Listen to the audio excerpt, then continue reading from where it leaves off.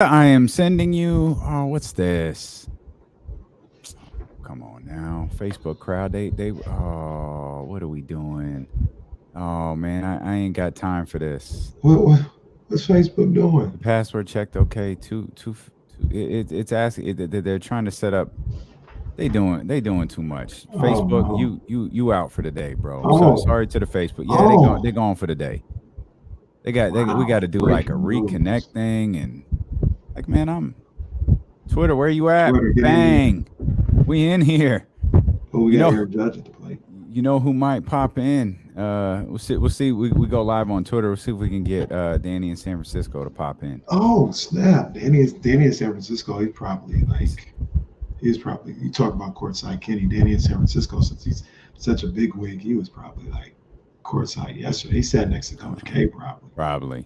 Yeah, that's probably it. Rob W was good, man. Uh, Yo, Kev, man, what's up, man? My little homie Kev, man, out here in the studio. I inspired him to rap.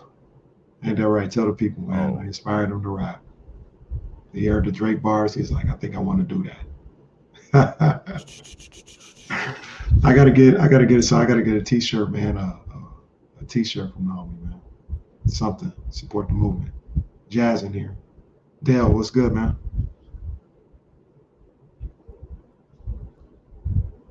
I'm already tired of spring training baseball.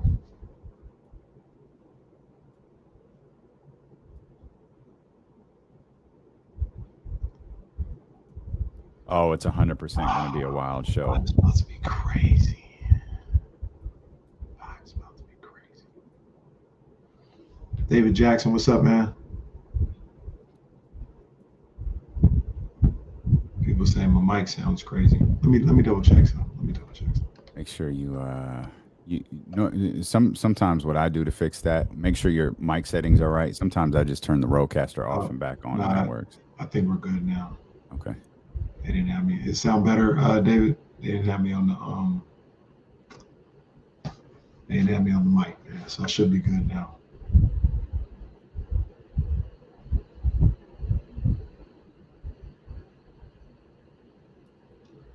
Should be good to go now.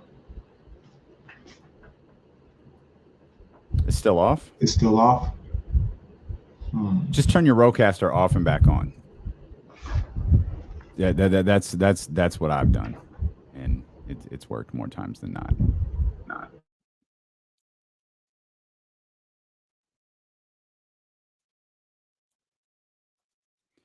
All right, Dave Garcia Designs.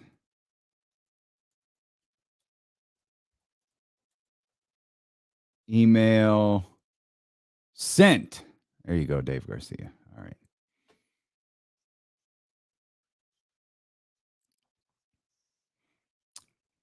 What's funny? I think you're muted.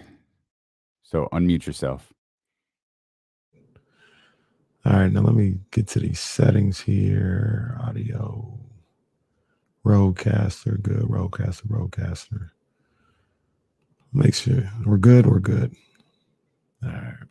Man, they did us dirt. Kenny's mic, Facebook. Man, I hope Joe can find us. We might have to announce that at the show, man. Joe, if you're listening, we ain't there today. I'm worried about Joe. Man, we back on Twitch like we're brand new. I really don't like that they have this can't post comments stuff. Just get that out of my face. Let's get it. I ain't got no job.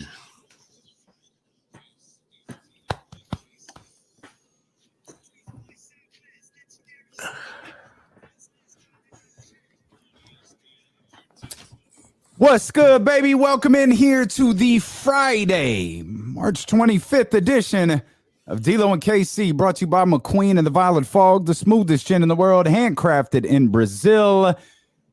I am Damian Barling. He's the bad guy. Kenny Caraway. Yes, sir. Acknowledge me. And I can promise you this. Today will be fun. there's some vibes in the air right now, man, and we're gonna have some fun here on this Friday. I mentioned McQueen and the Violet Fog Gin first pour. 4 hours away, man. I thought you said 4 minutes away. Jeez. We could do that too. We on that kind of vibe right now. We on that kind of vibe. It's Friday, baby. You search social media today, man. Everybody's rocking their Kenny Caraway T-shirt. Come on, Natural man. Born Hill. It's WrestleMania season, baby.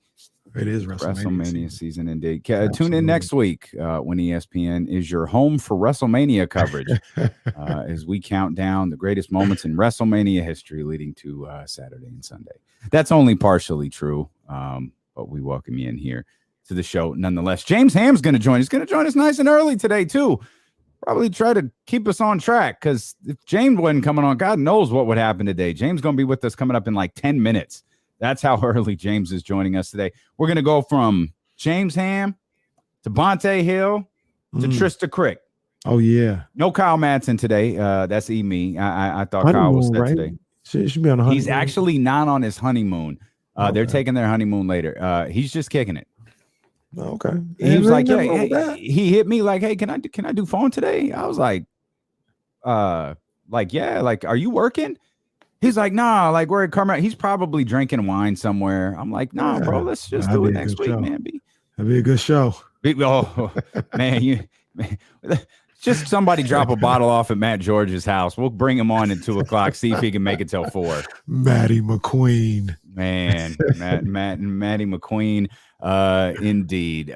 Fun night last night in the NCAA tournament. Down goes Gonzaga. Down. What? Well, but who's surprised by this? You talked about it yesterday. Yeah. Look, man, if I was a Gonzaga fan, hell, I'm not a Gonzaga fan. I'll still talk about it anyway. I don't know if it's ever gonna happen. I don't know if it's ever gonna happen. I mean, you've been in the conversation for the last 22, 23 years or something like that. Well, you've been at this level. Well, the first time they jumped on the scene for us was they've been on the scene, but realistic contenders. Well, that's what I was gonna say. You've been like this, where you're a number one team in the nation. You're a number one seed. We're going on maybe 6-7 years now. Oh, yeah, 2000. I'm trying to. They've been the number one seed 5 times. Wow. I think that was they've been the number one seed 5 times, and I think the first time was 2013. So that you've been on another level for a minute now. You're approaching a decade there where you've been getting the recognition of being a top team, and they've been to the national title game. It's not like they've been there twice. Yeah, right? That's it. Yeah, no, it's twice. Okay. 2 national championship games last year, and then the other one that was in Arizona. Yeah, they played UNC. I think that's 17. Yeah, the UNC 117. I don't remember them years. I feel like that was that it's sticking out of my mind because we were talking about Villanova. Yeah, because there was like the bounce backs where teams that were losing in championship rounds were coming back and winning. That one, I remember that one because it was in Arizona. It was like the first Final Four on the West Coast in like 25 years or something like that. And they got to it. They got to the championship game. And I mean, like I said, if I was a Gonzaga Bulldogs fan, I'd be sitting here. This would be the time when I'd be like, I don't think it's ever going to happen. Mm-hmm. I just don't think it's ever going to happen. And I don't know why it is. Like even this year, typically the whole thing was, the conference doesn't prepare them. I remember Coach Katz telling us about that, and they don't play tough enough competition. And I thought that was really the case last year. Kind of not their fault because of COVID, but last year I just thought they hadn't seen anything like Baylor was about to bring to them. And I just said, yeah, Baylor's going to run all over these boys. It feels like this year they played though. This year they played Duke. They played UCLA. Mm-hmm. They played Alabama, even though they lost to Alabama. I think they played a couple other players or a couple other teams. And it felt like they would be prepared. And you were the overall number one seed. You had maybe the deepest team that you've had in recent memory, and they never feel tough enough, man. Yeah. They don't. They never feel. They never feel like they have the guys for this time of year. Like they have that guy to take over and the Kemba Walker of the tournament. You know what I mean? Like it never feels like they have that guy. Well, look, the crazy thing about that though, Davion, because I understand what you're saying, and I agree. They got a guy who's going to be the number one pick in the draft. Last year they had a Jalen Suggs.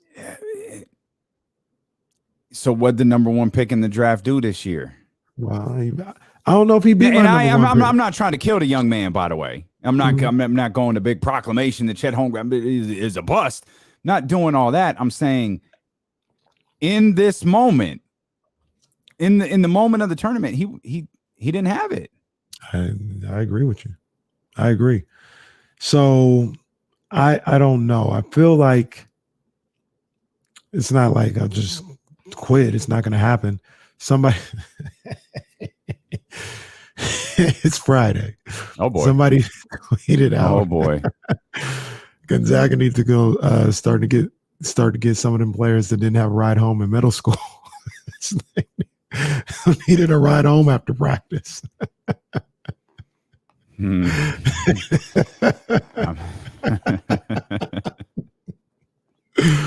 But it's, the interesting thing about that is, you think about like, needing elite level players, and I feel like they've had them. Jalen Suggs is a hell of a ball player. A lot of people had him as the player of the year. Chet Holmgren, there are some concerns, but I mean, he's a great ball player. I think he's going to be good on the NBA level. Timmy is a great college player. I don't know what he's going to do in the league, but I know in college, he's a problem. And they had a good supporting cast. So I don't know. And I agree with you. And sometimes the good player, like it's a different player that takes over. It's the different player that gets them through, tight games, that gets them over the hump. Like, Villanova's just incredibly intelligent in their approach. And I loved everything that Jay Wright said last night about, like, he put Juwan Howard over in a major way. But when you looked at that game and you were just looking for Michigan to find that guy, because they fought and they were fighting, but Villanova just wouldn't give them that out. I kept looking at that game like, if there's one guy on Michigan who could hit the next gear, we got something here, because they were lingering. They were close enough. Right. Villanova wasn't going to get them that opportunity. Gonzaga doesn't have that guy either. They don't have that. Chet Holmgren, fine, number one pick, like, that's cool. You got to be able to hit that next gear. Sometimes that next gear isn't even your best player. Yeah, sometimes it's not the Chet Holmgrens or the Jalen Suggs. Sometimes it's the guy you only remember from the tournament. Hey, and look here. On the flip side, Duke got a couple of them guys, it feels like. Duke got a couple of them guys.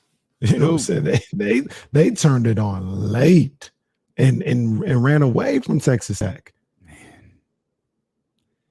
It's all and it's just that. No, please. No. Please, everyone be quiet. Let me just say. I was still talking about Duke. Please. No. Please, everyone be quiet. Let me just say. It's well done. That's well done. That's solid. That's good. That's good. I like that. That's a keeper. That's a keeper. That's a keeper. Coach K. No. Coach K. Everyone be quiet. Coach K feeling a whole lot better than he did that final night against North Carolina, boy. Oh, man. Can you imagine how insufferable Coach K would be if this team wins in his final year? Oh, man. You know exactly what Coach K would be saying if they won in his final year. Acknowledge me. That's exactly That's very true. That's very true. But no, they got some heavy hitters. I mean, Paolo, I understand why some people are a little on the fence about Banchero. I understand. Let me just say I don't agree. I'm not on the fence about Paolo. Dude did not miss in the final 8 minutes of the game. I do not agree with those who have concerns about Paolo. I said, Davion, I don't know if it's there yet, so I can't pat myself on the back. Go ahead. But remember, first game of the year at the Garden, I said, I see Carmelo. I see Carmelo and Paolo. You did say that. And I'm not saying he's going to turn into Carmelo. We all thought you were doing that thing that you do, so we just kind of ignored you. He might win a championship as a freshman like Carmelo, though. He very well may. He very well may, man. Duke shot 71% from the field in the second half. Like, they hit that gear that y'all talking about Coach K's last game. Oh, no. That ain't happening. We've got work to do. We have got work to do. They scored 29 points in the first half, 49 in the second. And then you got Houston. Well, there's only one person here that said Houston was going all the way. There's only one, and it ain't me. Ain't no Kenny Horowitz here. And I think it was all because Arizona's they're here. Despite they go through a lot. Mm-hmm. They go through a lot, but they always find themselves, kind of in the conversation here. But there was just something. I told you, I watched Houston. I'm an expert.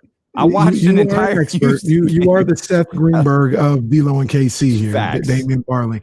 But you know what though? Good thing for you, I'm not the Seth Rollins, because you know what that means, pal. You know what it means if I was the Seth Rollins. Oh my God. You're lucky, boy. I'm telling you. Now, I will say this, and Roddy, our Arizona Wildcat aficionado, it was let down again by Arizona, and I understand that's a regular occurrence. But Arizona, I don't want to say they got screwed, but the committee got to see that the number one seed should not have to potentially play a road game. Hey. Come on, man. The committee didn't screw Arizona. Arizona screwed Arizona. James Ham is going to join us. James Ham has no idea what he's walking into. And James Ham might be mad at me because I got something I want to say. Uh-oh. Yeah, oh, he man. Might be upset with me. Oh, it's about to go down. James Ham, 1320 Kings Insider. He joins us next here on Sacramento's #1 sports station, ESPN 1320. What's happening, gentlemen? What's up, Hammer? What's going on? How are you? Fair to middling. Yeah. Yeah. For my two people watching, I'm going off IG Live. Appreciate you guys. Y'all be good. Kenny forgot to hit end. Man, I want to pose a question about Deshaun Watson so bad. It's just I gotta. The conference, I heard it was not. It was not it. There's no way it can be. Yeah. There's no way it can be. Like, he has to do it. Mm-hmm. The owners kind of tuck-tailed and ran, but what do you mean? Address the situation? Well, he had he's a top 5 quarterback who just got traded and signed the biggest guarantee in the history of the National Football League. No one cares about that. But you still, in that sense, as a football player, if you're Deshaun Watson, you probably got to go about his business as usual and attempt to portray that I can be an NFL quarterback. I can be the face of the Cleveland Browns, and I can put this other stuff that I'm dealing with to the side. You don't have to put me on the commissioner's exempt list. You don't have to do anything like that. I'm going to continue to fight this, and I can go ahead and I can still be a quarterback, not be a distraction. Yeah. But I caught a little bit of it, and these are just tough topics to ask questions about. But there's a bunch of it, right? Like a whole bunch of tough topics to talk about. Yeah, it's. I learned this, my first year. We had 2 DUIs with the Kings. We had the Antoine Wright situation, which was really ridiculous. Like, his claim to us was that the cops didn't even catch him. Like, what do you mean they didn't catch you as well? What? Like, I pulled over at a gas station, and when I came out, they were waiting for me. Like, okay. What he goes, my car was still running. The door was open to my car, but like, what do you mean they didn't catch you? Were you driving? He goes, oh yeah, I was driving, but they didn't catch me. I'm like, Oh man. okay, so they got you coming out of the bathroom at a gas station and arrested you? Yeah, but at that point I wasn't driving. The car's still going, but and it's like, dude, someone literally called you in for driving. I mean, it's your car. You were driving it. You parked. You got out. You went to the bathroom. The cops were waiting for you when you got out. Now you're claiming that. Yeah. So that's the one, and the other one was Mario Ellie. So and the problem there was I went out after that game, and I mean we're not going to talk about this on the air. We're just going to talk about it with Chatty House. I bought Mario Ellie a drink the night, and then 2 hours later he got DUI. Yeah. Downfall of the Kings organization. James Ham. Why don't you tell us about what you did for the Coach of Arkansas? Oh, I see. I wasn't here for that, but okay. That situation is another one where he was at a Kings function, and that was fan James. Oh yeah, and he actually he had a member of the media relations staff in the car, with him. Yeah, I'm not gonna name drop that. So so. Oh my goodness. Yeah, that one is that is tough. It's tough. That's just crazier. Yeah. Hashtag Blake Cam. I didn't know that. Well, then on top, like all of that, like we've been through this before, like in Sacramento, and like we can, if you guys want to go down the Richaun pathway, we can go down the Richaun pathway. I'll like tiptoe through it. But yeah, it is. We got time, so yeah. I'll have some. Just looked at my wrist. We got time today. Yeah. We got games after the show, right, Jesse? Okay. I can't wait to watch this has been an incredible tournament. Talk about just great games. Every single, like this, I'm rewatching right now the Duke, who did Duke? Texas Tech. Oh, Texas Tech. That was an intense game right there. I mean, because I always think of it like when I'm watching games like this of Gary Gerald tallying lead changes, because he always like that's the 14th lead change there was probably like 35 lead changes. You're like, holy cow, it's just back and forth. We're coming back in.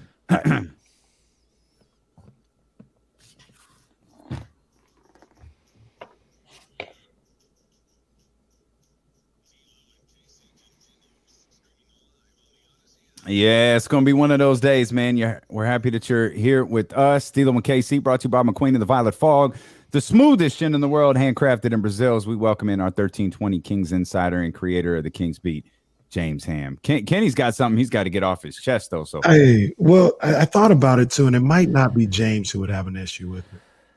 It might be Matt George, but we'll see. Don't confuse me and Matt George. Come on now. Well, I don't know if you guys saw, my timeline, my Twitter timeline, but there was some kind of vague reporting, and it just it got me going. I was like, if there's any truth to it, it needs to happen. Where I guess somebody talked to Jason Williams, White Chocolate, number 55, and he said, I would love to be part of the organization again. I can't remember if he said it was like in a front office capacity but he wants to be part of the organization. And I got a soft spot for Jason Williams. That was my guy. But I'm like, yo, yeah, bring him back. I'm not saying he has to, like I said in the tweet, he ain't got to be president of basketball ops. I ain't saying that. But if there's a way to get Jason Williams back in here with the organization, I'm all for it. Now, people are like, no, don't do that no more. Page your body. You're reliving the past too much. Move on to the future. I understand that. Jason Williams and Chris Webber are different. If they want to be a part of anything that's going on here, you'll find a way. Even if it's like an Allen Iverson in Philadelphia situation where he's like some kind of ambassador, or they gave him some kind of title so he can be there as much as he wants to be. But Jason Williams, especially Jason Williams, because he don't ever come back. I need Jason Williams back here.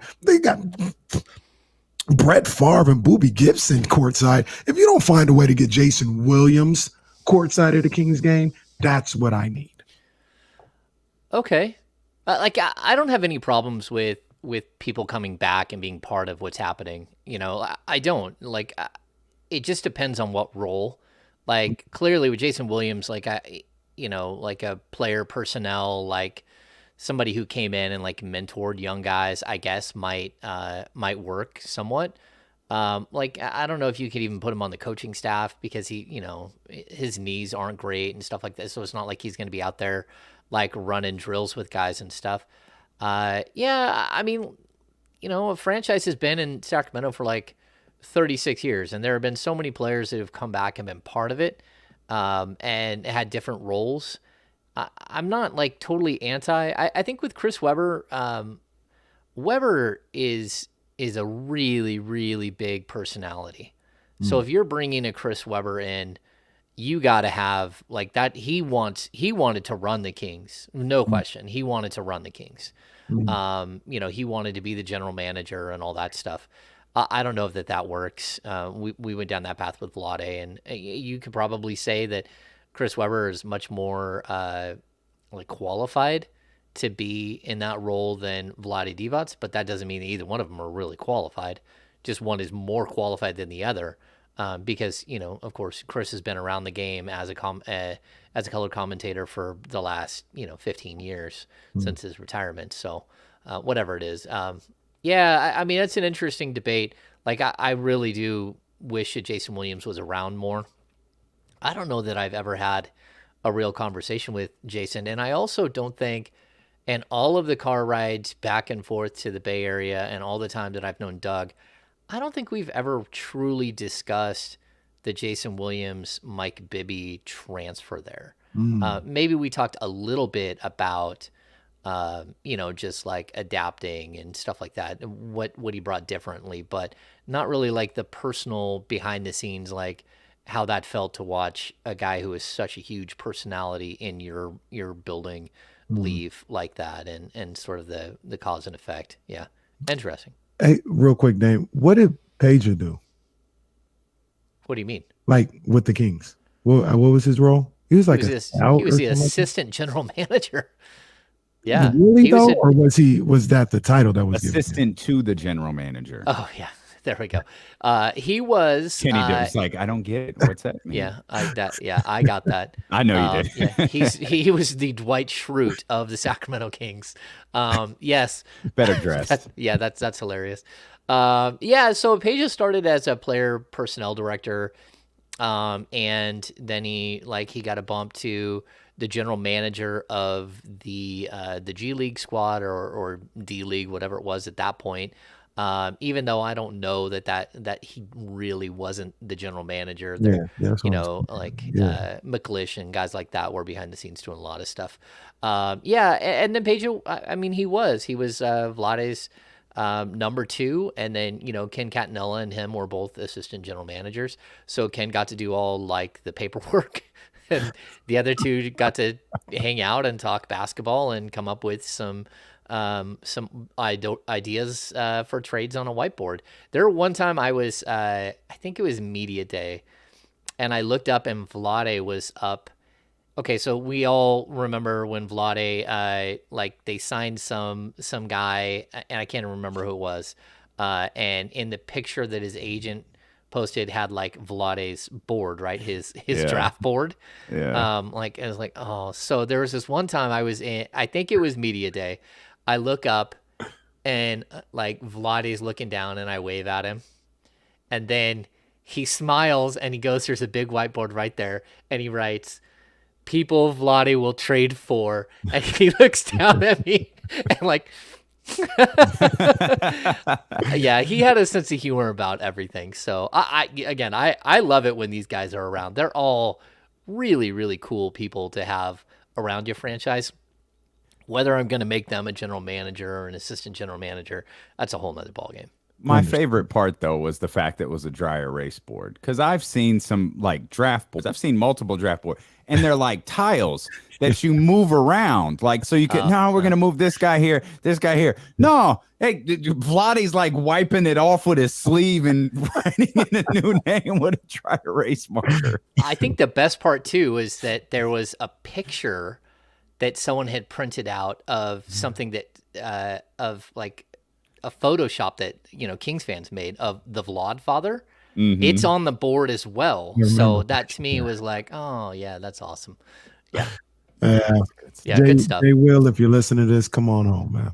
Come on home. Jay Will, definitely a big fan of D'Lo and KC. His son is. Hey, so what did you and Brendan talked about last night that was so spicy you didn't want to post a podcast today? Yeah, you know what? Okay, so first of all, I'm just gonna like absolve Brendan from everything. That's the first line of attack. Brendan was letting him fly last night, huh?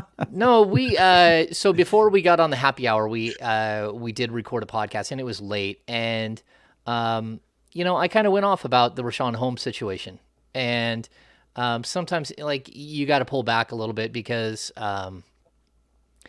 as opposed to the opinion piece that was in the Sacramento Bee, sometimes it's better as a reporter to not be the story. And that's something that like I choose not to do most of the time. Don't be the story, right? Let the game, let the situation, let whatever is happening be the story. You don't need to be the story. And I'm just, it's a weird situation to me because, I've known Richaun for a couple of years now. And like these things are never fun to deal with. Like, and this is not the first time we've dealt with a situation like the Richaun Holmes situation here in Sacramento.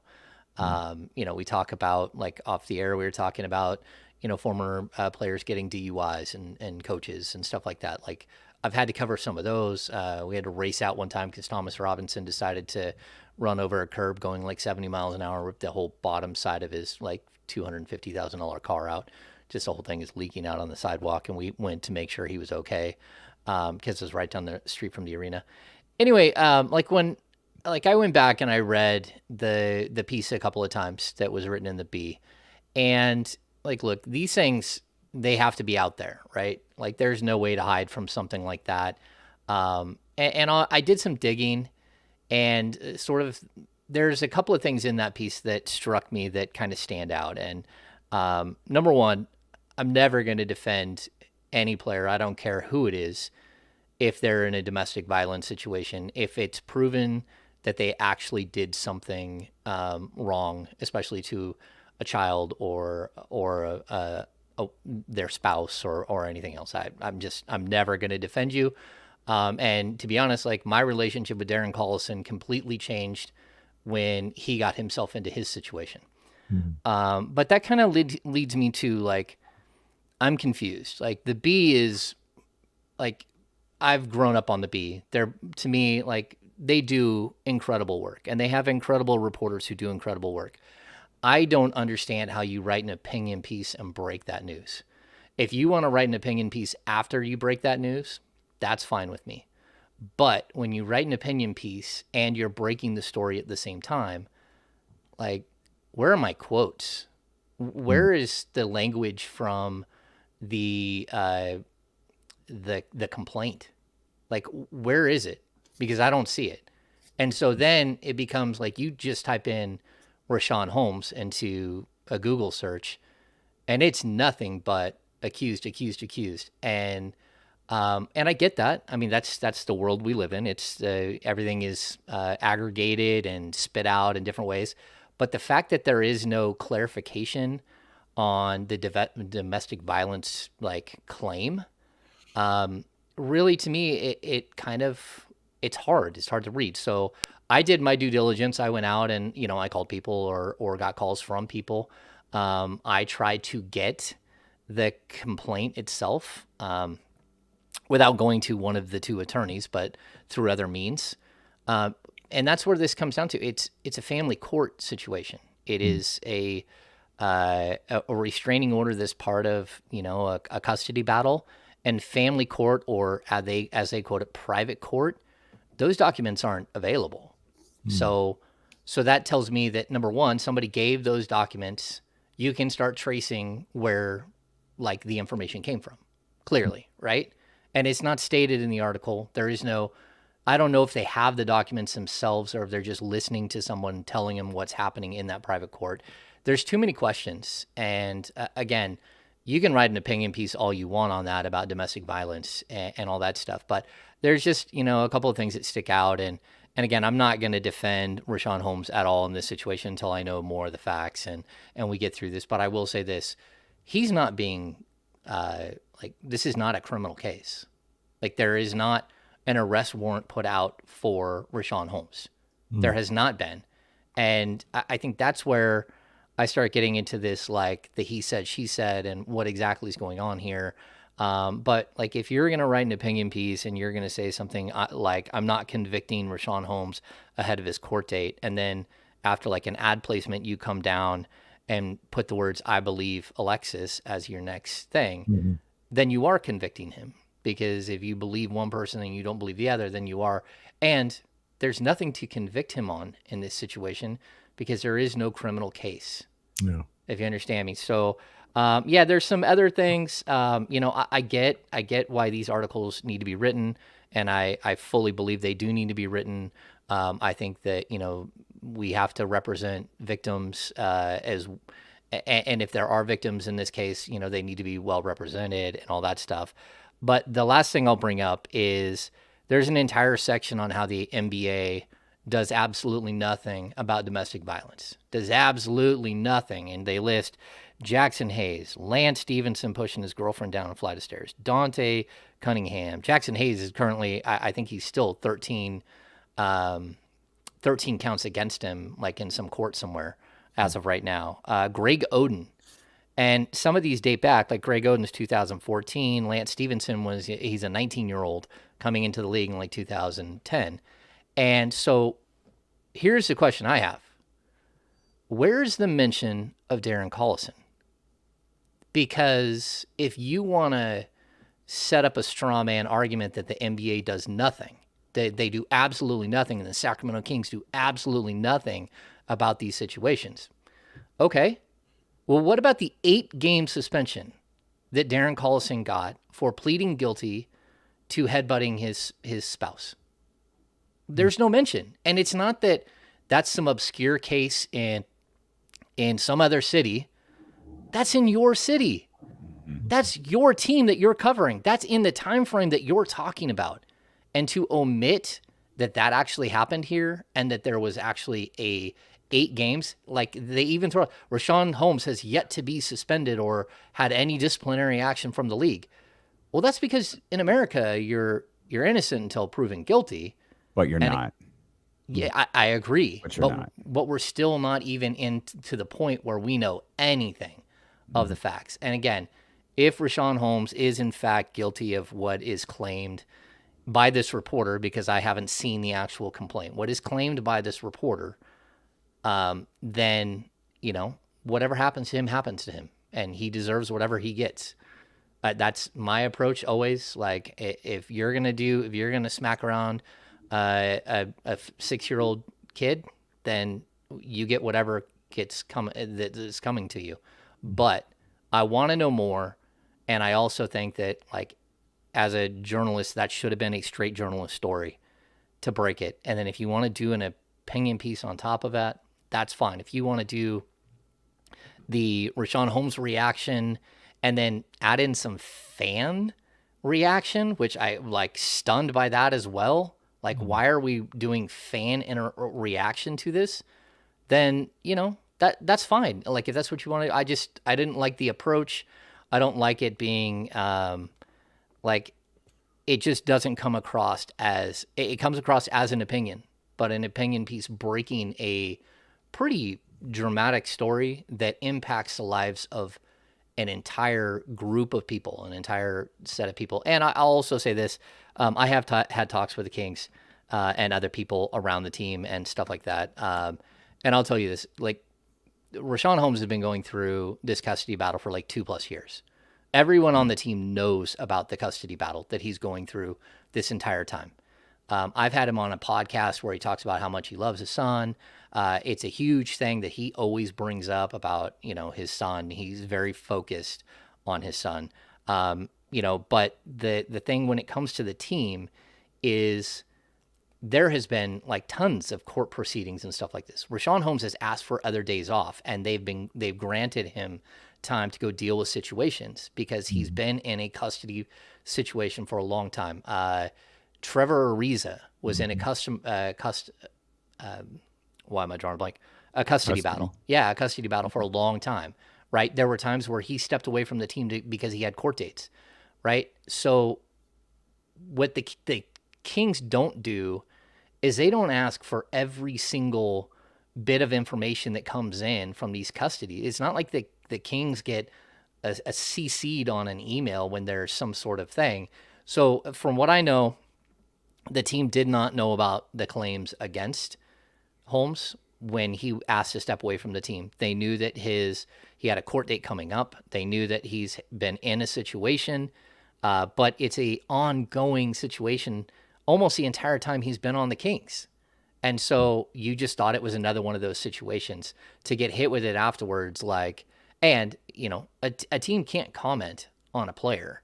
They can't put out a statement, they can't comment on a personal decision. When someone steps away for personal reasons, they can't comment on it. Yeah. It's just like they couldn't tell us that Domantas Sabonis's wife had a baby. They couldn't tell us that. Or that another player's wife and he just did, had a by baby. the way, for those who don't know why James just said that. Sabonis told you. Well, he did, but after the fact. That's because I set it up and I said, hey, do you want to talk about why you missed a game on Wednesday? Right. And then he started smiling and told us about how, he's a proud papa. But those are situations where, again, as a reporter, you're in that situation. You're in a room and you're like, okay, how do I handle this very delicately? Because we don't know if something happened. We don't know how the baby's doing, how the mom's doing. We don't know any of that stuff. Mm-hmm. So if you want to say something, you can say something now. If you don't want to say something, we'll just move on to the basketball, and that's fine. I can have an off-the-record conversation with them every once in a while and just pull somebody aside and say, hey, everything okay? But we're in a different world with COVID and all that stuff.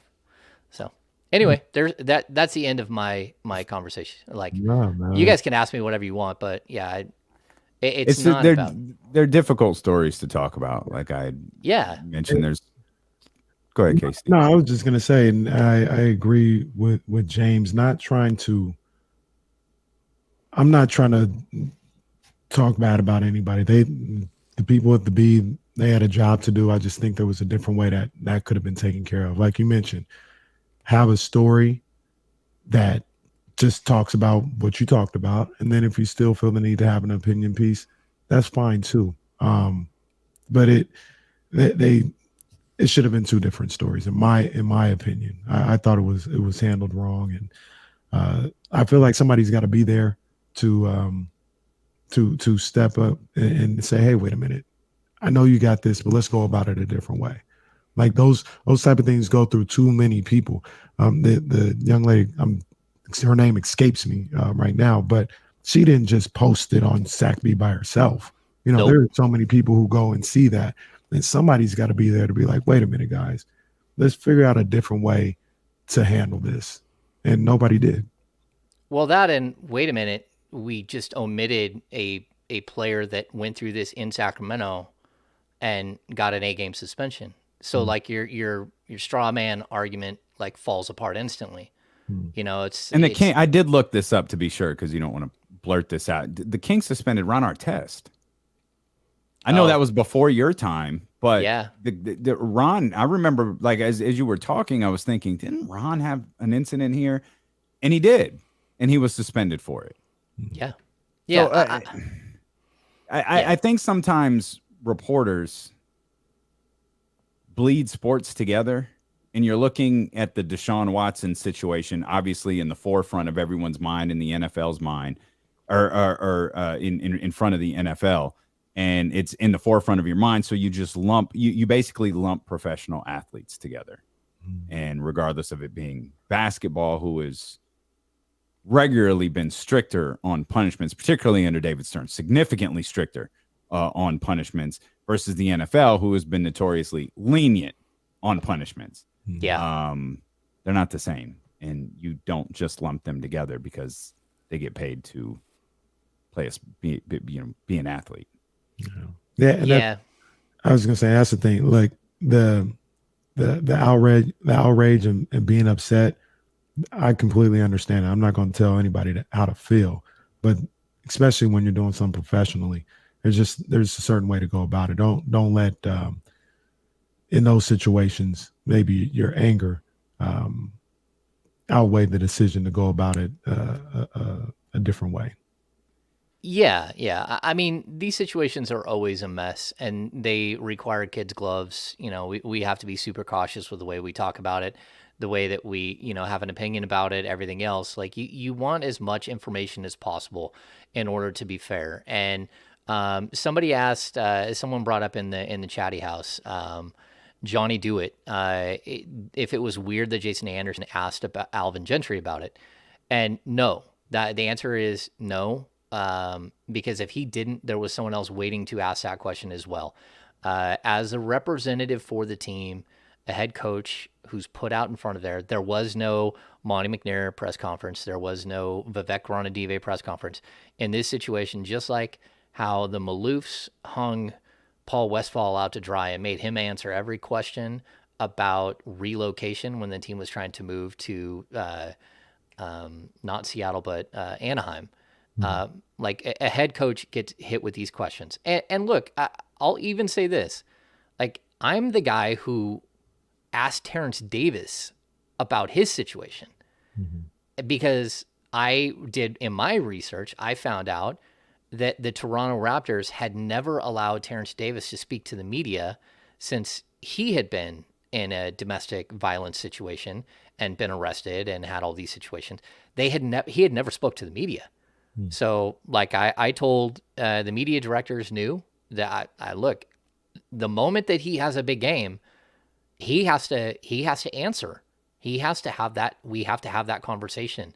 And I don't want to tear a player apart or anything else, but that's our job. It's to be responsible and to like, hey, look, you have a situation off the court. What exactly are you doing? Like what's happening there, or like bring us through the process. And that was a really hard thing to ask a player. And I waited till the end of a media session. So it would be like, it would just be different. It wouldn't be like part of the main front part that was just about the game and the whatever 24 points he scored or whatever. But in those situations, you have to ask the questions, and it's very uncomfortable. It's not fun to ask those questions. I just want to cover basketball. I don't want to cover DUIs and domestic violence and all this stuff, but it's part of the job. And so, yeah, we'll just try to cover it the best we can as it goes forward. And, I want what's best for everybody involved. I don't want what's best for Richaun Holmes. I want what's best for everyone involved, especially a 6-year-old kid. And so I'm hoping this thing works out. But, these custody battles are crazy, and all kinds of things happen in custody battles. And I'm not going to make some statement that, a mother wouldn't do this in a custody battle, because that's just not true. It's just not true. Like these things, people have killed people in custody battles. Like all kinds of things happen in custody battles. So anyway, let's talk basketball. Let's talk basketball. That's what you want to do. We will talk about the Battle of the Titans this weekend. It is the Sacramento Kings versus the Orlando Magic. The irresistible force meets the immovable object. We will discuss that with James Ham when Dealing with Casey return here on Sacramento's #1 sports station, ESPN 1320. Clear. Nice job, James. Yeah, absolutely. It's good. Yeah, shit. sorry. I like tiptoeing through it. I want to. Yeah, it's hard, and you don't want to say something like I don't know this writer, but again, I don't, just by the way it was written, I don't even know if it was domestic violence against her and the child, or just the child, because the wording is so unspecific, and that's what's going out there. There was, you talked about tracing where the information comes from. There's a very clear line in there that goes, okay, I get what we're doing here. And there was a quote in there that said took out his frustrations on the boy. And it was in quotes. And it was like, okay, that's what we're doing. All right. Well, I mean, that was the thing that I saw when we were doing the show where it's like, let's not touch this. Yes. Let's just leave this alone. We'll read it at 4, deal with it tomorrow. Yeah. And like, look, at some point, again, if you have the paperwork in front of you, then you need to quote it. You need to put in the specific line, the lawyerese speak. You need to drop it in because that's the job. Because if not, that is nothing but an opinion piece, but an opinion piece that completely runs over a franchise, runs over an NBA player, runs over an entire family. Like, you just hit them with a bus. Yeah. And I get that story needs to be out there. I'm not saying that story doesn't need to be out there. It does. It has to be out there. If there is that claim in a court of law, it has to be out there. But again, we're not talking like, it's just a weird gray area. Yeah. And yes, like, some people know, but others don't. My wife is an attorney. So like, I do talk about things like this with my wife, and we do have a ton of friends in the attorney world. I did try to get the documents. Everything James myself. just said was written, by the way. It was all written. From the last 27 minutes were written by his wife. Here's how you can discuss it and no one gets in trouble. Read this, James. Yeah. No. Yeah, I mean, really, it's I don't like talking about these situations, but at the same time, like, people need to, like, you have to look at these things with a critical eye. You have to, like, you need to really, really delve into these things. You need to follow the sources. You need to look why the spin is the way that it is, where, and all of those things lead to, like, it's hard. Like, again, like, I like to, like, take in as much information as possible in these situations before I start making claims that I believe someone or I don't believe someone. That is difficult. You know what's easy, though? Hitting the thumbs up. There's almost 300 people watching, over 280 watching just on YouTube with 60 likes. That's bad. I get it. D-Lo begs for likes, brought to you by Dave Garcia Designs, DaveGarciaDesigns.com. Could you please hit the thumbs up? Not only should we be well past 100, man, we should be at like 200 right now. Like, this is honestly just lazy. Like, Dr. David, have you hit the thumbs up? Mark Dub, have you hit the thumbs up? Warren, I know Warren did. Leezy just got his in. Steven, you get yours in. Just hit, keep hitting. We just keep going. I can see the number going up. Just keep it going. Hey, Davion, real quick, I just want to let you know, if you want to get ready for bowling, you can go get a Red Bull over at Justine's there. Oh, good. Thank you. Thanks, Justine, and thanks to our wonderful crew at Odyssey who invited us. Putting us on the emails. They're gonna take our name. Jesse, go grab a Red Bull, pal. There's a spring party, James, at Strikes in Roseville. It's a big company party from 2 to 5. I don't know. We're like Fresh Prince, man. How come they don't want me? Only important people in the company are going to be there. They want to make sure everybody can get there. That's important, and they have to adjust the times accordingly. It's a cold world. Yeah. No, they did give us till 5. So if somebody that lives in Elk Grove wants to go, they can get there about 30 minutes after it's done. You should have just shot the show from the parking lot at Strikes. Like, I wish I could go in live, but I got a show to do. Holding onto the glass. Just great.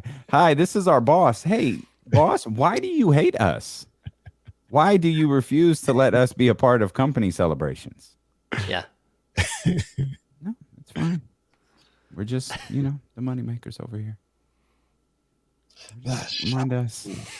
Mind us. Hang on, guys. We're coming back.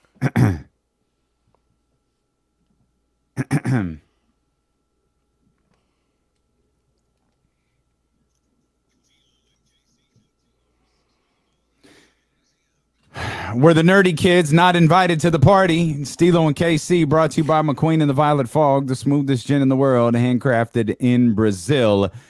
We appreciate you. I'm sure you were not invited to the company party as well, so you decided to tune into us. We appreciate you for being with us. You can watch, by the way, on twitch.tv/ESPN1320, youtube.com/ESPN1320, and we're on Twitter for the day because Facebook was giving us problems. Imagine that. Facebook creating problems. Who knew? Man, so we're live. We're live on Twitter over there for the tragic. Day. James Ham, our 1320 Kings insider and creator of the Kings Beat, with us. Heavy start to this conversation. So I don't think you could have outlined the Richaun Holmes situation any better than you did. So we'll move on to the clash of the Titans this week with the Sacramento Kings taking on the Orlando Magic. You said barring a situation where the Sacramento Kings win 6 games in a row, you don't see De'Aaron Fox or Domantas Sabonis coming back. Well, James, 1 down, 5 to go, and Orlando is next. Serious question, though. I understand the situation like Sacramento, Portland, Indiana. Like, I get that. You still don't want to lose to those other 4 teams, though, do you? Like the Oklahoma Cities, the Houstons, Detroits, Orlandos. It's kind of like, all right, we got to go out there. We got to get that one. I know they don't want to lose any game. I understand that. Athletes, coaches, you don't want to lose any game. But you don't want to go out there and lose to the Magic, though. Okay, so here's what do we got? 8 games left? Is that what's left? I think so, yeah. What if they won all 8? And then you look at the Lakers' schedule, and the Lakers lost them all, and they end up with 30, 32, 33 wins, and the Kings end up with 34. Like, I hate to say the what if, but that's kind of like where the Kings are always like looking like, well, what if, you know? So I get going into Indiana and beating the Indiana Pacers, especially, you know, if you had Fox and Sabonis there to like kind of make it a full party. Still, that one hurt. That one hurt. I mean, God bless Buddy Hield, and, you know, live by the buddy, die by the buddy. They clearly lived by the buddy and died by the buddy. And didn't Buddy dribble the ball off his foot to start the game? First play of the game, he dribbled it right off his left foot and out of bounds. And then with 14 seconds left in the game, he just fumbled the ball out of bounds. And with his team up by 1, 14 seconds, all they had, like, if they foul him, he's like an 85, 86, 87% career shooter from the line. It was looking very blue chip-ish with that move right there. But the other funny thing about that was the ball was inbounded to somebody else.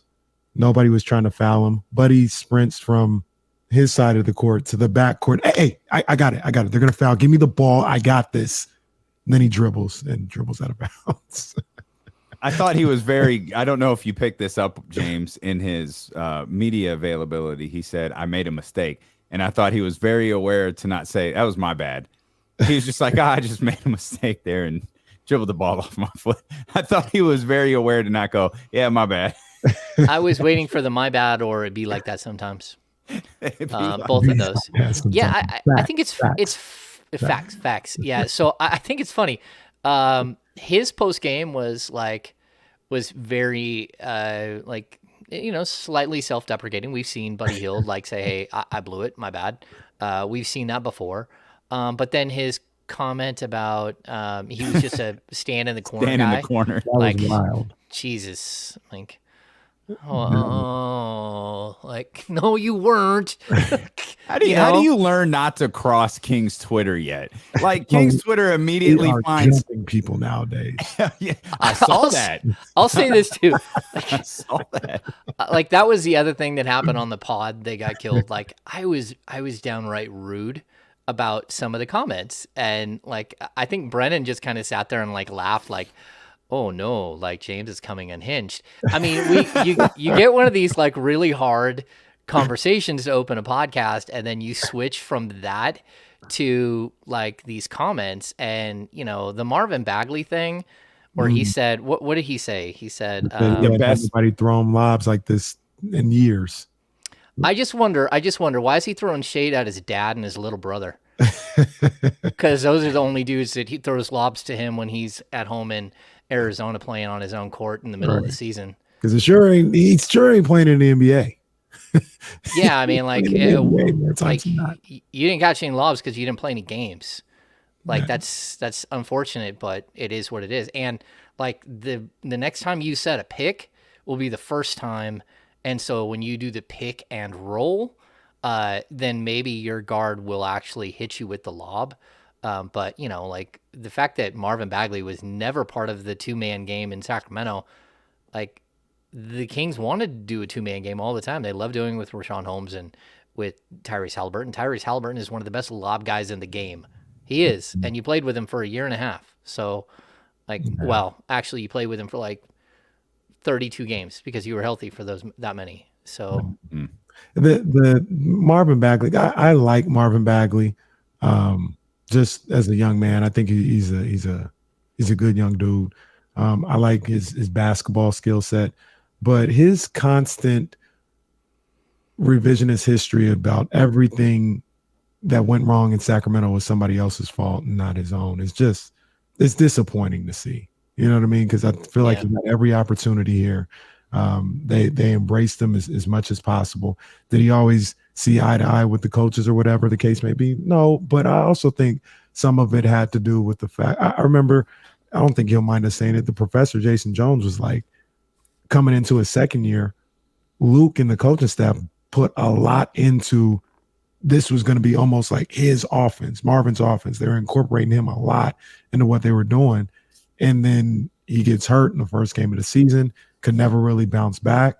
Then if you're the Kings or Luke Walton or any other coach, how can you put that much trust as far as like putting your whole game plan into a guy that you don't know is going to be there? Like, it's just common sense. It's not a knock. They did not like Marvin or nothing like that, but he looks at it as everybody was conspiring against him. And it's disappointing to see, man.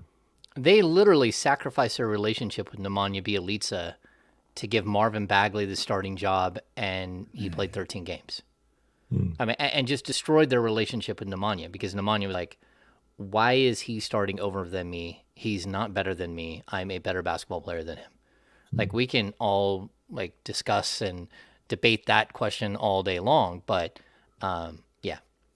I mean, they did put a lot of stock into Marvin Bagley, and they gave him opportunities, especially there in like second and third seasons. And I mean, I wish it would have worked out. Like, I still think his skill set is somewhat close to what the Kings need. You know, you start looking at guys around while we're watching the NCAA tournament. I'm watching Paolo Banchero, and like his skill set is very similar to Marvin's, except for he's like probably a little bit better creator, a little bit better shooter from the perimeter. But you know, it's a similar skill set, and you know, I the Kings still need that skill set. They do. Big deal. Your boy Chet got eliminated yesterday. Yeah, you know, like I'll keep saying this. This is just an incredible tournament. Like it's good because, like, when we look at the top like 8 players, almost all of them were in it up until yesterday, and they're still gonna be. You know, so Jabari had been eliminated. Now Chet's eliminated, but we still. Oh, and then of course Mathurin got eliminated.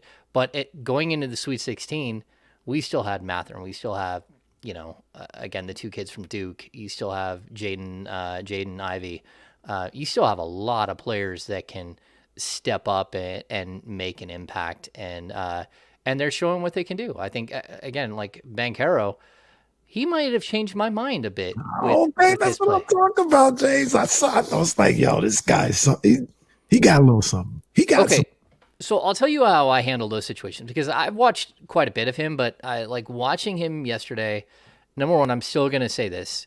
He's much better with a defensive-minded rim runner.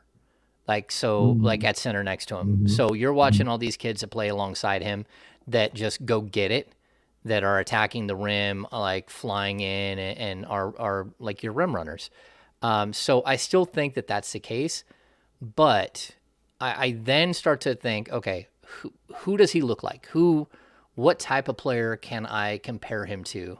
And, you know, I think one of the first guys that comes up is, because of his high usage and stuff like that, it's like, does he look like Jason Tatum? Maybe like Jason Tatum, but like a much better body coming into the league than Jason Tatum had? Maybe. Does he kind of look like Tobias Harris? Maybe. Could you even look at like Michael Porter Jr. and say, does he look a little bit like Porter?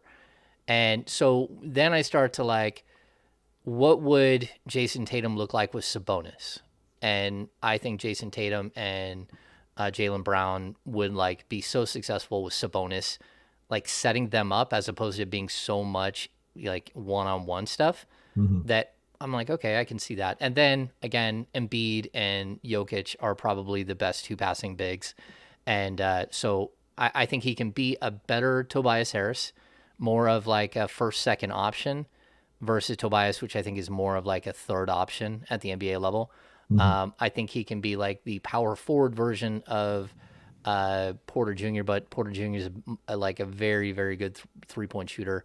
But again, like how successful he was last year playing off the ball, I really, really like that look. I mean, Porter was spectacular last season playing alongside Jokic. So yeah, I'm starting to like him a little bit more. I still have questions about it's not so much defense because I think he's okay defensively. He's not a natural shot blocker, and I think you do need a natural shot blocker next to Sabonis. And I think Jabari Smith Jr. is the same thing. Like I'm not sure he's a great shot blocker, but then again, he's playing with a great shot blocker, so it might just be an opportunity thing. So yeah, I'm intrigued. I love the tournament. The tournament's been spectacular. Yeah, it has. It's been great. I want to ask you something, James, because I came across these numbers on the internet, and I want to know: do you think that this could be realistic? And what it was numbers for rookies as starters, and you got Evan Mobley, who's like 15-8, Cade Cunningham 17, 5-5, Jalen Green 15 points a game. Everybody's favorite, Mo Wagner, 15.5 and 4.5 rebounds, almost 5 rebounds. Scotty Barnes, 15-7. All those guys have started for the entire season pretty much. And then you got Davion Mitchell, who I think in 11 starts, he's 18 points a game, 5 rebounds. He's shooting about 47% from the field.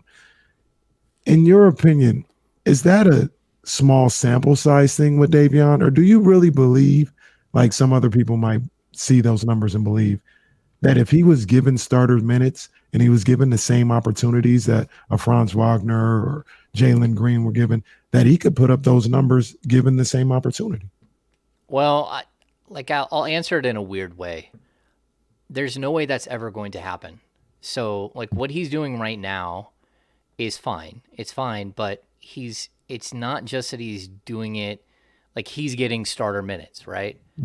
But he's getting starter minutes without De'Aaron Fox, without Sabonis. Even go back to earlier in the year, without Buddy Hield, without Tyrese Halliburton.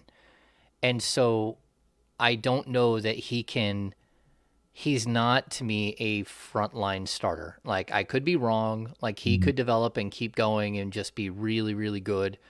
But I think that there's going to be times where he can do this because there's not a lot of people around him, and sort of everyone has to step up and do something that maybe they wouldn't normally do. In a normal situation, I think Davion can average 14 points a game as like your secondary scorer off the bench, not a primary scorer off the bench, but your lead ball handler and secondary scorer off the bench. Maybe I'm wrong. Maybe he steps up and next season he starts next to De'Aaron Fox and he averages 18 a game as like a knockdown 3-point shooter off ball and then shares duties on occasion. But I just don't think that there's a way that we'll ever get to see him in a true setting like this outside of an injury situation where he's going to be given carte blanche to do whatever the heck he wants. And I think he's been really good. I think he's been really fun. I think he's getting, like, the experience he's getting is like immeasurable. Like, you cannot like put a value on how much he's learning and getting from this experience right now, which is perfect. This is what the end of the season when you're a bad team is about. It's about bringing along a young player, giving him opportunity, having him flourish in that opportunity, setting yourself up for a great summer where he now has a bunch of ideas of what he can do to get better and what he needs to work on. And so, yeah, that's how I would kind of look at it. it is a small sample size, but it's also a skewed sample size, how I would put it, because is there going to be a time where he gets 21 shots or 18 shots or 19 shots? Because that's kind of what he's doing. And the answer is no. Like there probably isn't going to be that moment. You're listening to Dealing with KC along with 1320 Kings Insider James Ham here on ESPN 1320 KIFM West Sacramento, KRXQ HD2 Sacramento, and Odyssey Station, and driven by Lasher's Elk Grove Dodge. You talked about the skewed sample size, the small sample size. This is of him, obviously, as a starter, and the numbers that he's putting up. This next 8 games, you take all of those games that he's been the starter. Like, do you think that'll easily be able to translate into the role that you just laid out, where he is the backup? Occasionally he has to step in. He's more in that 6-man role, more of that off the bench role. Do you think that's easily transferable, or is he going to go through an adjustment period next preseason, the beginning of next season, and so on? Yeah, I think it's transferable. Because they're two really different roles, right? Like we're talking about two very different things. Yeah, they're very different roles. And like I don't see him as like, even if he is coming off the bench and he's your scorer, one of your scorers off the bench, like he's not a Terrence Davis type scorer. Mm-hmm. Like what he's doing right now is like starter in the flow. He's the primary as a starter and all that stuff. That's how you're getting to 25 points and 28 points a game. But I don't see him as a Jamal Crawford or I don't know, why do I always forget Williams' first name? Lou Williams. He's not that type of guy. So I've compared him quite a few times to Ty Lawson. Like he does remind me a lot of Ty Lawson, just like the way that he's able to handle the ball and all that stuff. If he comes back next season and he's determined to be one of those types of guys, but also bring the defensive intensity, then man, I think he can be a really, really like a 6-man of the year candidate nonstop. But I have the problem, like if he can't be a full-time starter. I mean, maybe he can be, but I don't think he's 6 foot tall. And and you're going to play him next to De'Aaron Fox, who's 6'3". You're going to run up against much bigger players all the time. And I don't think it's fair. We've seen him get lit up by like Jason Tatum and Chris Middleton. Like I'm not going to hold that stuff against him because that's just ridiculous. He should never be guarding 6'8", 6'9" guys. But there are also other like smaller guards. I mean, like regular size guards that have done the same thing. They've gone over the top of him repeatedly. So it's just tough. I think he's going to be better against second team guys. But I still think he's a really good rotational player. I mean, I think the Kings found another rotational piece, a top 8 of the rotation guy that is going to play, next season, probably 26 to 30 minutes a game. He's going to get a lot of run unless they totally change the dynamic of this team. Yeah. I don't know. I go back and forth with whether or not he can start at the 2. A lot of the times I think just like you do, James, like it would just be too small most nights. And I know he's I agree with you. He's maybe 6 feet, maybe 5'11", but he's so physical and he knows how to use his height or lack thereof to his advantage as far as being able to get into, other shooting guards or guys that are taller than him and disrupt what they want to do more times than not. You try to post them up. I'm not saying he can't get post up, but it's not easy. It's almost like Isaiah Thomas. The new Isaiah Thomas, right? Like you would think, oh, you have to put him on the block, but he was solid. Like I saw guards try to post him up and it wasn't as easy as it would look. And I feel like Davion has some of that to him. Of course, there's going to be moments like Devin Booker had the other night where Davion's playing perfect defense and he's just not tall enough to affect those shots. But Devin Booker does that against guys who are 6'5" too. So you know what I'm saying? Like if you're using that as your measuring stick, that's a little unfair to Davion. I don't know. I'm not going to say I have a feel one way or another whether or not you can start him. I would say this: you would have loved to see what it looked like here in the end of the season if they were in a different situation. But obviously, we're not going to get that opportunity. Yeah, and someone asked a really good question here in the chatty house. Did I have the same feeling, Soren Smith? Did I have the same feeling about Isaiah Thomas? And the answer is no, because Isaiah took the opportunity and said, I don't care, and did what he did playing alongside DeMarcus Cousins and Rudy Gay. Mm-hmm. He did it with the starters. He stepped in and said, like, I'm taking the job. like, you guys can just get out of my way. I'm taking the job. And not only that, but didn't they have Tyreek Evans?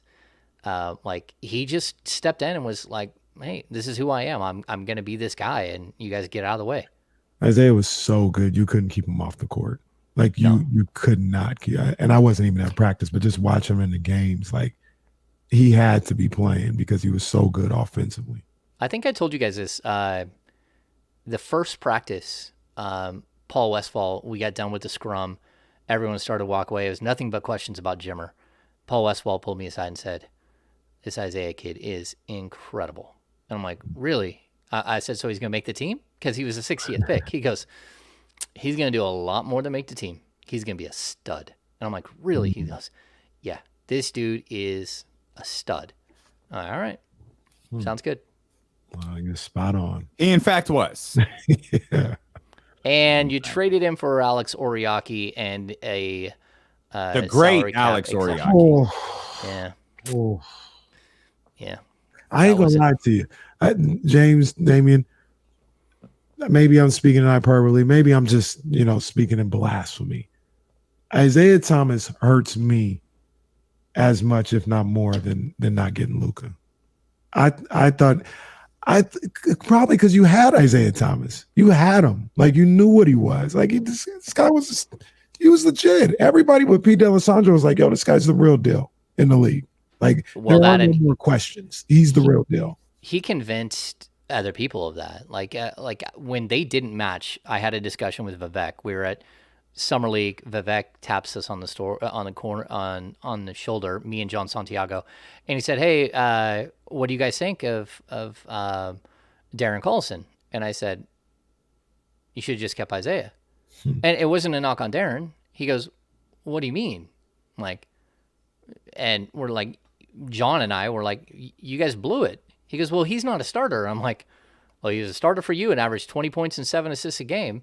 And he goes, well, yeah, but then he got a bunch of money. And I'm like, no, he got a 3-year, $21 million contract. And last year you paid Carl Landry a 3-year, $24 million, I believe it was, knowing that Carl Landry was never a starter in the league.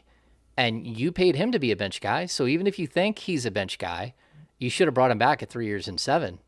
$7 million a year. Like, are you kidding? And he was just taken aback that we were questioning. And it's like, look, man, you've been in odor for like 5 minutes between the Warriors and the Kings at that point. Like, literally, we've covered basketball for a long time at that point. We've had like I know the game of basketball really well. It's what I do. So like, I was kind of caught off guard. He was caught off guard.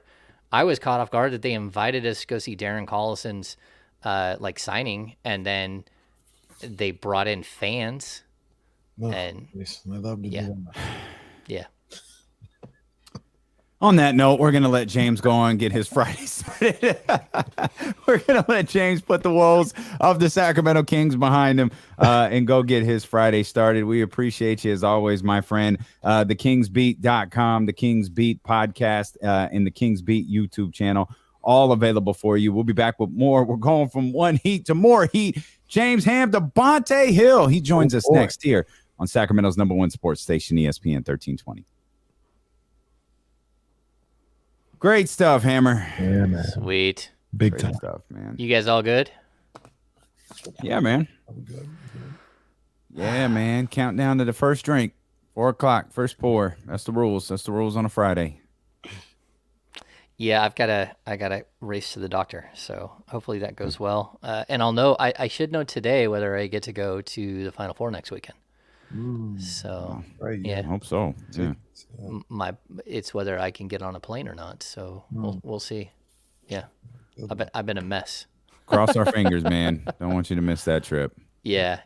So anyway, cool. All right, Everything buddy. else good? Yeah, we appreciate you. Thanks for coming on early. Yeah, man. Sounds good, guys. Take All right, care. Have thanks, a good James. afternoon. Man, About that was to- great I stuff. got to do the phone. So Okay. No problem. Let's see if I can throw something together real quick. Jesse, do you have his number? Yeah. Okay. Yeah, we can go right out the break. That's fine. Bonta Hill. I think I could edit this quick. Come on. Let me know when we got like 2 minutes left, Jesse. Smoking out the window. Smoking out the window. You want to open up with college with Bonta, or do you want to open up with? Yeah, we can do college and just being there last night because they talked about that a lot as far as the atmosphere of the tournament there. So yeah, we could start with that.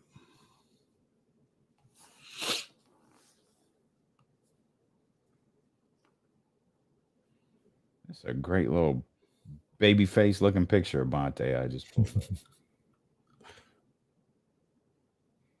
You're not watching Blackish right now, are you? I'm not. Nor I don't think she's listening. The wedding episode is funny. Oh, damn it. See, I be want to just go. But Yeah, I get in big trouble if I do. yeah. I might not ever watch a show with the family again. I said that because Babyface was in it. Oh, snap. There's a couple people who pop up in that episode, but yeah. Babyface. Yeah, Rich, you know all about them swamp people down there, boy. I stay home base. That's a good show. Swamp People is a good show. I enjoy it.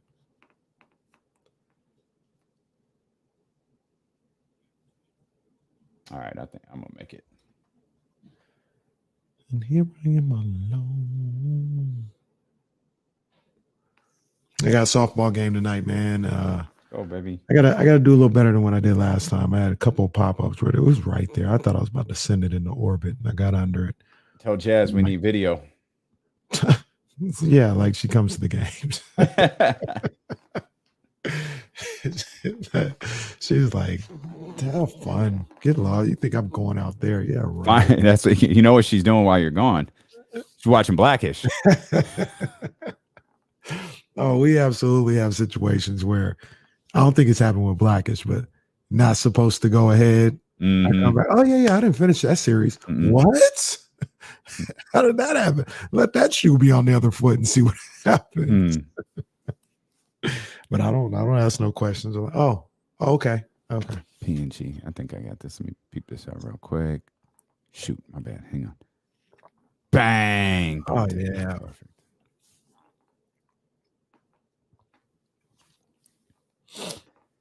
Where are we at?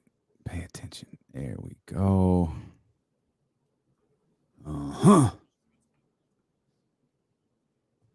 Okay, all good. Boy, all hell's gonna break loose at 2:20 when all the guests are done. Boy, that final 2 hours, man. Only the strong survive. It's Really? Word. Yeah, I guess that's about right. February, March. Oh yeah.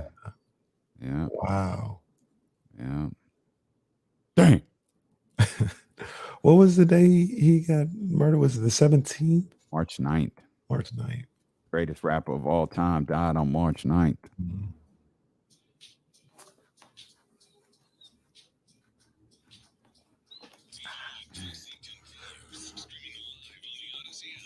Yes, indeed. I was just gonna say the people on the chatty house, they can't really hear the rejoiners, but it's doing it with LL Cool J. I didn't know for a long time that the beat was a remake. I thought it was an original. Have you heard the original? There ain't nothing that's original. Not off the top of my head. I don't know what it is. It's not even like I had never heard the song, but I ended up hearing it one time, and I was like, wait, no, I thought they actually did that one from scratch. No, they didn't. But they did it better. That's one of the great things about hip hop too. It's like, where did I hear this song from? I remember when The Good Life, the Kanye joint came out. I was like, what is this? And I'm like, it's so familiar. What is this song? You're blowing my mind right now. What is it? Good. It's PYT. I didn't really catch that. Yeah, it's Michael Jackson. I didn't really catch that. Because my first thought was like, when did Mike start letting people use his music? But But yeah, it's PYT. Yeah, I didn't really catch it. And now, obviously, you know, I deal with this having a son and just listening to new music. It is full circle. Mm-hmm. It is absolute full circle. Even for songs that aren't like when we were kids. Like Wale, obviously with Angles, he takes I Need a Girl Part 1. Mm-hmm. And I tell Reese, and I was like, Reese, this is a remake of da-da-da. He's like, so what? So what? When I started hearing remakes of records that I played on the radio, I was like, okay, all right, Father Time can kiss my ass, because clearly that's where we are in my stage of life. We're clearly the I remember back in my day stage of life. Yeah, we're there. We're there. The company party that we're not invited to is going to start soon. Bonta Hill is going to join us. Do you think they're at least listening to us on their way? No. You know what I'm confused about? It's like we got like a little time, you know, pull back the curtain a little bit. It's supposed to have a little time before we have to go into the studio. A little time. Just not a lot, just a little time. And I see pictures of people clearing out their desk like now. Mm-hmm. What are they going to have us in the same building? I have no idea what's happening. Do they know that we need a place to be? I'm not sure. Like I'm not. Did they prepare for that? They're like, all right, guys, we're all going. It's like it's like they all moved. They just moved and forgot about us. Part of me wonder, like part of me wonders if they know we exist. Like I'm not confident that they do, as we bring in our man Bonta Hill, 95.7 The Game. In San Francisco. Bonta, is the Game kind of like the outcast of the company there in San Francisco, or do they show you love? Like, did you get to go to the spring party the other day? No, you know what? I never even got an email about the spring party. Oh, see, and their excuse was, oh, well, we knew you had to go on to work and cover the Warriors. I didn't even get an email. I could have called in sick. You know, I could have sat out that game when they went down to South Beach and won. I would have had no problem. I wouldn't get an email at all. Well, look, it's crazy because Bonta out here, you know, they're hyping up, you know, the big spring company party, and they're like, yeah, we want everybody to be able to come. And it was from 2 to 5. Man, we got a 12 to 4 show. Do they even care? And you got to come from Sacramento. Hey, you got to come from Sacramento at 4 o'clock. We're on that traffic. Yeah, good luck with that. ain't no air fryer in our future. Ain't no air fryer gift cards for D-Lo KC morning roast, man. That's for sure. Hey, not even close. I'm surprised Jack didn't get the email. He's so good with Stacey and the company and stuff like that. I'm like, man. Like, I don't even know what's going on. It's actually, I can tell you about this. I can tell you about that. Quarter 1, quarter 2, quarter 3, quarter 4. And he wasn't even at the party. So I just think maybe it was a morning roast thing and not just 95.7. Because Matt the Eagle was there, our program director, and he's still talking about that on Wednesday night. It must have been so party then. Man, you're still hurt for Wednesday? What did I miss out on? I'm a little upset by that. I'm not going to lie to y'all. Oh, man, by the way, on the off chance that the boss is listening on her way to the party that we're not invited to, happy birthday, Stacy. Wait on. Hold on, man. Happy birthday, Stacy, the best boss in the world. Stacy Company. We love you. You know I really do love you. Come say hi to me next time you have Stacy. Happy birthday, Stacy. Or send an email or something, like anything. Like let us go to the party. We didn't bring Bonta on to bitch about the company, believe it or not. Like Bonta, a man of the people, man. He's everywhere. Yo, what was the vibe at the Chase Center last night? You know, I remember driving up to Sacramento a few years ago when they had the NCAA tournament for first and second round. I got to see Lonzo Ball against Cincinnati, Rhode Island, Oregon. When the Oregon had Jordan Bell and Tyler Dorsey and Dylan Brooks, I said, man, it would be dope to have March Madness back in the Bay Area. And to see San Francisco host the tournament for the first time since 1939, I had no idea what the turnout was going to be. I was like, you know, it's going to be packed? Do people really care about college basketball around here? And first of all, they got lucky with the draw. The 4 seeds in the West advanced to the Sweet 16. So Duke coming out to the West Coast, that was my whole thing. Yeah. Coach K coming to San Francisco, where history could be made, where his final game coached as a Duke Blue Devil would be in San Francisco. So D-Lo KC, man, the vibe was unreal. The energy was unmatched. And you guys know how March Madness is. Once that favorite starts to lose, the rest of the crowd starts to go against that favorite. That's They start right. rolling with the underdog. Yep. So you had that aspect in the first game with Arkansas Gonzaga, where the Texas Tech and Duke Blue Devil fans joined forces with Arkansas. You got the Arkansas fans going, "Oh, Big Suey." I've never been to a game in the South. So I'm like, man, this is actually kind of cool, man. Yeah. They're behind the bench, and I'm not gonna lie to you. Dude, Coach K walking out that tunnel. We should all feel how we feel about Coach K. Is he a little crooked? Is he a fraud? Look, the guy's a legend. He's been coaching for over 40 years. You can't deny the institution that is the Duke Blue Devils. Like, when you see that Blue Devil, you're like, okay, it's on. It's going to be a big-time game. This is prime time. When he walked through that tunnel at Chase, I got goosebumps, man. I've never seen the Duke Blue Devils in person. And it was all, man, that vibe with Bob Myers and Steph Curry and all the stars in the building. It was electric, and I think Chase Center, they put on a really good show, man. They're going to have a lot of March Madness games coming to that building in the near future. Well, you know, Bonta, we've talked about it for years about the good old Northern California double play. You know, you do the first and 2 rounds at the Golden One Center. You do the regional semis and the finals at the Chase Center. And we could do this every other year, every 2 years. This is the way it should be on the West Coast.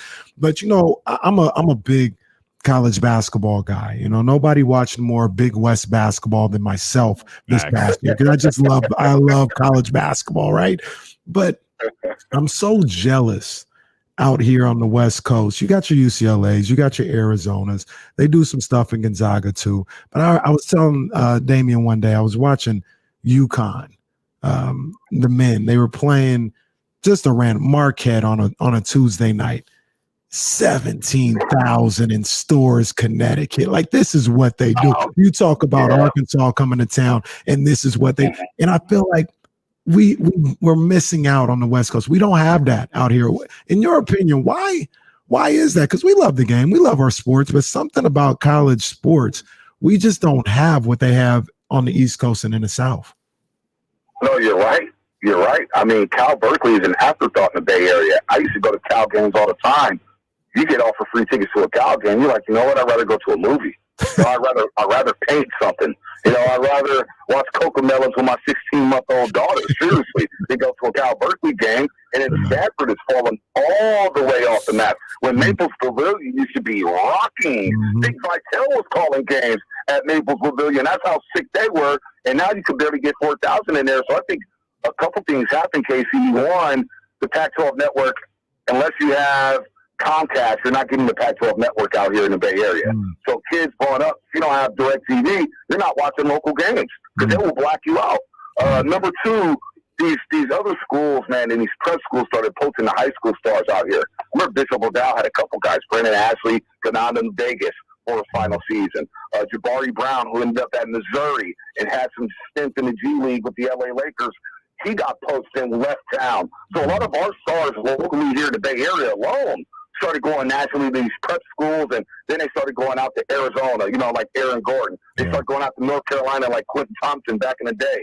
And so we started losing those guys, and we couldn't keep our own homegrown talent here in California. Look at how many guys UCLA and the city of LA is losing just in football to Oregon. You know, when did Oregon start taking recruits from USC and UCLA? Now that they changed with Lincoln Riley over there at USC for football, but these Hoopers, they see those games, like you said, KC, on a Tuesday night in Marquette or Store, Connecticut. We see what's happening in Chapel Hill on a random Monday night. We see what's happening in the Big East and the SEC, and it's like, West Coast hoops. I'm looking at the crowds. People are coming in late. Like, the only school that's a factor, I think, out west, two schools, Gonzaga and Arizona. How many people want to go to the neck of nowhere in Gonzaga and play their basketball? And in Tucson, you got to be sick to go to Tucson, or you got to be getting a big bag to go to Tucson, Arizona. I don't know if you guys been to Tucson, but ain't nothing out there in Tucson, so you know they're paying some money out there. So I don't know how you bring it back up with the evolution of the G League. It may be cast out here for the West Coast, man. It really may, and it's actually sad to see that, because I think it's a hotbed for basketball talent. And you heard Coach K say that the other day, saying it's a deep-rooted region when it comes to basketball, and that's even going up to Sacramento. So it's a little sad that, you know, West Coast basketball has fallen on hard times, and I honestly don't have a solution to bring it back with everything that's going on now in college sports and the G League and the NBA. Yeah, it's West Coast basketball. It's West Coast college. It's West Coast college sports. Like they've got a, you mentioned Lincoln Riley, boy. If these NILs and these hot coaches don't turn things around in Southern California and start bringing some of those kids back here, if Phil Knight don't start taking advantage of some of the proposals that he can offer and only he can offer to some of these kids with these NILs, man, boy. As long as that college football tournament stays at 4. Man, it's going to be absent of the Pacific time zone. Phil Knight better step up those Jordan 3 PEs. Free passes to the Nike store. You know what I'm saying? You better do all that if you're Phil Knight. And they can't even keep the coach up there. All your Chris out in Miami now. Tim Kelly left. Think about all the Willie Taggart left with Florida State. They can't keep a coach up there at Oregon. And they have a factory in Nike with all that access. So that tells you a lot about West Coast college sports, in the state of West Coast college sports. So it's sad, but look, we can host a tournament. Sacramento, San Francisco, LA with the Super Bowl. We know how to host big-time events just by keeping these kids here to play in these big-time events out here locally. Yeah. Also point out Willie Taggart's one of the most stunning names of all time. It's up there. Yeah, it's up there like, oh, word? Oh, okay. Let's roll. Hey. Bonta, as we shift gears here to your, I don't know which one's your day job, but you obviously do some great work over there at NBC Sports Bay Area for the Golden State Warriors. Are the Warriors, I mean, it feels like, man, the Phoenix Suns look awfully good, bro. Like Kenny and I have spent some time over the last couple weeks talking about some potential first-round matchups that could be deadly for the Warriors, man. Where are you at on Golden State right now? Well, I got to tell you that win the other night was good for the soul down in Southeast Miami because it was rock bottom when they lost to Orlando. And there's a couple things going on. And Warrior fans, it's sad we couldn't enjoy that win against Miami because Draymond Green wanted to go on this podcast and talk about taking days off to watch another player break records. That's your man's. That's your man's, Bonta. That's your man's. Listen, man. Another day that ends in Y. Hey, Draymond fans. The last 2 weeks, Draymond's come back.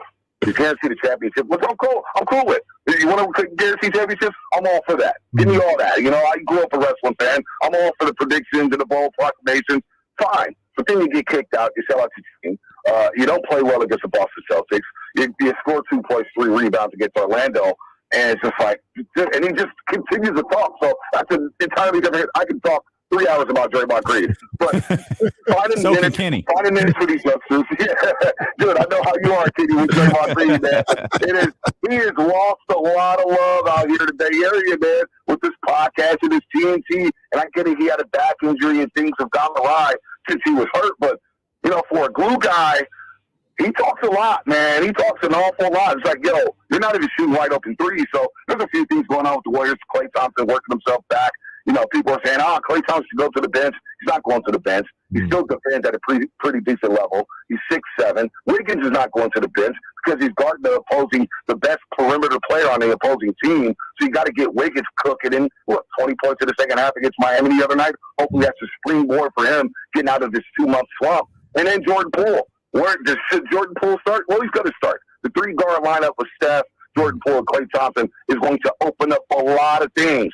But the question I have for the Warriors, when you get into these series against either Denver, Dallas, Minnesota, Utah, Phoenix, and John Morant and the Memphis Grizzlies, can you play big minutes with 2 non-scorers on the floor? Draymond Green and Kevon Looney. I think the league gets caught up to that because they know where Draymond's going to be. He's going to be at the top of the key, pointing at everybody to come off screens, and he's not going to shoot.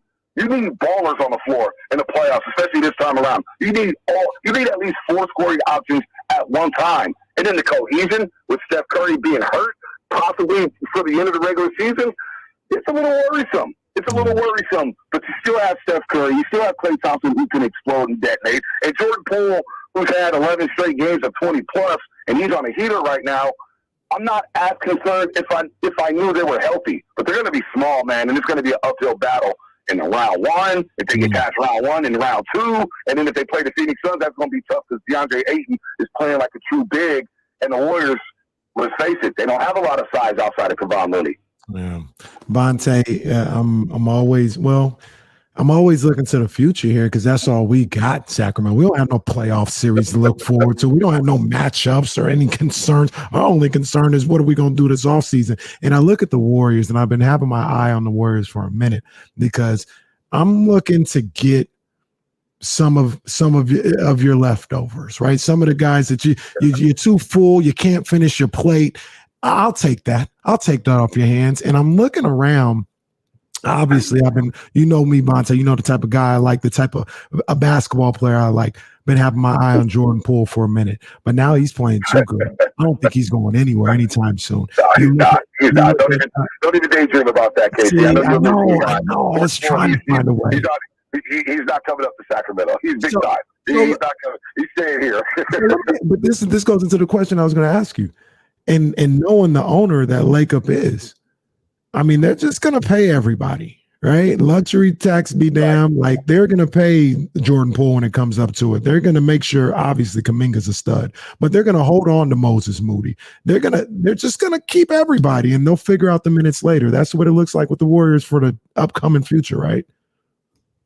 Well, Andrew Wiggins has another year left on his contract, and we know NBA teams love expiring contracts. So this offseason, with the ascension of a Jonathan Kuminga, as you mentioned, and Moses Moody, who looked like he could be a 3-level scorer and a solid pro for a long, long time, I think Andrew Wiggins will become expendable. And this slump, isn't helping his case to stay with the Golden State Warriors. The dude was shooting, I think before last game, he was shooting 45, 46% from the free throw line since February 1st. He had fallen off the map. He wasn't going to the rack. He's been missing his three. So I think Andrew Wiggins will be on the move. I think it's safe to say that. And he's been a good Warrior. I mean, I think he's redeemed himself and he's, rejuvenated his career, and no longer you can say, oh, he's a lazy player. He's played well for the Warriors, but I think he's expendable. Now, another tough decision, Kevon Looney's a free agent. What are you going to do there at the 5? Will James Wiseman be ready to go at the 5? And then there's the Draymond Green question. When is enough enough? When is enough enough? Is he worth 25 to 27 million when he's not giving you that offensive threat? And he slipped on defense. He's not that lockdown defender that we once saw in 2016, 17, and 18. He slipped on that side of the ball. Then you got the other stuff that's going on with Draymond Green. What is going to happen with him? Because you're telling me next season you can't slide Kuminga to the 4, play Clay at the 3, and start and have a backcourt of Curry and Poole? But you can't do that? You're telling me you can? I think you can. And I think you can get some veteran minimum type of players in here to play in this system. So I'm looking at Andrew Wiggins as a guy who's not going to be a Warrior next year. And I wonder how much loyalty this organization is going to have to Draymond Green. Because on the outside looking in, how could you not say, you know what, the Warriors could trade him and they can win 50-plus games with that lineup that I just mentioned. So I think the Warriors are in for a tough offseason once again, like they were last season, where a lot of fans wanted them to trade the lottery picks and go trade for Bradley Beal. I'm glad they didn't do that. Kuminga looks like a bona fide star. Moses Moody looks like a solid pro. Jordan Poole has arrived, but where does that leave Wiggins, and where does that leave Draymond Green? And I'm not afraid to say that. So Damian, all we're gonna get is Gary Payton the second, and it's cool. It's cool. I'm all right. It's fine. I'll take a chance. I'll take a flyer. I thought you'd be more pleased with the RIP Draymond Green line. Man, I've been saying that for 2 years, man. Yeah, I said, okay, and now you might not be able to do it. I said they should have suckered a team into taking his contract 2 years ago. Now I don't know if you can sucker a team. He just retired. He's just gonna retire. Be like, hey, look, Draymond, we don't want you no more. It's fine. I retire. I'm gonna go. You know what's funny, D-Lo, KC? When he signed that extension, it happened like in the first week to second week of August when all the big money deals were done. It was a random Saturday where all of a sudden Draymond signs an extension. And I'm like, that's interesting. Why not let Draymond go into a contract year knowing that Klay Thompson's going to be hurt and see how he balls? Instead, he gets the contract. Basically admits to quitting, and they win 15 games. He admitted to saying, yeah, I looked around the locker room, knew we had no chance to win, so, I'm going to just take my jersey and go home. Who does that? He basically said, Steph Curry is playing, I'm not going to play. What? That's wild. Was the leader of that team. I'm telling you, man, ever since then, and you had the Draymond Katie episode where he said Stephen Bob messed things up. Wait a minute. You're the one who called Katie out of his name. You're the one who started the whole damn situation. Take some accountability here. So I think that's starting to, like, you got to be good to talk as much as Draymond talks. You got to be a star. I know he was voted as an all-star this season, but is he a star? Is he really a star? Does he have that impact again? Like, come on, man. He only plays some Steph plays. You getting kicked out against San Antonio without Steph Curry. And, you know, some of these people are like, oh, man, you know, he should have got some leeway there. It wasn't fair. That man started talking to the referee, got the first check. San Antonio airballs a technical free throw. Draymond's still talking. They shoot the second free throw. He's still talking. They go back down on offense. He's still talking. They come back on defense. He's still talking. And he gets tossed. And everybody at Chase Center sitting there like, oh, man, why couldn't you just move on? Like, he got so much leeway. So don't even get me started on him. He's got to fall out, man. With all the talk coming from him, he's got to have a big playoff because he has become public enemy number one down here in the Bay Area. People could rip on Steve Kerr and talk about his rotations. Nah, it's just a cover-up for Draymond Green. It's a cover-up. That guy is on the spot here. When you talk as much as and then the whole clutch thing about, oh, LeBron James, this LeBron. That's you going to take a game off? And you don't call out the head coach? Talk about I'm taking a game off? He's out of his mind right now, man. Get him, Bonta. Get him. Get him, Bonta. Bonta hitting him. Oh, that got me fired up, man. Now I got to play nights on TV. We're going to take all the...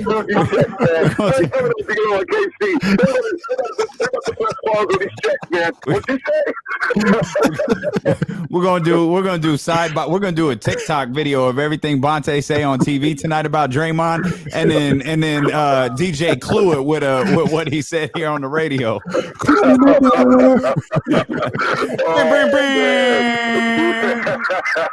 Bonta, we appreciate you, homie. Thank you, brother. Man, I love y'all, man. Debo, KC, keep doing your thing. Straight All up, right, man. Bonta Hill. Woo! He's spitting facts, though. He ain't lying. He ain't lying at all. I wonder if him and Butch ever got on a heater at the same time. Like, it'd be like, because that's a lot for 7 a.m. They do. I hear Bring him. Draymond at the same time, man. You got to have somebody there to calm them down. Sometimes it be that way. They be all the way turned up. Man. Hell, we get on a heater sometime. We do. When you talk about Foxy Brown, you try to discredit her as a pioneer. No, I think I calmly delivered that message. Like you, Well, no, I you calmly. when I did point out accurately that you weren't outside, that's why. Oh yeah, now you was just talking out your ass. That's what you was doing. Then you was just talking out your ass. On my, I ain't been outside. Like you little punk ass 17 years old telling me I ain't been outside trying to get a couple skate. Get out your damn mind. I was 12 years old, couple skating. This dude right here, Foxy Brown. He ain't talking about Pam Grier, man. We'll step out. We'll come back. Trysta Krick joins us. The party don't stop, man. What a Friday this been. We'll keep this NBA vibe going when Trysta joins us next here on Sacramento's #1 sports station, ESPN 1320. Jesse was right. One of them days. Hey, and look, that's just the preview to what's gonna happen after 220. So y'all want to go to a party, huh? All right. All right. Yeah. Sacktown Tony, stop it. Actually, that's not a bad comparison, but still, stop it.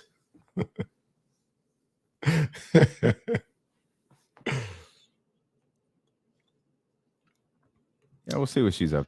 Yeah. Yo, that's crazy. Did you see this? That'd be pretty dope. Jeff Goodman reports that Sacramento State interviewed former Arizona and ex-NBA point guard Mike Bibby for its opening, the source told at Stadium. He's been doing what, his son's high school for a while? Yeah, he's been doing that. He did, the high school. Before that, he was doing the AAU. Like he's been coaching, and it seems like he's trying to do it.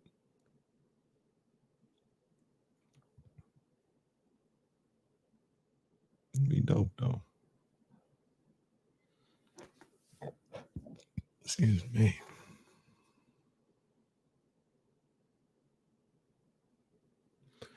party ain't a party till it's red all through it.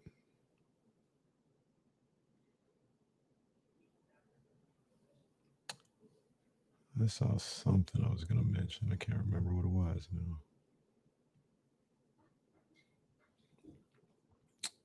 Davion, you're an Air Max guy? Oh, yeah. Yeah. I'm late to the party with Air Max. Like, I ain't really start getting into them to like 7-8 years ago. And I got like my first Air Maxes and I put them on and they felt so good. I was like, oh, these are comfortable. Yeah, I said that kind of definitively when I realized I only got like a 2. Oh, I don't. It's not like I got a closet full of them. But then they also like they spread out like what an Air Max is now, right? So yeah, like the Vapor Maxes are considered Air Maxes. Yep. I saw somebody even try to. I vehemently disagree with this, but they try to say the Prestos were Air Maxes. Like, hold on, Prestos are their own shoe. Oh no.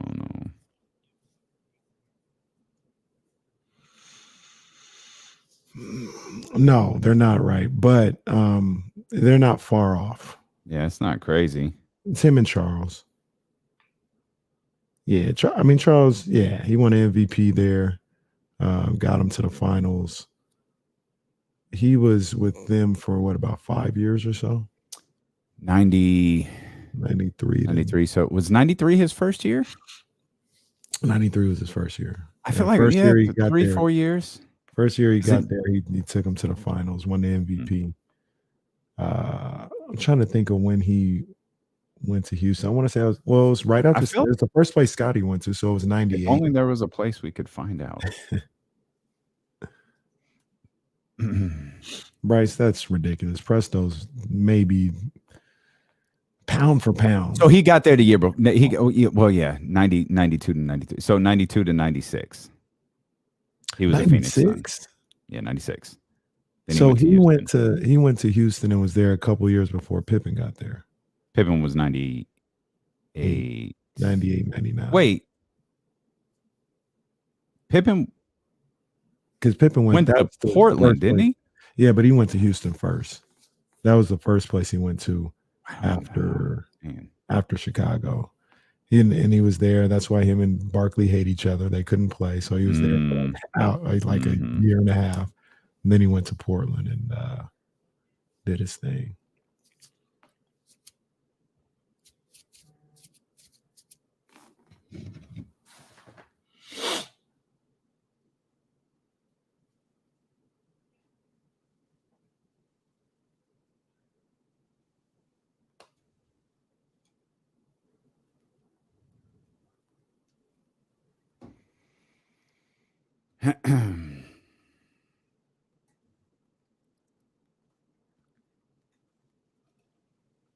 Yeah, I saw you pushing this. I don't know that that's something I have, but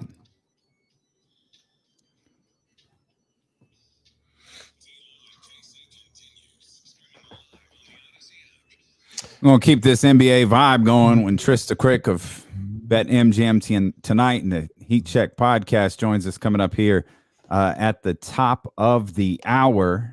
Then we'll open up the phone lines for you, man. We'll hang out. We'll have a Friday. Maybe we'll pop the McQueen and the Violet Fog a little bit early. You know how we do, man. But you see, what do you give me for? Let's play the game. What do you give me for here? And, you know, the guy looks dead on. He gets a 10 out of 10. Or if it gives you a good reminder, you know, it's a 10 out of 10. Or if it's nowhere near, you get a 1 out of 10. What do you give me for the Texas Tech coach looking like the coach from Hoop Dreams at St. Joe's? Oh, I don't even. I think that's a good 7. You don't remember him? I don't remember. Like, I don't like Hoop Dreams was like a 1-2 watch like a long time ago. That's not one that I've run back recently. I'm not saying I didn't like it. It's just I think I've seen Hoop Dreams like at least 10 times. Yeah, that just wasn't heavy on my rewatch. That was not mad at it. It was just Hoop Dreams is is perfect. It's perfect. Sure. I'm good with and that. they did it by accident. I think obviously they thought they were both going to go to St. Joe's and do that, but it got better with Arthur Agee having to go through his trials and tribulations and then come back up. Hoop Dreams is perfect. Little long, but it's perfect. Little long. Yeah, a little long, but no, I'm good with it. I don't think I got nothing on that one. Yeah, that's just not. Dr. David gives me 6.5. I think he's off on that. I think it's a good 7 or 8. Okay. Well, I would lean more towards 8 because 6.5 isn't that far off from 7. So you're all thinking along the same line, at least a little bit. Y'all are thinking along the same line a little bit there. I'm looking forward to tonight's games as well. We'll look back into the NCAA tournament. And, of course, ESPN 1320 has you covered for tournament games tonight. As a matter of fact, immediately following dealing with KC, we'll head out to cover tonight's tournament. And there's some I'm looking forward to the women's tournament tonight. I'm looking forward to the women's tournament this weekend. So we'll dive into all that. We'll get into the Kings as well coming up here in the 2 o'clock hour as we get ready to talk to Trysta coming up in just a couple of minutes. Mention this with Bonta. Man, Phoenix is on one. Phoenix is on one right now. Devin have last night 49? Finished with 49. There's a graphic like his biggest. There was a graphic on the broadcast like his biggest scoring games have all been in March. I wasn't sure about this Phoenix team to start the year. They're just on a tear, and Chris Paul just walks onto the floor and dishes out 13 assists like it's nothing. It's nothing. And you know how I felt about Phoenix. I thought they were a one-off. I didn't think that they would replicate what they did last year at all. And man, they shut me up because not only are they replicating it, they're better than they were last year, in my opinion.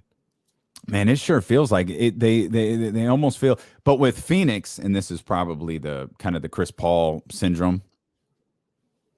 With Phoenix, it's like, let's wait. Let's wait and see. Let's make sure Chris Paul holds up.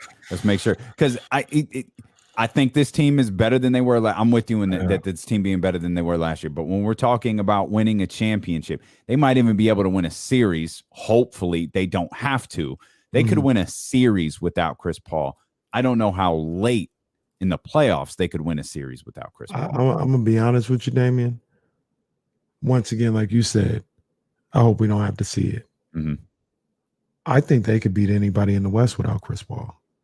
This time that they didn't have him, it opened my eyes. They were beating teams. They were beating the hell out of teams. I think they could carry that in the West. Now, I know you said winning a championship. Not sure they could win a championship without Chris Paul, but you get to that point. I mean, say you get to the finals. You do go through the West like I think they could without Chris Paul. You get to the finals. Now it's just, let's try and win 4 games real quick. You know what I'm saying? Let's win 4 games. Devin Booker, we're gonna load up everything for you to be great, for 4 games. DeAndre, we're gonna start feeding you. Mikal Bridges, who is playing so much, he's stepped his game up. He's stepped his game up since he signed the contract. Cam Johnson, come on, man. This kid is balling. Like they got heat right now. Absolutely. In one of the stranger stats you'll ever hear, the Suns, remember the Golden State Warriors once finished 73-9. This year's Suns, they're 30-6 on the road this season. That's an .833 win percentage. That's on pace to be the highest road winning percentage in a season in NBA history. Wow. The Warriors finished at 829. That's how locked in this team is. And you mentioned it yesterday. The Suns clinched the best team in the Western Conference with. By the way, they beat the Denver Nuggets. They didn't beat the Rockets yesterday. They didn't beat the Thunder. They beat the Nuggets 140-130 last night. Wow. Legit, our guy, Kobe Don on here, he's a Grizzlies fan. He says the Suns wouldn't beat my Grizz. He's a Grizzly fan. We have a gentleman chatty house bet. If they match up in the playoffs, Phoenix got that. Memphis is good. Memphis in the playoffs, I think they'll win the first round. I don't think they get past the second round. I don't really care who they play. I don't think they're going to the conference finals this year. Yeah, I have bigger concerns about the fact that like Ja's out for like 2 weeks. And it's like, soreness. Well, oh my God, what's the record now? Like 16-2? Maybe that's the weird key. That is such a bizarre stat. It's crazy. Like, it was one thing when it was like, oh, they're 4-1 or 4. It's like, all right, dude, whatever. Dude, they're 16-2 without their best player. Man. But I point that out because he's not out because he's out because of soreness. So, he's got a pain management situation ahead of him headed into the playoffs, whether he likes it or not. Like he's going to be dealing with some stuff here during the playoffs. And, I don't think you make the move if he's laboring to sit him down, but that's something that's in the back of my head when thinking about the Memphis Grizzlies. And I love Memphis, man. I was talking to our man Kamara yesterday, and he was like, yo, why is everything clicking with Memphis the way that it is? And it's that team built on something. Like they had a guy. Like we have an idea of what we're trying to do here. And they've drafted for that and have built with that. And man, it has paid off. They got a good group of guys. They buy into each other as a team. They are united, and they are all for one. They want to see everybody shine. Taylor Jenkins, he's done a phenomenal job with his time being head coach over there.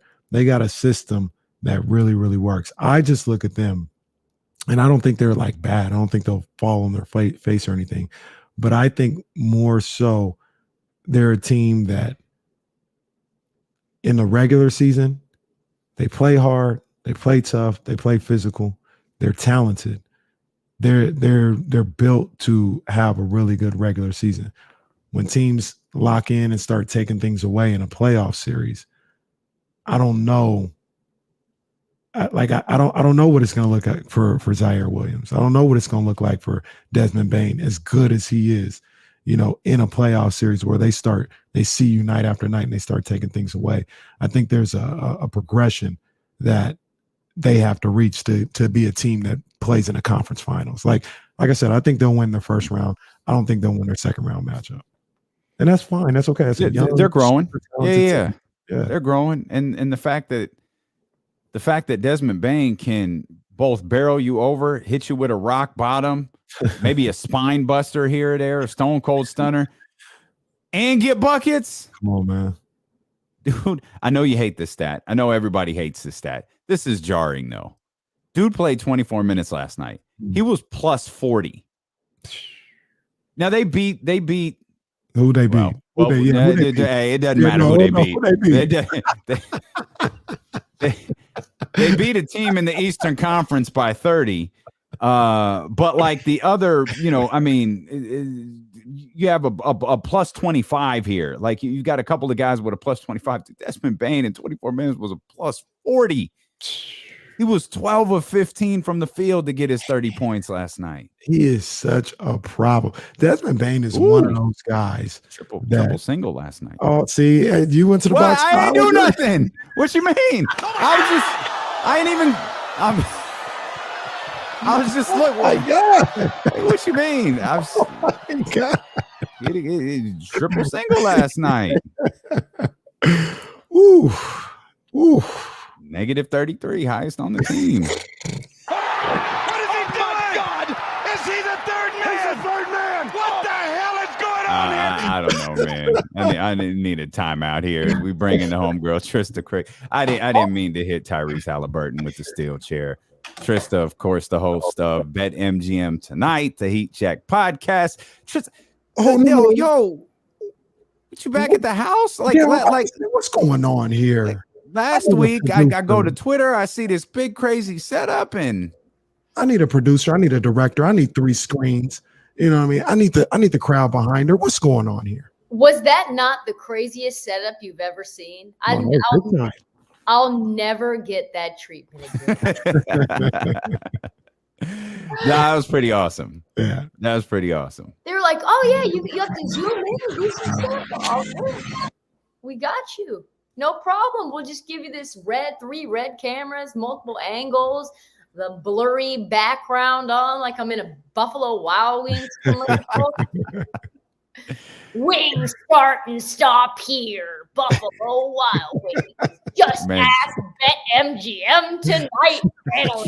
Boy, Trysta getting that bread, man. Watch out. Them endorsements going to come rolling in. Let's go. We were just talking about the Grizzlies and kind of how they meshed, but they're what do you think the Grizzlies ceiling is here in the upcoming postseason? Chip. Really? Wow. I think that's the ceiling. I mean, the ceiling is the roof. Ceiling is the roof. Ceiling is the roof. Ceiling is the sky. I mean, if you look at them, they're like 9 or 10 deep. You know, they've got guys that nobody even thinks about outside of Jaren Jackson Jr., who I think is one of the more underrated guys. Because we think about Ja, and of course we think about the backcourt with Desmond Bane and Tyus Jones. Like, they have 4 or 5 guards that all get 20 minutes plus. You know, that's crazy. You've got Brandon Clark out of nowhere. I mean, it's just one. Dylan Brooks you forget about because he's been on and out. You know, it's just a super deep, super athletic team with 2 guys that can, you know, you got Desmond Bane and Dylan Brooks who are good two-way wings, can shoot the 3, can slash, all that good stuff. And then, of course, you've got Steven Adams, like who I just barely mentioned, who's a real rough and tough guy. Like, they're just a team that is balanced. And you saw how the most impressive watermark moment or watershed moment for me was them destroying the Nets, taking the Nets' best punch, 42 points from Kyrie and KD in the third quarter, and then still destroying them in the fourth quarter. And that was all without Ja. So this is a team that's, I think, probably more deep and more athletic than even Phoenix, just because of how young they are. They're the second youngest team in the NBA, like an AAU team, but they have so much poise. Yeah, I like Memphis, and we didn't even talk about, you know, their franchise player and DeAnthony Melton. Oh, my bad. Hold on. Or Xavier Tillman, that's right? An inside Sacramento joke. That's inside Sacramento. My bad. I mean, Kenny, they're just one after the other, you know? I actually like DeAnthony Melton a lot. I really there's some DeAnthony takes out there for sure if you want to. I'll be honest, I wasn't expecting you to say championship. I thought this was a team that might have to grow a little bit here in the upcoming postseason. And I guess now that we think about it, the other team we were talking about, Phoenix didn't really grow. They just went from awful to going to the finals. Yeah. And if you think about, to me, it feels like, okay, the number one stumbling block in Memphis's way is Phoenix. And I think they match up in a great way. And the thing that I wonder about for Phoenix is the same thing that we've been wondering about Chris Paul forever, and consistently has popped up in very fluky ways, in ways that makes me sad because I love Chris Paul. He's one of my favorite players. But if he's not healthy, then I think Memphis can win. And if they go to the finals, I think all bets are off. You know, I do want to say this, and it's just, I don't particularly like this team, but I kind of understand the situation that they're in, and I think people are kind of sleeping, and maybe rightfully so. I look at the Utah Jazz, and Utah's in a situation this season where they're 4th right now or whatever. I could see them as a collective group kind of being checked out of the regular season because they know none of that matters. They were the best team in basketball last year. Nobody cared. They got steamrolled in the second round of the playoffs. So you do that and you go into the regular season like, all right, what's the point of being locked in all year, but kind of what's the point? Like, the only thing that matters for this group is what we do in the postseason.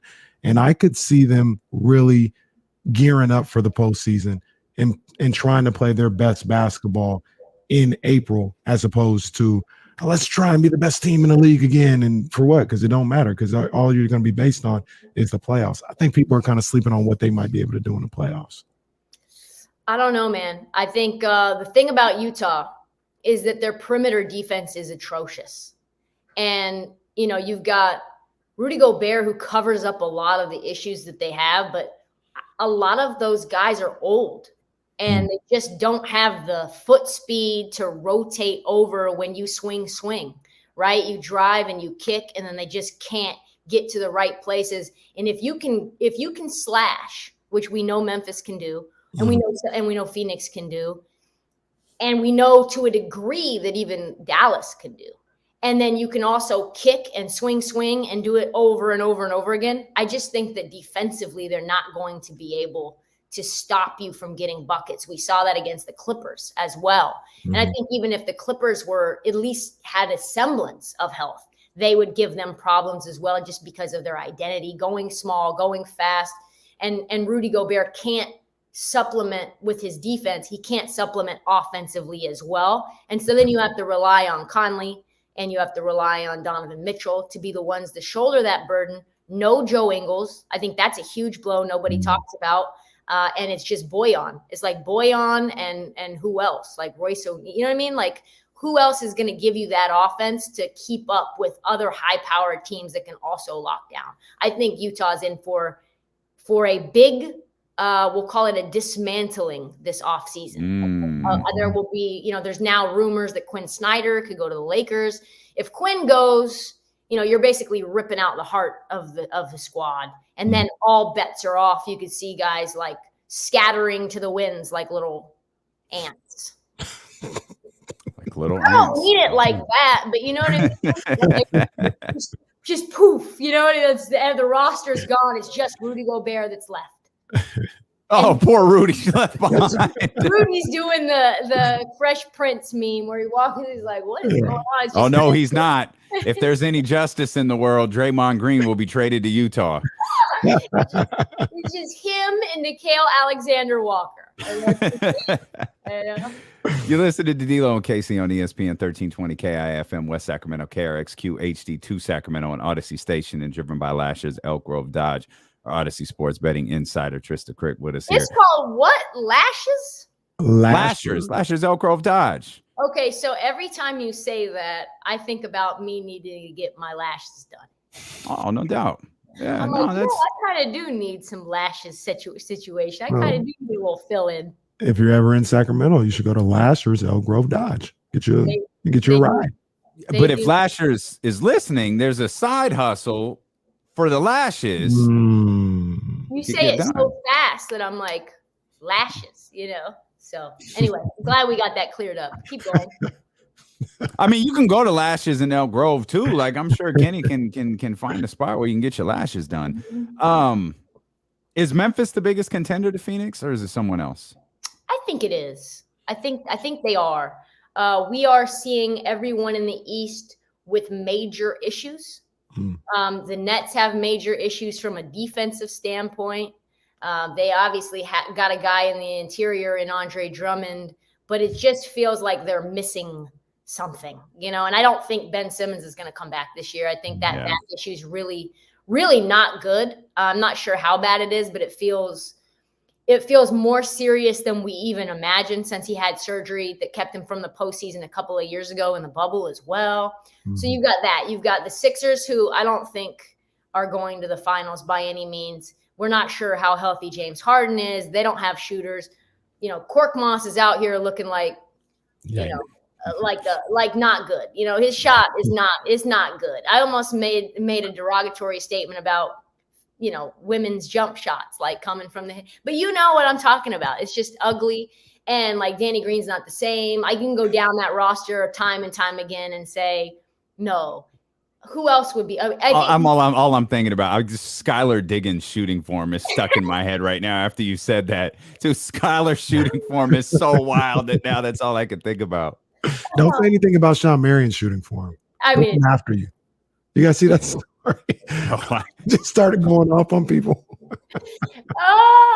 So anyway, you got that. Milwaukee's missing pieces too. Pat Connaughton's gone for the year. Brooke Lopez, I'm not so sure about his health. I think they're probably the closest in terms of for the East. I think you ain't even mentioned the best team in the Eastern Conference. talking about the Heat who are going to get bounced in the first round. No, I'm not talking about the Heat. Who are you talking about? I'm talking about the Boston Celtics.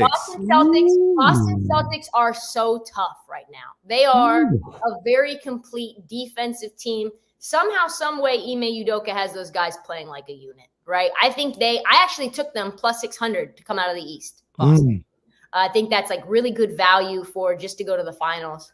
That would be a very interesting matchup between the Bucks and the Celtics in a 7-game series. And there's got to be like some former history between them that will showcase themselves. But yeah, and then in terms of like Golden State, you already know what time it is. Like they blitz Steph. You're going to blitz Steph. They might go out the first round. You blitz Steph, triple team them.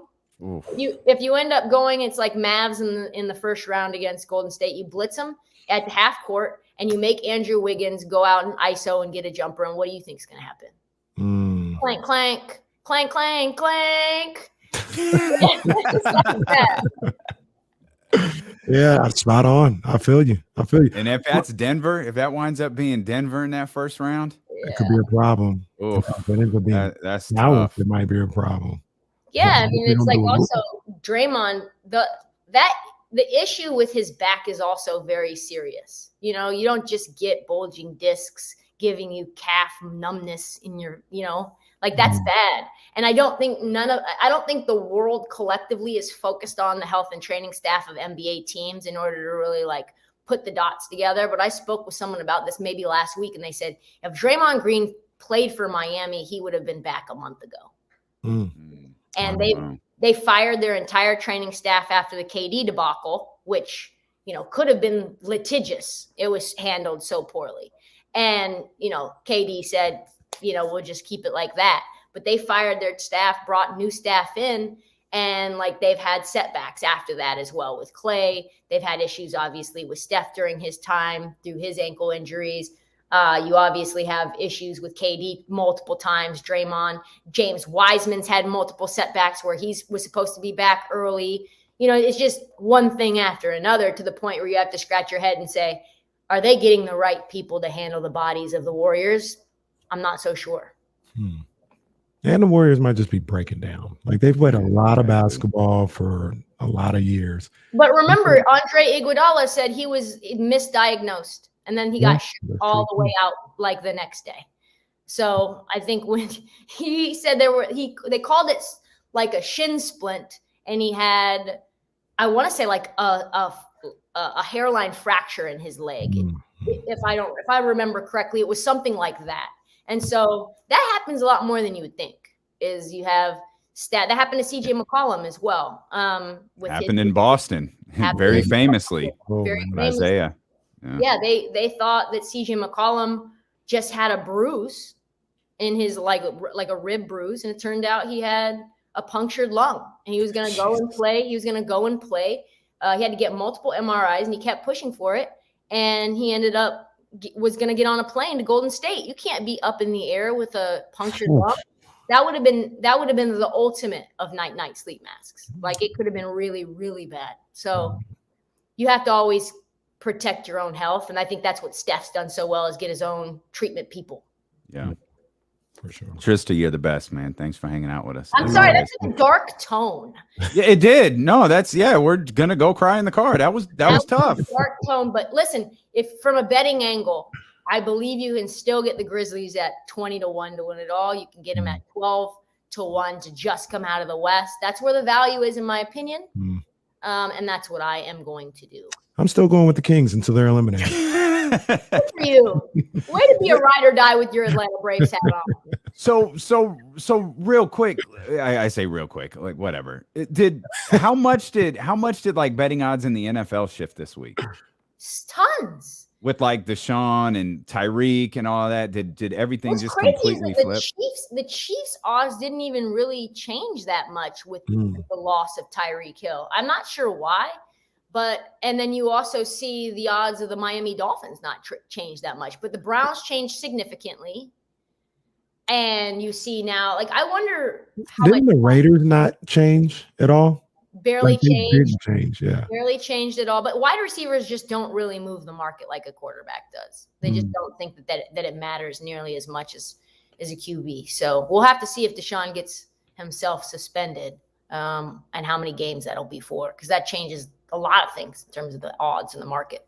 You say wide receivers don't move the needle and change odds much.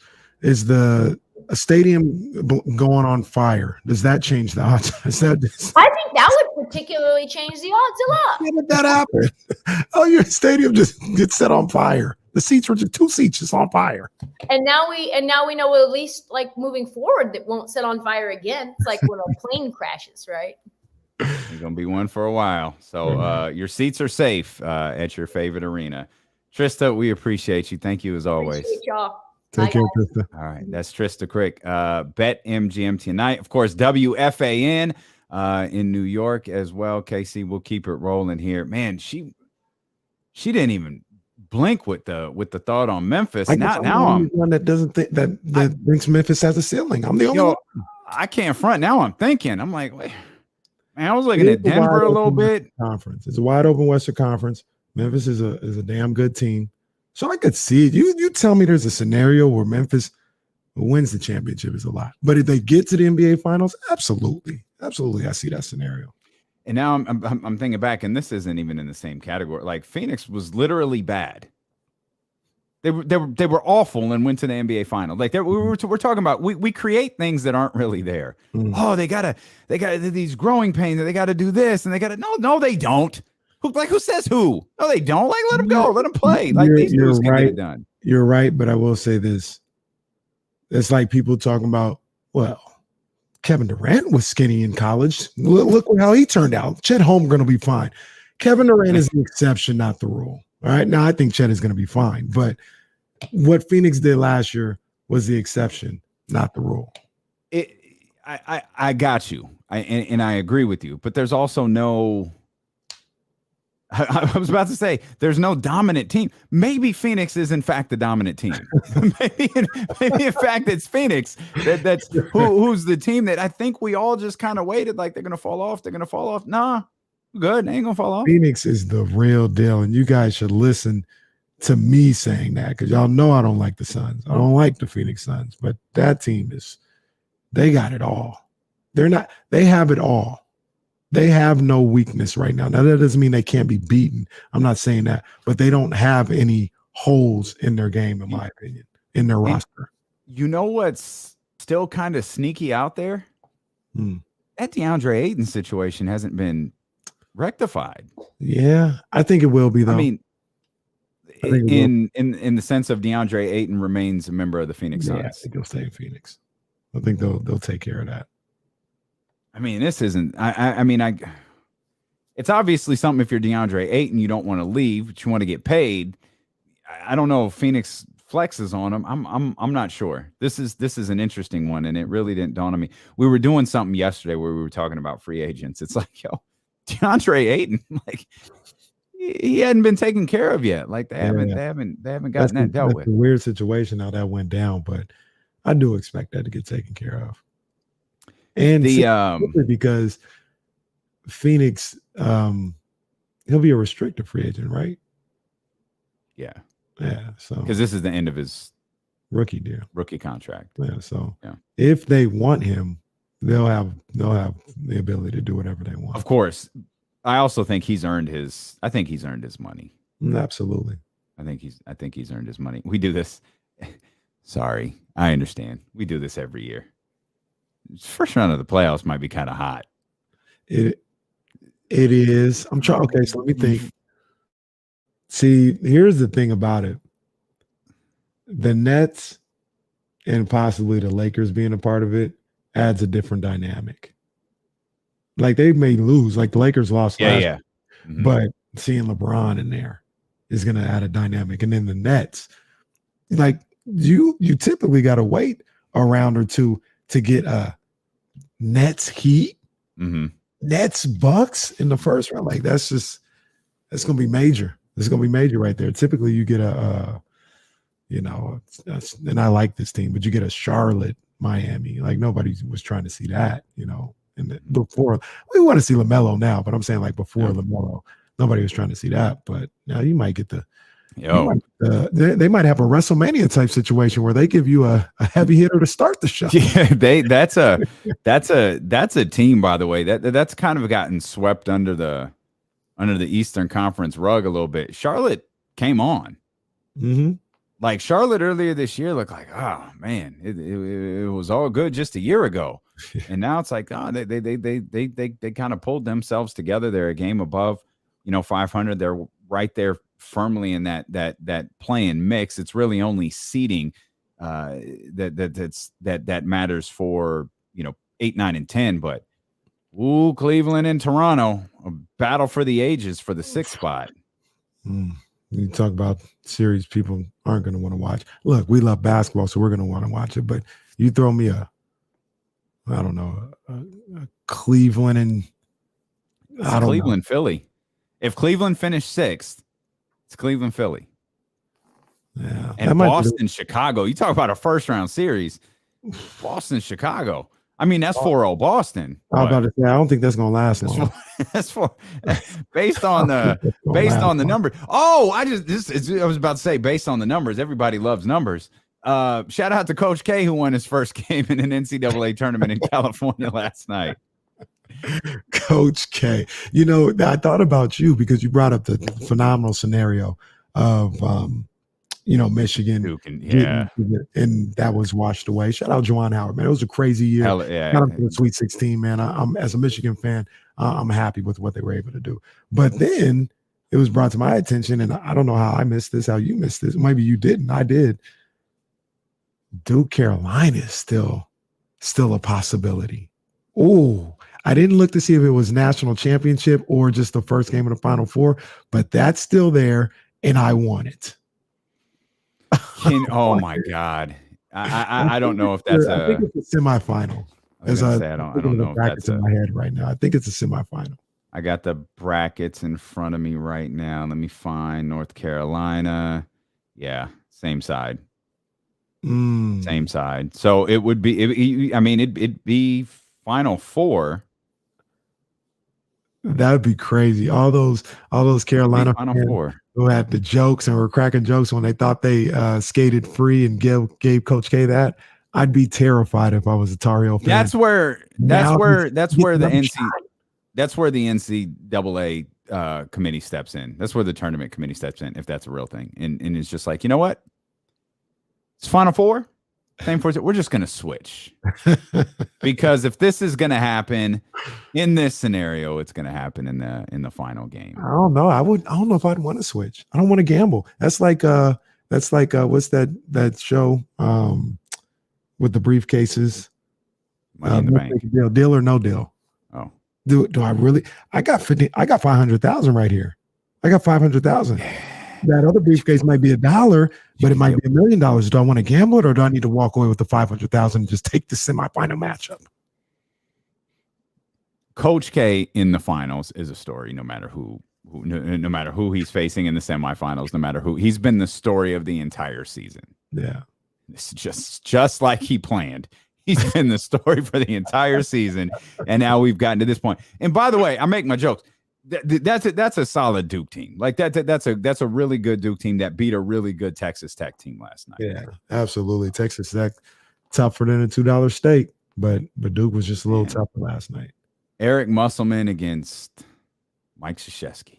Eric Musselman is. I don't have a problem with Eric Musselman, but if I was like a Auburn fan, somebody in the SEC or something, I wouldn't want Musselman to lose so bad. All his fist pumping and parading around. He's like the perfect college coach, though. I think that type of stuff makes him the perfect college coach. Like that. Yo, that's Bruce. Isn't that what Bruce is? Yeah, and people want to beat Bruce. That's right. That's right. I like Musselman, though. I do like Musselman, but I can understand how somebody would not like Musselman. I remember when he had like a bad shoulder, like he had shoulder surgery in one of the games, and he took the cast or took the sling off and started pumping his arm all over the place. And then he gets to the post-game podium and he's got it wrapped up like he just threw 129 pitches. has the big ice pack with the ace band. It's like, you shouldn't have been doing all that in the first place. Calm down. I like him, though. I do like him. Hey, there's something real quick while we have a couple of seconds. I wanted to ask you, because listening to our guy Bonta Hill, Joe Butcher Boy Shasky on the Morning Roast, they were just giddy over, having that experience of having March Madness in San Francisco. And it popped. It popped on the screen. It looked like it was lit at the Chase Center. And they kind of compared that to Levi's. And they talked about how San Francisco is just different than San Jose. Like they talked about, they had the tournament in San Jose before, and it wasn't the same as the energy they got in San Francisco. Somebody, I think it was the producer on there, he was like, I understand what you're saying. March Madness is coming back to San Francisco. Like it'll be back. And he said, I even think the Super Bowl will come back to Levi's. And I was like, it ain't gonna be there. The Super Bowl not coming back to Levi's. At least. Well, yeah, not with SoFi, not with Allegiant. Like not anytime soon. Like I'm saying like 30 years. Like it's not coming to Levi's. I really hope Levi Stadium isn't there for 30 more years. Like I would need to look for that out in the contract right now. And if Jed is smart, go right now. Go back to the city. Go build it. Gotta opt out. Yeah, they need to opt out. Owner's option to get out of there. Yeah, I don't see that happening anytime soon. But if you recall, they framed it as a San Francisco thing. I don't know what the logistics were for those guys or how difficult it was for those guys. Everything was essentially based in downtown San Francisco. Yeah, and you just people just complain about that all the time. They're like, hey, it's an hour away. And like if I'm the college football playoff and I'm coming to the West Coast, going to LA. Why would I go anywhere but LA and Vegas? Yeah, SoFi deaded. They deaded Levi's. LA and Vegas. Final Fours, Super Bowls, national championship games. If I'm coming to the West Coast, which may be a little bit of a gamble in itself, if I'm college sports, I know it's going to work those two places. I'm always going to go there. Yeah. Poor Levi's. Yeah. Not poor Levi's. That was bad planning. All of it don't make Got too thirsty, man. He should have just stuck it out and tried to make it happen in San Francisco. Got too thirsty. We'll step out. We'll come back. We'll talk Kings and Magic. We'll look ahead into some other things as well. And you this one and done format that we're seeing in the NCAA, it excites people it excites casual fans. It's like there's a level of excitement to everything that you're watching. And it feels like the NBA has tried to work this in with like mid-season tournaments. And I know you've had ideas about like the NBA having a one and done thing. Like we'll get into that, man. We've got so much more ahead as D'Lo and KC continue. And I was just going to say, I know I'm going to start saying something and you're going to try to interrupt me and I'm just going to be like that. No, please, everyone be quiet. Let me just say. It's Sacramento's #1 sports station, ESPN 1320. Make that switch back, KC. I'm gonna go get some water.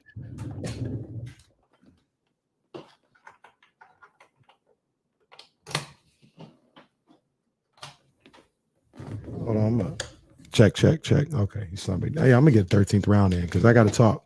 I gotta talk about something, man. Give me a third. Yeah, man, I got 13th round because hold on, let me get D'Lo out of here. You know what I'm saying? Let me get this banner out of here. Put up that 13th round. Start the clock. Boom. 13th round with your main man, Kenny Caraway. Shout out to my people over at Meister Watches. Shout out to Ryan and the whole crew over there doing what they do. And I got to talk a little bit, man. Because yesterday on Twitter, I saw a lot of fake love. And I saw a lot of funny behavior. It all started because Tank Davis, he got on his Twitter and he started tweeting yesterday. Yeah, he had some things to tweet about. Them thumbs are working. And he was talking about the Mayweather Promotions, PBC, whoever, only putting his ticket sales on for his fight with Rolly Romero a month before the fight. And it's like, yo, in his mind, he was like, we need more time than that. That's crazy. He talked about how they only want Rolly to fight or want him to fight Rolly because his contract is about to expire after this fight. And when that got going on, you know, people started getting in there and it was like, yeah, Tank, you know, we always knew you're nice. You just need to get rid of Floyd. You need to get rid of them so they can, you know, let your career prosper. And we've been saying that, you know, you're that dude. And I just sat there. I was like, yo, all y'all need to shut the hell up. All y'all need to shut the hell up, because wasn't none of y'all saying that about Tank. A lot of y'all had some crazy stuff to say about Tank. But now when it looks like he's not going to be with Floyd, now you want to talk about how great he is. And it just reminded me, people hate Floyd Mayweather. And I'm going to be even more specific because this isn't with everybody. But people hate that Al Heyman, Floyd Mayweather, and Leonard Ellerbe, 3 black men in boxing, are out there handling business, making money, and having success. I'm honest with you. I'm honest. I think a lot of it has to do with that. They don't like Al Heyman, they don't like Leonard Ellerbe, and they don't like Floyd Mayweather doing their thing and not being ran by the powers that be that typically run the boxing world. And they want to see that fall so bad. So where Tank goes, Tank can do whatever. I like Tank as a fighter. He can leave, start his own thing, go with somebody else. That's not really my concern. But I see a lot of fake love, and it's nasty. I don't like it. That's the 13th round.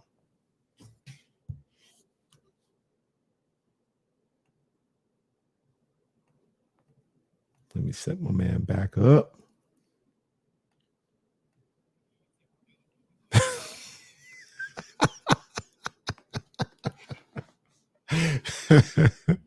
Ryan did something where he the next fight is like at a catch weight. It ain't even at the lightweight limit.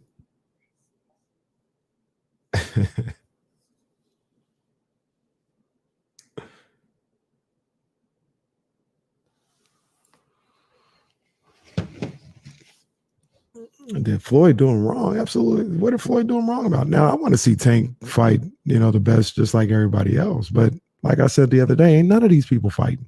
None of these people fighting the other best. None of them.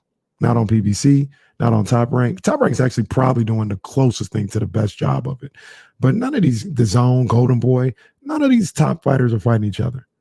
So for people to say that it's PBC or Floyd's fault and all this other stuff, because they're essentially doing what everybody else does. When they have a chokehold on the division, they keep everything in-house. That's what everybody else does right now. And everybody, the fans are being left out in the cold no matter what. It ain't no different to what Top Rank tried to do with Deontay Wilder.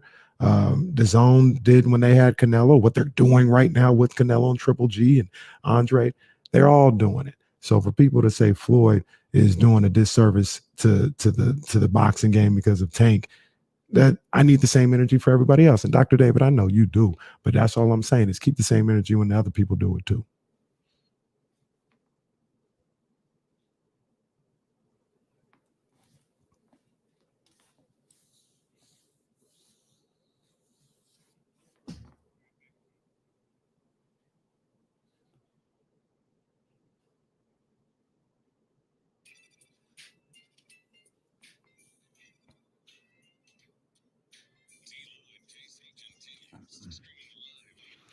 Live on the Odyssey app, live on Twitch, live on YouTube. We appreciate you so much for being with us.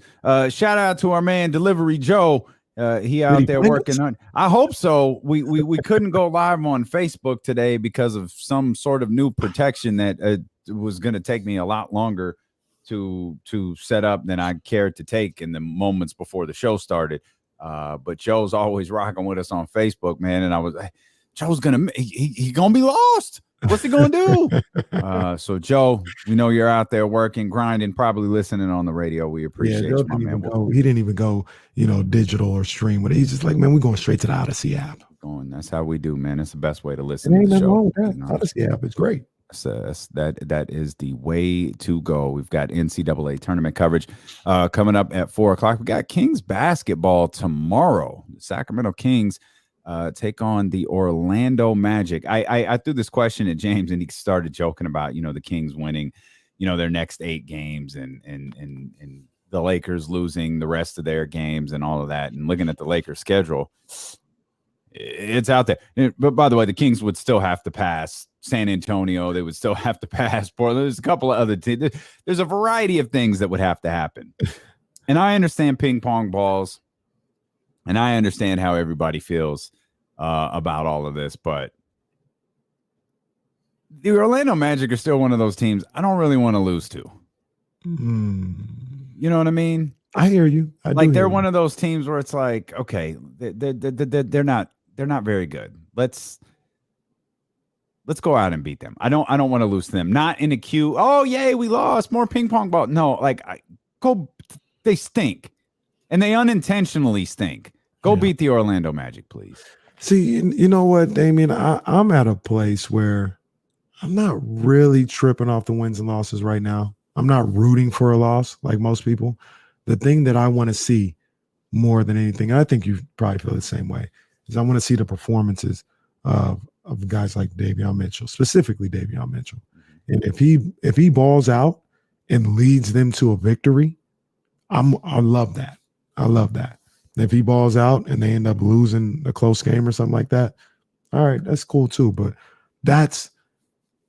if they lost to the Magic and Davion played well, I'd be fine. I'd be fine. I get it. Once again, I'm not rooting for it. I think as I talk about this and talk it out, I think it would add a little bit more to maybe some excitement for Davion if he was able to play well and lead his team into a win. You know what I mean? Lead his team to a win against a team as bad as Orlando. That would speak more and say more about who he could be, as opposed to if he played well in a loss. Because we saw him play well in losses when De'Aaron was out, like for the 2 weeks or whatever. So, yeah, I think as we talk, I've talked myself into it, and you've talked me into it as well. Yeah, go beat the Magic. They've got to play well. Yeah, and I'm with you in the the performance of guys like Davion Mitchell, Allison Minches, Dante DiVincenzo, Damian Jones. Like those are our what to watch for. That's what we're watching. It's those guys. Those are the guys we want to see perform. And I look at this like, man, I just don't want to. Orlando's still one of those teams where it's like, man, this isn't a team that's tanking. This isn't a team. This is just a team that's not very good. This is a team that just hasn't figured it out. It's okay to win. And Kings fans, it's okay to be happy if you won. You can choose to be mad, and that's fine. You can choose to fight amongst each other on Twitter. Like, there's been a lot of that lately. All I know is I don't be fighting with nobody. All I know is I'm walking my girls as I do every day. I get a text, hey, it's going down. Good. Jill Adge is texting me, hey, I think you about to get tagged in. About to get tagged in. It's going down. It's like, what's happening? And then I go to set account. I'm like, what is going on here? I don't be fighting with nobody. You do your thing. Do your thing. All I'm saying is, like, we all do some crazy stuff. Don't start pointing at other people. We all do crazy stuff. I think sometimes we get too comfortable saying Kings fans. We get too comfortable lumping everything, like lumping it all together. Mm-hmm. Oh, Kings fans want this. Kings fans no. Kings fans are all individuals. Mm-hmm. Some of them want certain things, and it's always been the same vibe. Don't tell somebody else how to fan. If you want to lose tonight to the Orlando Magic, root for the Orlando Magic. That's not what I want. Right. And it doesn't mean we're not Kings fans. It's just that's not what I want. There's nothing wrong with that. Even if you disagree with how somebody is viewed as a player or anything like that, hey, that's how you see him. That's how you see him. I don't see him that way. That's the end of the story. I don't think, like, unless it's personal insults or disrespectful, I don't think it's stupid. I'm not gonna call you stupid or call you names for feeling that way. That's just how you feel. I see it differently. It's all good. It's all good. And look, and also to be fair, I personally, I had to check myself on that. Like around the time we got this show, you know what I'm saying? Like, hey man, everybody do what they do. You know what I'm saying? Like, you do what you do. Yeah, I agree or disagree. That don't matter. Like, you're still entitled to handle things how you want to handle them. You know what I'm saying? That's why I tell people all the time, and I'm not trying to be condescending or anything. I just see it differently. That's all. Twitter is an exercise in self-control because it's like people say, oh, no, I didn't mean that. No, you did actually. Like that's literally like Twitter, I think, is your first instinct. It's the first person you want to tell. Back in my day, you used to call someone. You want to call someone and tell them something right away. Kenny didn't notice because he wasn't outside. But you want to call someone right away and tell them some. Now you tweet it. Now you tweet your opinion. It's the first thing that comes to your mind, and maybe an hour later you realize, hey, maybe that wasn't the best idea. Maybe that's a bad look. Maybe I should take that down. I told you the other day, my first instinct after the Pacers game, I wanted to tweet a buddy joke. I was like, that's dumb. Like, leave that man alone. Like, make jokes about him dribbling the ball off his foot. Who cares? Check that. Put that down. Self-control.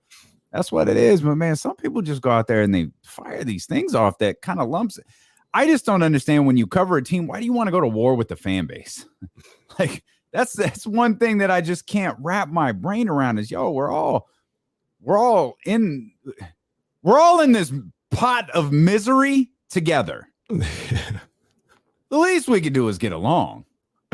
Like, look, you have an idea for a solution. They have an idea for a solution.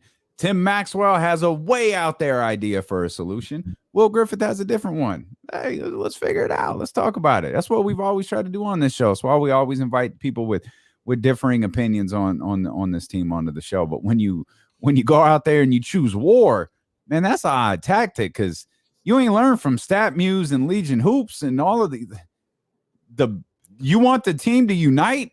Oh, the Kings fans will unite with a quickness. Like I said, not literally, not physically, just on Twitter. Kings fans are jumping people nowadays. Mm-hmm. They've had it. They had to deal with bad basketball, and now these snarky jokes. They've had it. Yeah, you'll get jumped on Twitter, and I'm just trying to say we don't need to go down that road. If you're the other side, like just tread lightly. Just say, hey, that's how you see it, man. It's all good because they're ready. They're ready. Adrian Wojnarowski tweeted, Golden State Warriors center James Wiseman has been ruled out for the rest of the season and will continue rehabilitating his right knee. Wiseman has been recovering from a meniscus repair last April, and the team has been cautious to protect him for the long term. Again, that's according to Adrian Wojnarowski. James Wiseman, one of the many objects of desire from Kenny Caraway, has been ruled out for the rest of the season. Get your thoughts on that. We'll dive back into the tournament as well. Plenty of other things for us to get into. And a retirement today that some people thought already happened. That's coming up as D'Lo and KC continue on Sacramento's #1 sports station, ESPN 1320.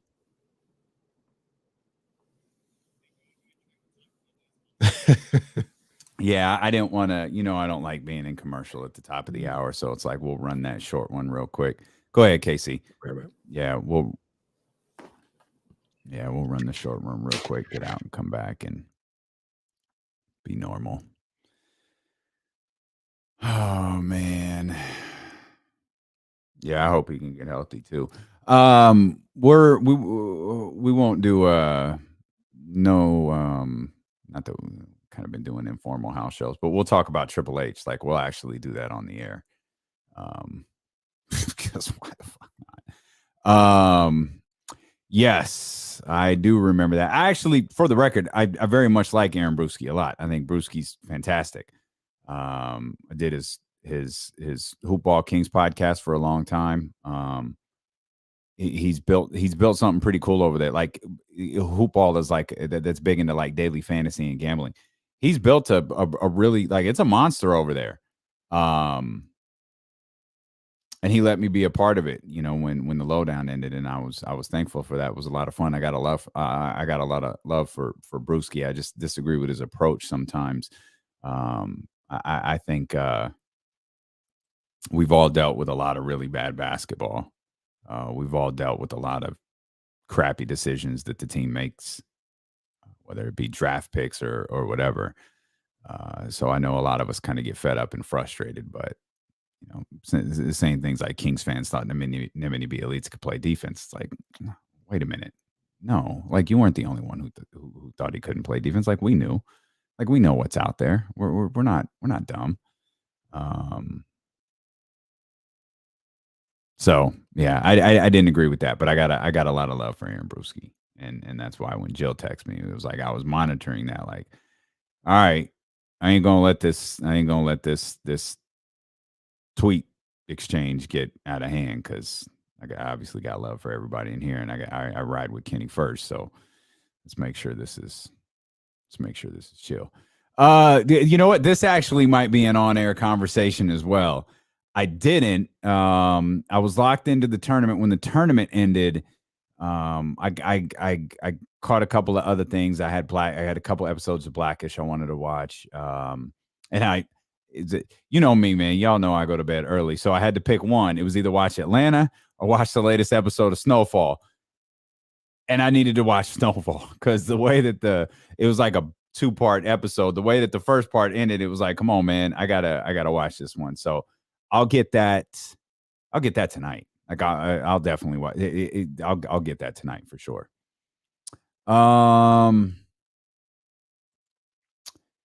Yeah, Dr. David. I'm actually as I was getting my juice, true story. That's what I was thinking about. What am I gonna pour at 4:00? Am I gonna go? Because I went to the store this morning, loaded up on the juices that I keep in the house. Got little breakfast going on Saturday, so got some orange juice to go with the Bel Air. But I think I'm feeling like I want something strong, so I might go XO. I might go the Bumbu XO and a Pepsi One.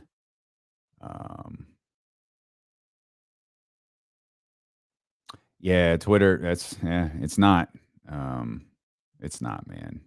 But I just really think it brings out the worst of people. Yeah, no doubt. I'll be on it tonight for sure. Yeah, and now I'm behind. Now I'm behind a couple of episodes on Bel Air. I'm turning into Kenny here. Nope, didn't get this one either, Theron. But that's binging like tomorrow after my training before the Kings play, because my schedule for the weekend, with the exception of that breakfast, is pretty chill. I'll probably be able to get through all, 8 of those. I'll get through those over the next 2 days. Yeah, I'm planning my WrestleMania menu for sure. I'm trying, but the thing is, like, I don't have the metabolism that can handle 2 days of WrestleMania eating. So I think I'm gonna go WrestleMania eating on Saturday and then just eat normal Sunday. I gotta try and get over there one of those days. See, I really am torn. Should I go see the Warriors on Sunday? I don't think I will. I think I'll watch WrestleMania live. Yeah, because Steph ain't gonna be there, so who cares? Yeah. WrestleMania is like I still is as hard as I am on the WWE. I still love WrestleMania.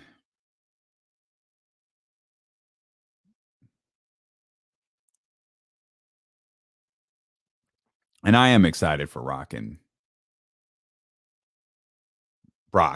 Rock. No, Brock real. and Roman. I'm locked into that. So we got Big Al, Ramsey. Okay, it's good stuff. It's a good lead in. That's a good lead into the topics. We can go wherever you want here, man. I don't know. I figure we'll talk Triple H in Atlanta. The final 40 when we're really just chilling. Hey, if y'all were looking, right here. Here it is for y'all. Right here. Go ahead, knock it out.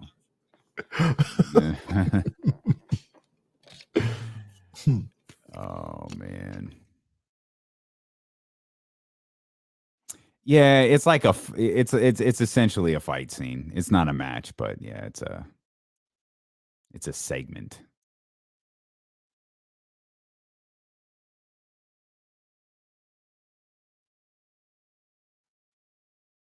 Angels over the Diamondbacks right now, 4-2, bottom of fifth. Good. Cactus League baseball. Oh, you know I'll never say no.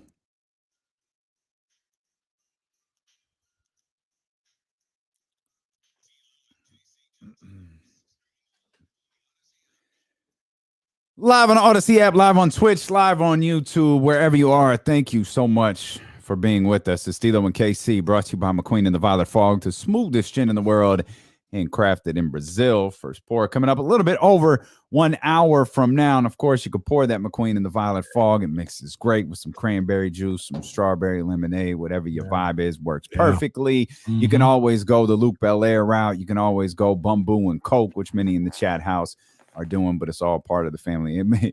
I might get a little bit of each this weekend. I haven't popped a bottle of. I was gonna say I haven't popped a bottle of Bel Air in a while, and that's a big fat lie. I did it last weekend. Last week, yeah, last weekend. That was late when things were blurry.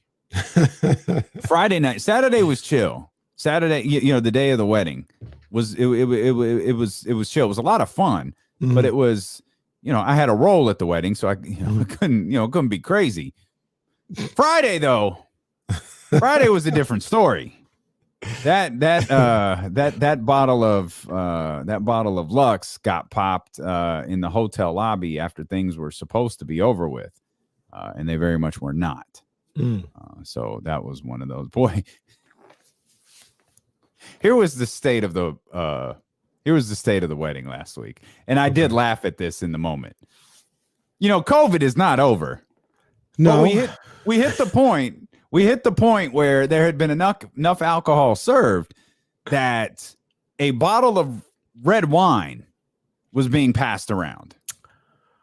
We went it's pretty interesting, as Russell Westbrook would say. we went from wearing masks to passing around a bottle of red wine. And taking it to the head like we was on the street somewhere. Man, yeah, that's a YOLO type party wedding right there. Indeed, it was, man. It was fun. The pictures are starting to pour in, man. I'm sure Kyle will share some of those on social media. Sound like a good time, though, man. Sound like a real good time. It was good people, man. Like Kyle and his wife Heather are fantastic people, and their family and friends are fantastic. So it was a lot of fun, and it was fun to see Chris Biederman and Nick Wagner just cut it up. Mac Dre comes on, boy. Nick. We got to get Nick Wagner back on the show, man. Nick was tearing up the dance floor, man. And there was a point on Friday, probably around the time that we debated. We took a pic, and I said, I got a perfect caption for this if we put it on Twitter. Said, trade Jimmy now, cowards. A bunch of 49ers reporters all in the same place at the same time. 916-349-1320.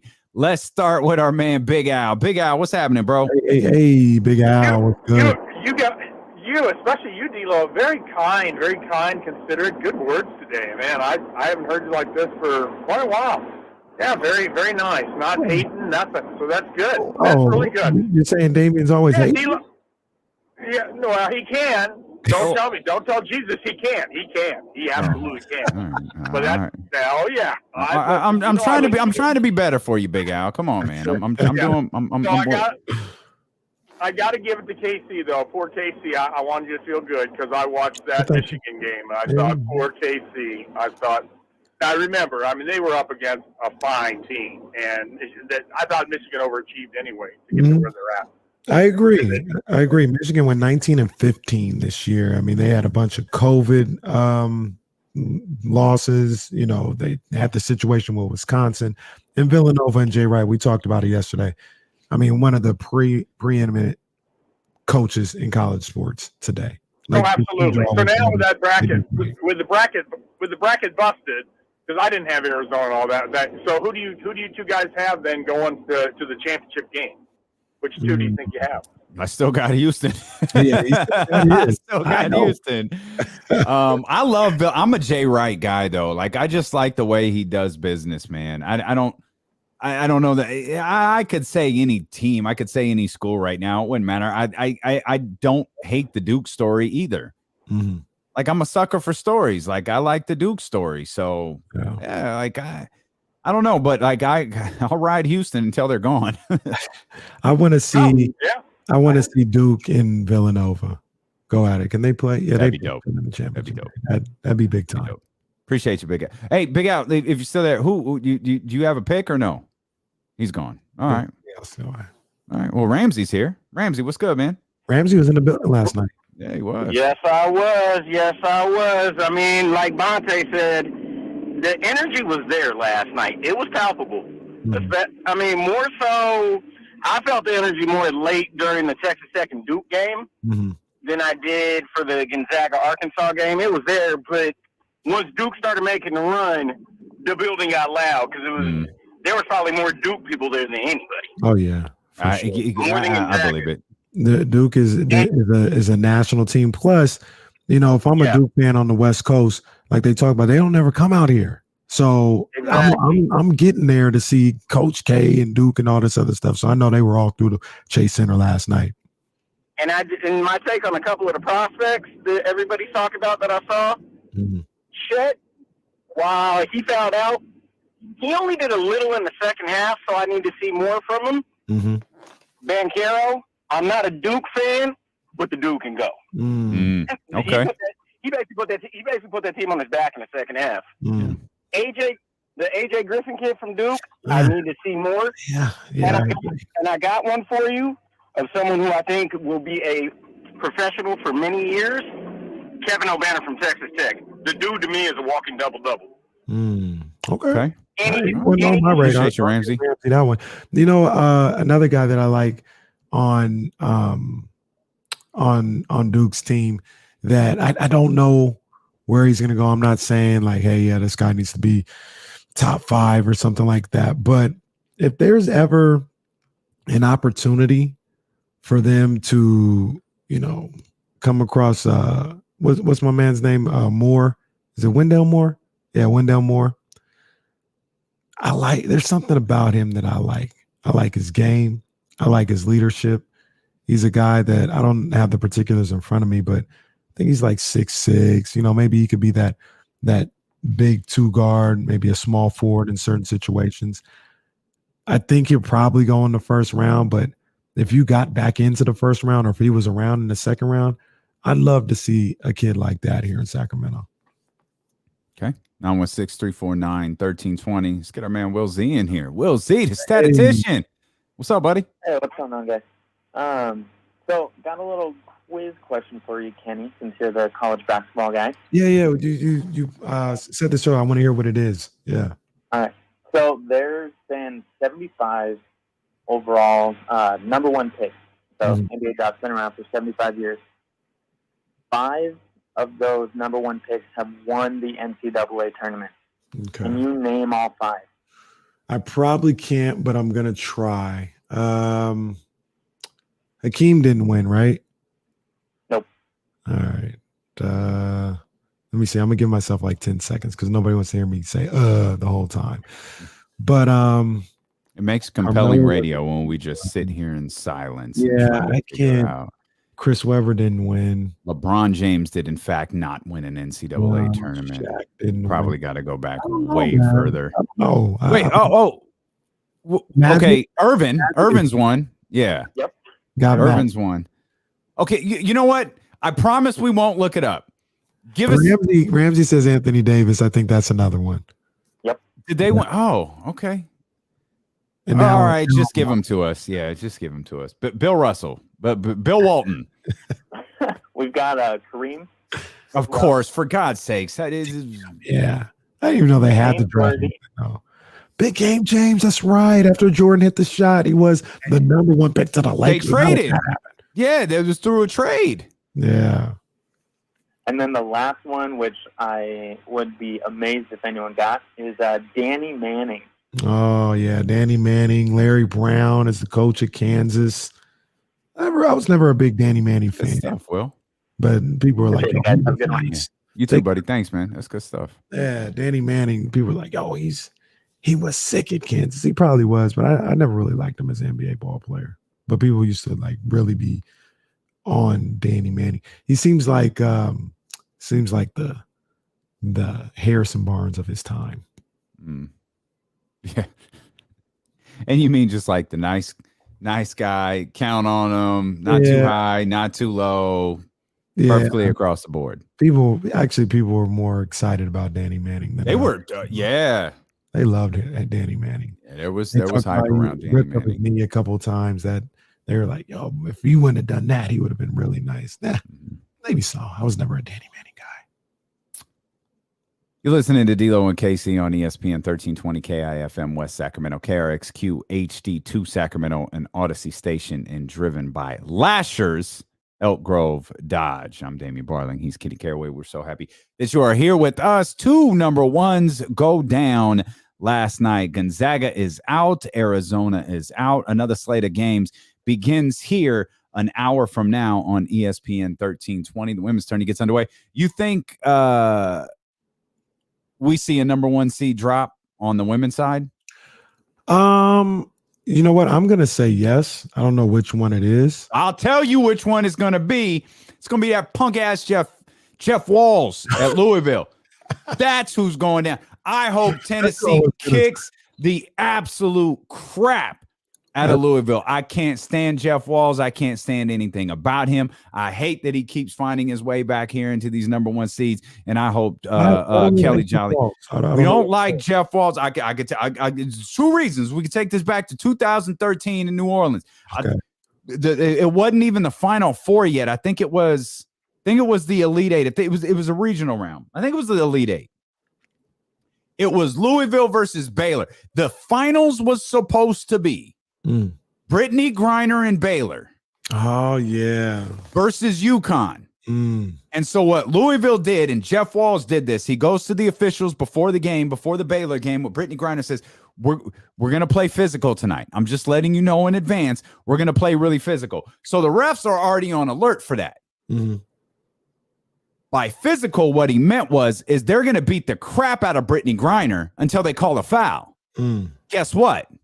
They didn't call a foul. Louisville, when I say they beat the crap out of Brittany Griner, I mean they beat the crap out of her. And they wind up winning like... That wasn't his fault. Like 83, 82, or 80 something. It was a 1-point game. They wind up winning. I remember that. Go to the post game. It's Jeff Walls in the camera. Angel McCautry there at the time. Angel McCautry talking about Carol Lawson. Love Angel McCautry, right? That's my dog. Yeah, you all didn't say we were good enough. Jeff Walls, sorry ass. Say no. Look at that camera. You know he grabbed like some soundbite and made it a big focal point. Let's be clear about Louisville that year. They sucked. They were not good enough to beat Baylor that year. But the officials let it. Oh, and you should have seen the analyst. You should have seen all but one analyst talk about this game. Oh, yeah, you out physical Brittany Griner. This is good for the game. And I'm at this tournament like, this is good for the game, huh?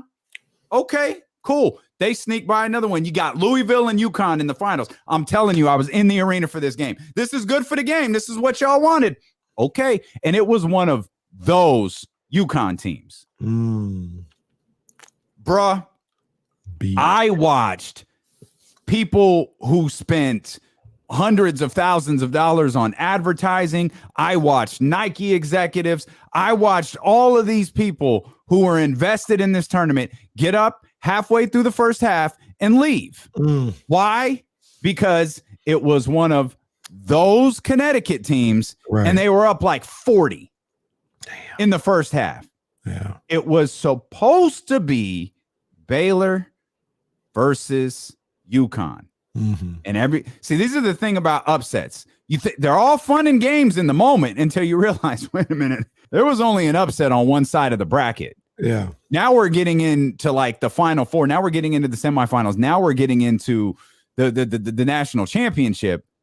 And now we've got lopsided games nobody wants to see. And Jeff Wall's been an arrogant clown ever since, man. I don't like him. Never will. All right, well, down with Louisville then. Louisville got to go, and they're playing Tennessee. Now I have my beef with Tennessee too, but that's still the Pat Summitt legacy, so I'm gonna root for them. All right, go. So everybody in the chatty house, we rooting for Tennessee tonight. I'm with you. Because I surely don't want South Carolina to lose. I'll tell you that. I surely don't want Stanford to lose. Go ahead. And who else don't you want to lose?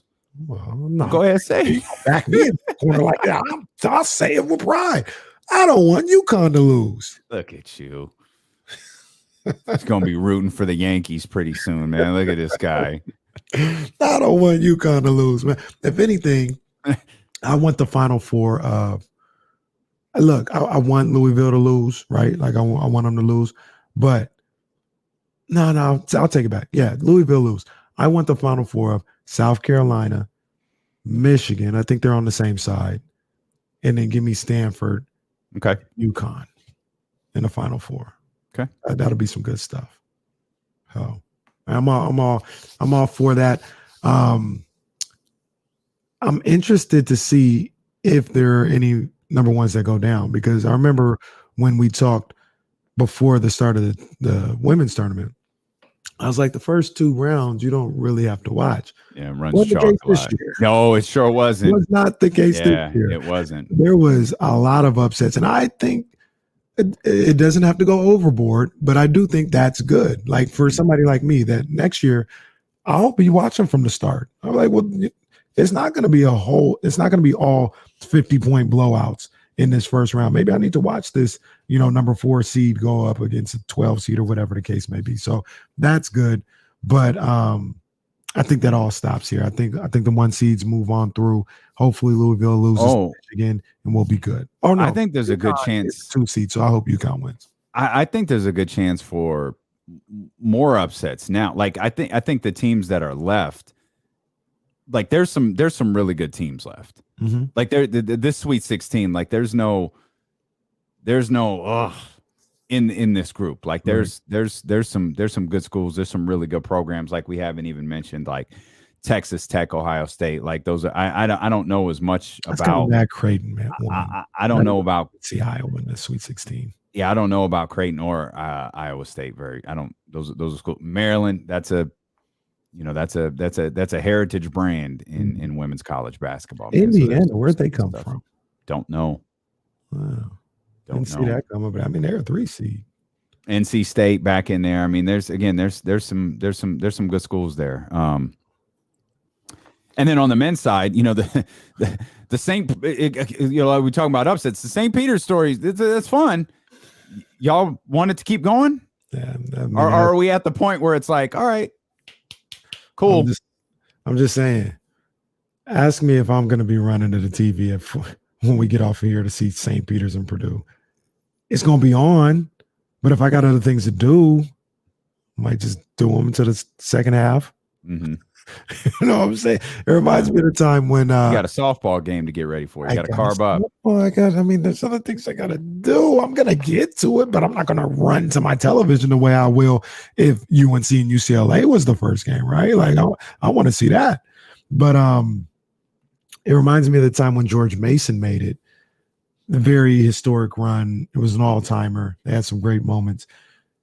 Before that UConn game, in the Sweet 16, it was UConn versus University of Wisconsin-Milwaukee.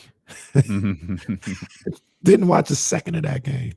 So, yeah, you want to have your upsets. You want to have your Cinderella stories, but you still got to have the big boys still around, big boys and girls still around. It's all fun and games until it's not.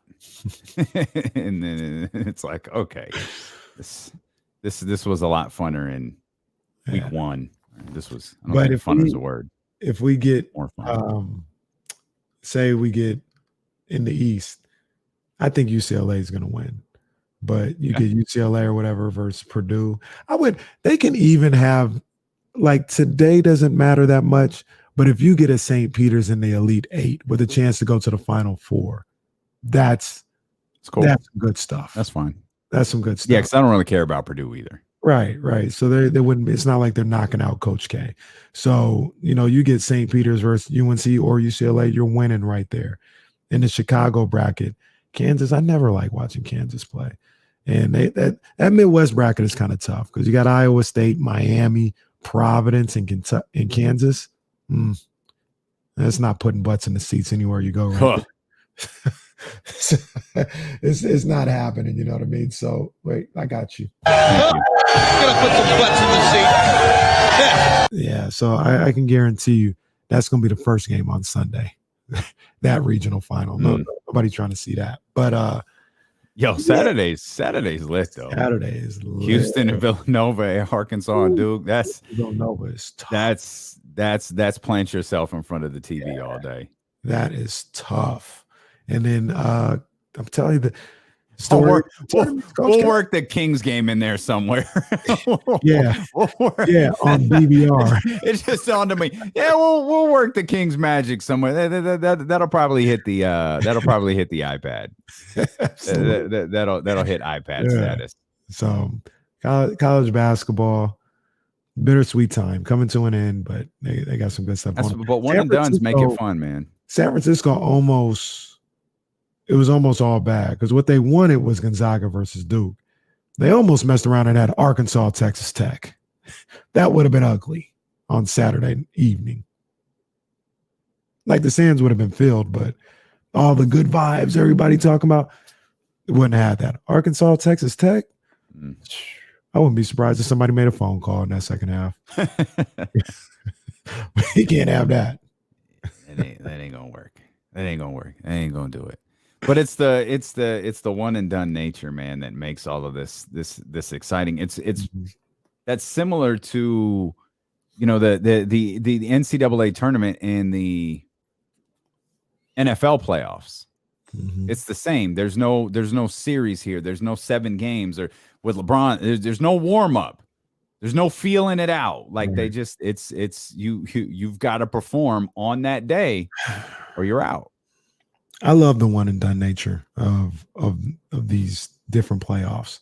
I think it's phenomenal. It's part of the reason, Davion, why I do not believe, I could be wrong, I'm not saying it super definitively, but I do not believe they will get rid of the play-in, because in the NBA, that's essentially the only time you can get that type of tournament feel.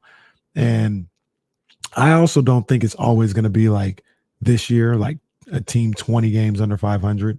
You know what I mean? I think this year is kind of weird. I think you're going to get like what's in the East. The East is solid. That's a solid little play-in situation. Yeah. I think more times than not, it's going to be like that. You get a little taste of win or go home situation. What we saw last year with the Lakers and the Warriors, and then the Warriors and the Grizzlies, was phenomenal. I think the NBA is going to try and get their little taste of NCAA March Madness. I think it'll stay around because of that. Yeah, but okay. You make a point about the play-in. I hate it, but you make a point about the play-in. But the NBA playoffs, like with the NBA playoffs, it's like you almost have to buckle up. It's like, hey, it's a long drive. We ain't going down the street. Like, we're gonna be in the car for a while. Like, carb load, because here we go.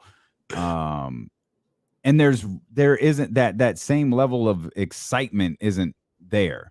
You know, and I'm not suggesting you change it. Right. You don't want that. Yeah, you want you want the best team to win. Same is true for baseball. Unless, of course, something just came into my head. I got a question for you. Okay. We'll talk about it when we come back. But yeah, I'm gonna ask the question when we come back. Okay. Got a question for you in the audience. This is I think this one's gonna have people stumped. All right. Kenny's gonna stump us with a question when D'Lo and KC return on Sacramento's #1 sports station, ESPN 1320. Oh man. Russ, I see your question about Coach K and Pop. Man, they both. I mean, it's hard to say who had a better career. Man, they both built just phenomenal programs. I mean, it's hard to not. That's tough. I'm not sure. I'm kind of leaning towards Coach K, but that might not be fair. Hold on 1 second. Oh man. Hold on. I did get a message, by the way. Oh, somebody listening on the way to the party? Well, I sent the clip to the boss, and she said, "Oh, thanks. You could have taken the day off." to Now, to be fair to the boss and everybody else, they have done that before. They said, hey, take the day off so you can come party with us. So the one party that we went to, we were already scheduled to be off. So what it became was we were off. Oh, hey guys, go to this company party. Like, oh, word. It's a good point. So Good point. just want to be clear, this ain't really a day off no more. Hold on 1 second, guys. Sacramento State takes a 3-2 lead in softball over Idaho State after a 2-run bomb as they're not telling us what inning they're in, but they're up 3-2. Doesn't matter.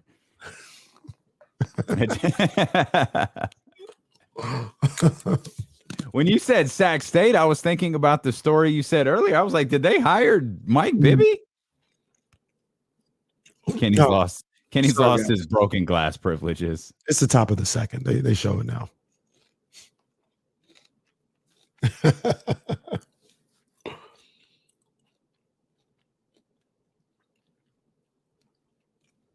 Uh-oh. So, update on that.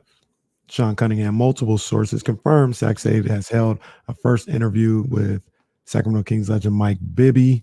The next step is for the former Arizona star to visit the campus. Oh, no. He's going to withdraw his name. Yeah, the facilities are... The campus really is, though. I really do like Sac State's campus. He going to call Jordan to sink some new money into that campus. Yeah, a lot of high school gyms are better. I wonder if they ever get that taken care of.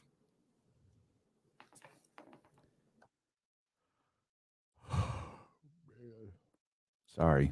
Try not to. I mean, look, they conducted an interview. If he wants the job, he's going to get the job. It's up to Mike Bibby and what he wants to do.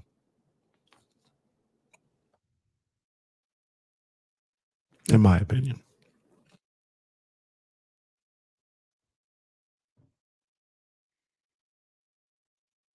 Yeah.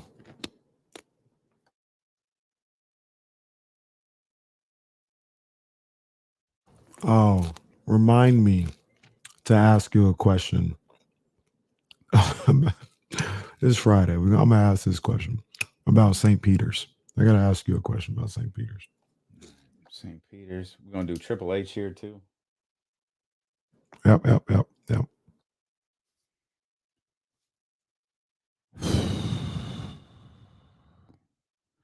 Man, our highlight videos are not popping.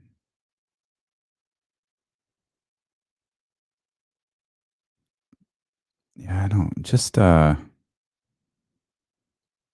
cut James today. You're early today, right? Can you just cut? Yeah, just cut. Well, but I guess they're not bad. James' videos, yeah, they're not. Even Mark Jones' video didn't do well.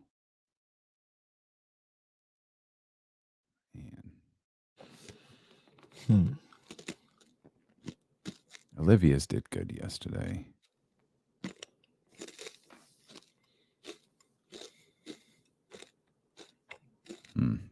Just cut James's clip and I'll figure I need to do some research on this.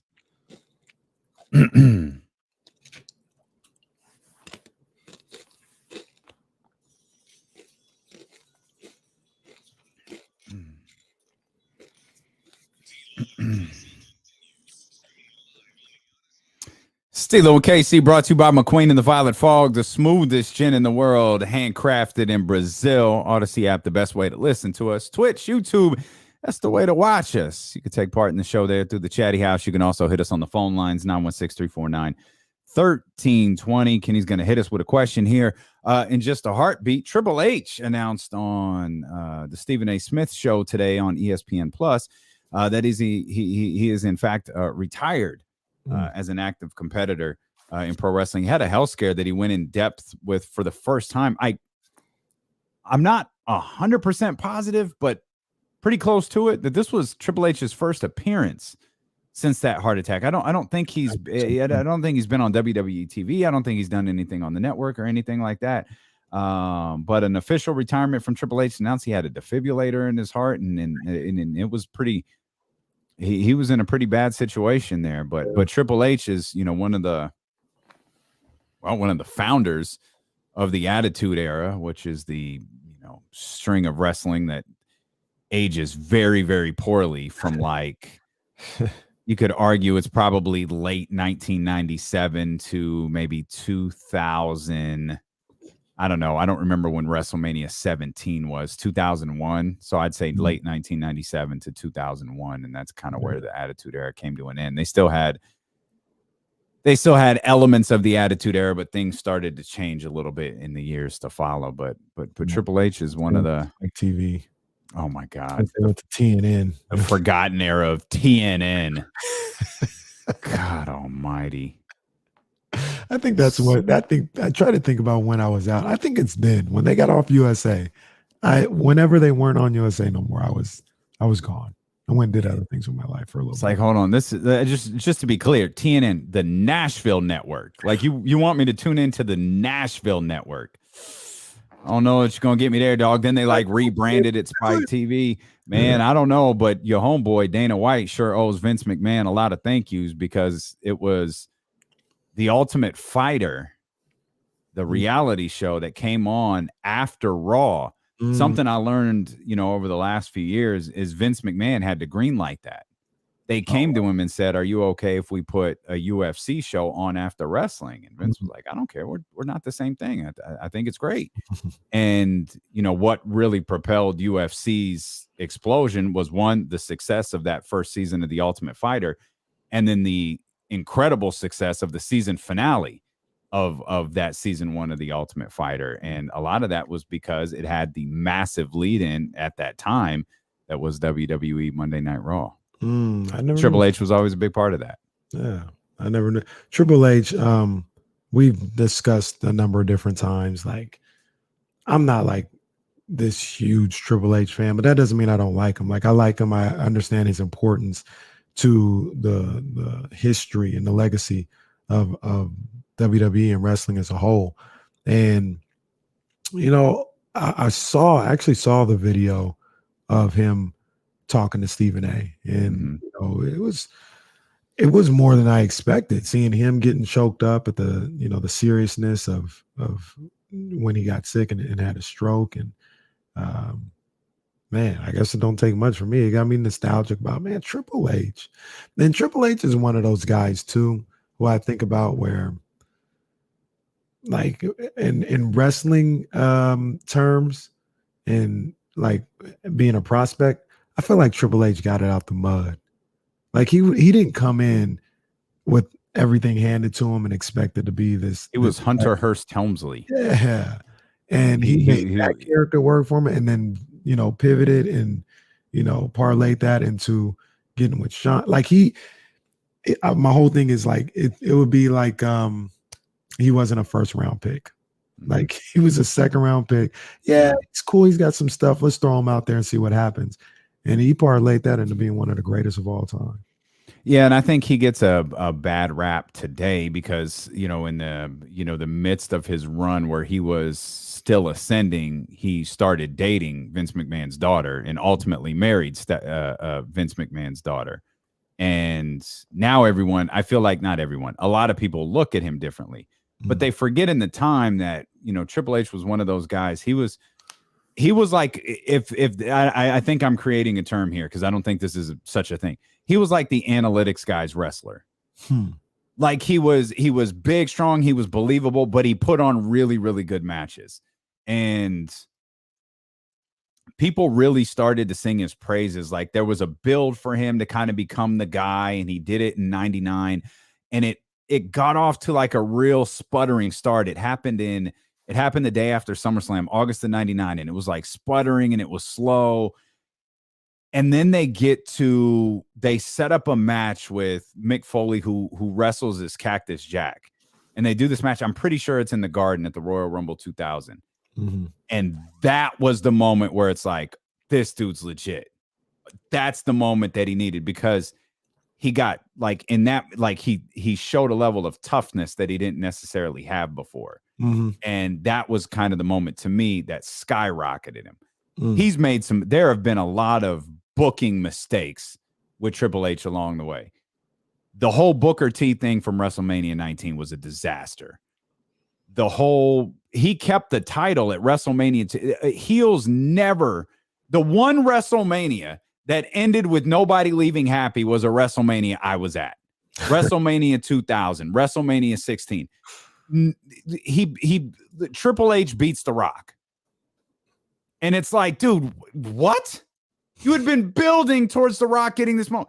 But that, like, there have been a lot of mistakes with Triple H along the way. But man, he's a first ballot guy. Like he's legit. He's legit no matter who he married. He's dope. No, absolutely. There's 3 moments for me that stand out with Triple. Actually, maybe it's 4. I mean, he's had a lot of moments, but stand out for me. Number 1, I'm trying to think. Was he wasn't the guy. No, it wasn't him. He didn't do the thumbs down, right? Yes, he did. He did the heel. Yeah. When they turned on Randy Orton, yeah. He looked at Batista and he's giving the thumbs up to Randy Orton, and then he puts the thumbs down. No, and they kept that alive for years. Yeah, because I wasn't. That was Triple H. Yep. At that time, but I remember that moment. That was Evolution. So there was that.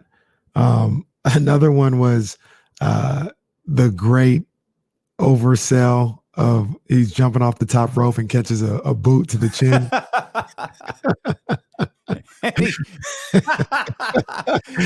It's a video you gotta see. He catches a boot and he sells it by standing straight up, and he's like leaning back and forth, and then face plants to the mat.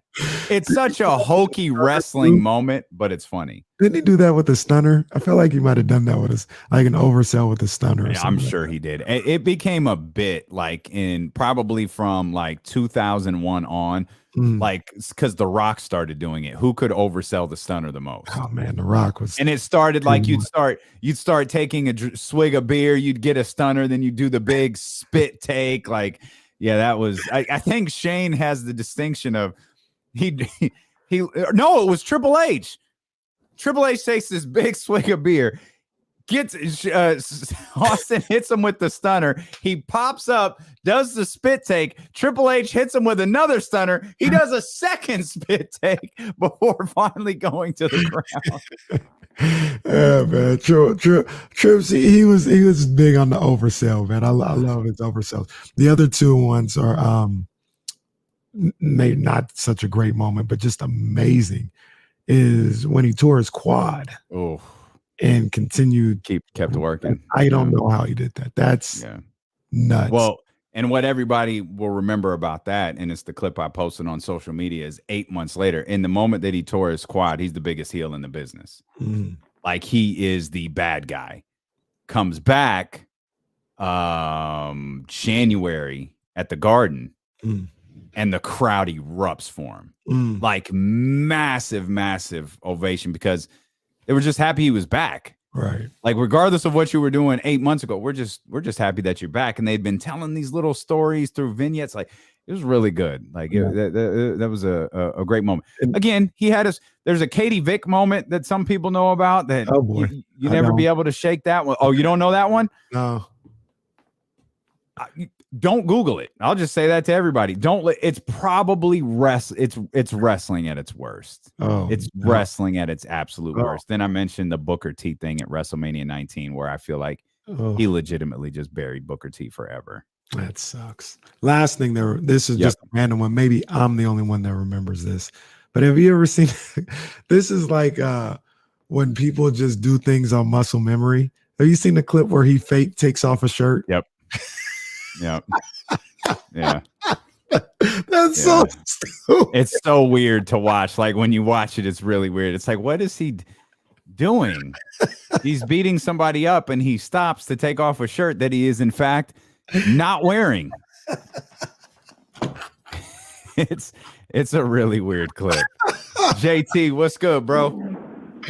Hey, what's going on, guys? What's up, JT? Just wanted to, Casey, I'm glad you brought that up with Triple H taking the boot. I don't know, maybe I just missed you guys explaining it, but when you see Shawn Michaels in the corner kind of leaning with him and blowing him up, trying to blow him down and everything. Triple H, I mean, say what you will about Triple H in a younger days, you know, he did have those problems. He buried a lot of superstars and stuff like that probably should have gotten, you know, a push, and there was always that stuff, you know, D'Lo, like you said, being with Steph. Mm-hmm. But after his career and everything else like that, what he did with NXT, yep. What he, you know, basically superstars in development and stuff since then, like you guys said, dude's an all-time great, and it's a damn shame that we don't really get to see him in the ring anymore. But given the circumstances and stuff, a hell of a run, and like you guys said, first ballot Hall of Famer for sure. Yeah, appreciate you, JT. Definitely an amazing run, and I always looked at NXT as kind of atoning for his sins. Like he just CM Punk was the hottest wrestler on the planet after that promo that he did in the WWE, and he did the Bill Simmons podcast. He was doing stuff on Sports Center. You heard it. You're a frequent Bill Simmons listener. You heard that podcast.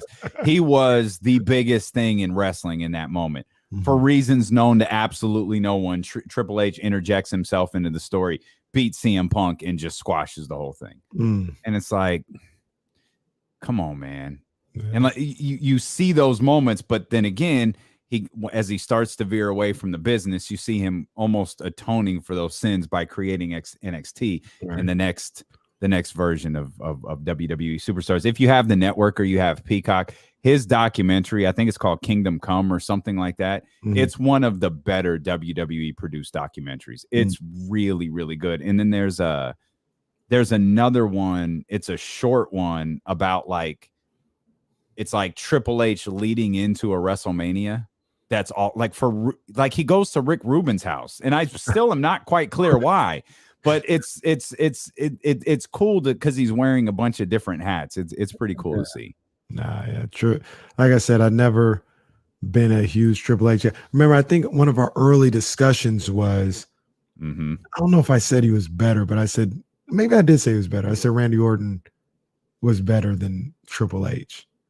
And I think I still stand by that. But Triple H is still great, though. He's great. I think you're wrong in that, but they're both really good. Randy, we'll leave it at that. That resume crazy. Randy, yeah, it's fine. I just haven't sunk my teeth into RK Bro yet. I think that's part of the problem. That's the worst part of his resume. Turn on this guy already. RKO him, please. I don't think Randy Orton can turn anymore. Like, no one buys it. It's like, dude, you're not a heel. Knock it off. But meanwhile, Randy Orton is like a total heel. Yeah, he's the natural born. He is, in fact, the natural born heel. You had a question that you were going to throw at us? Yeah. So before we went to break, we were talking about winter go home situations and, series and all this other stuff. I got a question for you and the Chatty House and people listening on Odyssey app or in your car. What is better? One game and you're done, like the tournament, like NFL, or a game 7? I say game 7. Okay. Question. What's the difference? Well, so here's why I say, like, if you could only choose, like, you get one game and you're done, or you build up to the game 7. It's the build up to the game 7. You're right. Man. It tells the story. There's a story of a 7-game series in the culmination, and even the build up as a fan. You've gone through, usually in these series, it's like about a week and a half, maybe 2 weeks. Like, you've been on edge and had an emotional roller coaster for 2 straight weeks. And now it's all culminating in this game 7. I think the game 7, or like Ramsey said, a game 5. If it's I don't know if game 5 has the same type of feeling though. But I get his The point. 2 best words in sports. Game 5. No, it doesn't ring the same way. But it's a game 7. So I get the question, and I think you laid out game 7 perfectly. Mm. But you could, I mean, there's been a bad series that's gone 7 games, right? Oh, for sure. Like, not all of them tell an interesting, a nice story, right? Not all of them do that. Sometimes it's a bad TV show that just won't get canceled. Well, we got to talk about that. But on the flip side coming back soon next year. I think the NFL is able to do this more than the NCAA tournament. The week-long buildup to one game. They didn't play a game at all.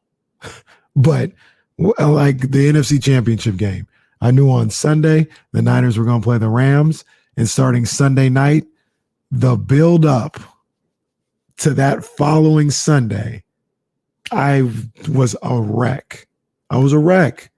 Going into Sunday. So the one game in football gives you that type of feel. I don't know if so college football, if I was a big college football guy, I think their time from the last game of the conference championship to the playoff, I don't think that's a good one game buildup. That's too long. It is too long. I agree. So I think NFL obviously does it perfect. NCAA is fun, but there's not a lot of buildup. Like Duke, yeah, you won. You're playing 48 hours later in a whole new game. There's not a lot of buildup. But the game 7 is crazy. There's only been 2 games. No, I take that back. 3 games where I was just nervous as all hell going into them. And I think one of them was the 2013 NFC Championship game against Seattle. I mean, this past one was crazy too. Like I was an emotional wreck going into this last NFC Championship game. The 2013 against Seattle, that was one. And the other one was game 7, 2014 World Series, Giants Royals. I was if I had McQueen back then, I should have took a McQueen at like 12 noon because it sounds crazy to say. McQueen. I was jittery. All day. I was just like, once the game started, had started and I was good. But I just love the phrase, take a McQueen. I should have taken McQueen. We don't drink McQueen here on D'Lo and KC. We take them. I should have taken McQueen because I was. Oh man! I was that whole day for that game 7. I was a mess. So the overwhelming response in the chat house is the game 7, which I completely understand. Mm. Yeah, that story. I guess I'm good with that. Yeah, the story. One of the best stories ever told was the 2002 Western Conference Finals. I mean, obviously the ending was garbage, but you want to talk about horrible ending to that story? That was the story to that series with all those game winners and the buzzer beaters, and I mean that had a Dexter ending. It had a lot. It had a lost ending. One I still. That's right. We were ghosts off the balcony there, and there the officials were Tariq.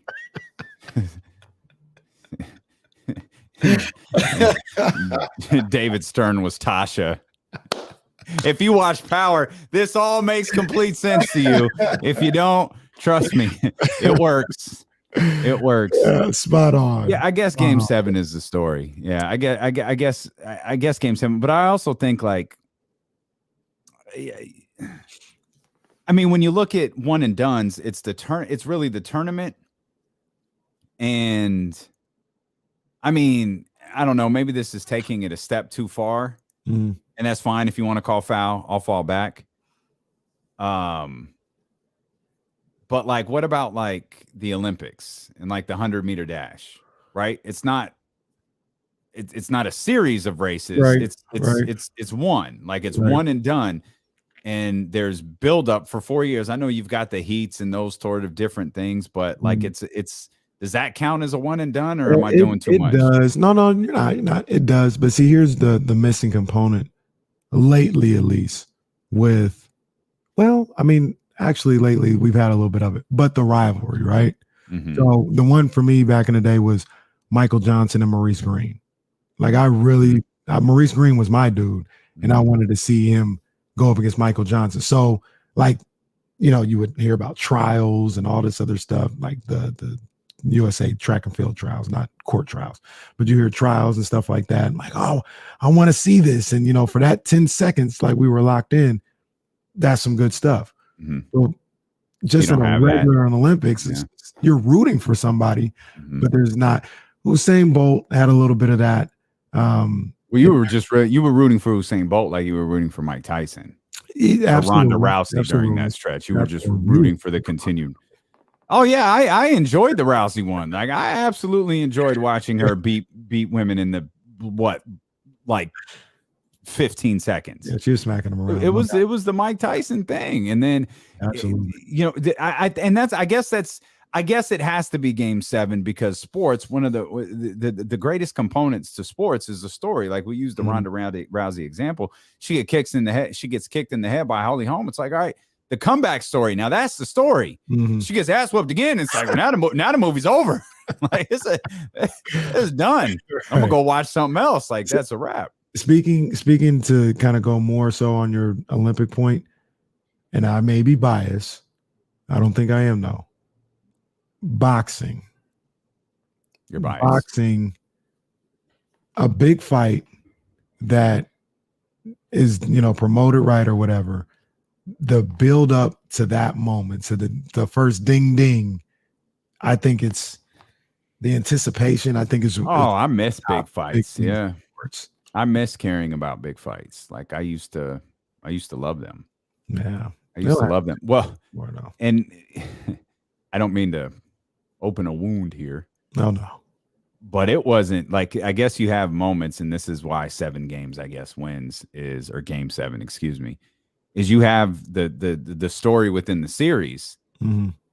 But think back to the Giants-Dodgers this year. You didn't have a story within a series.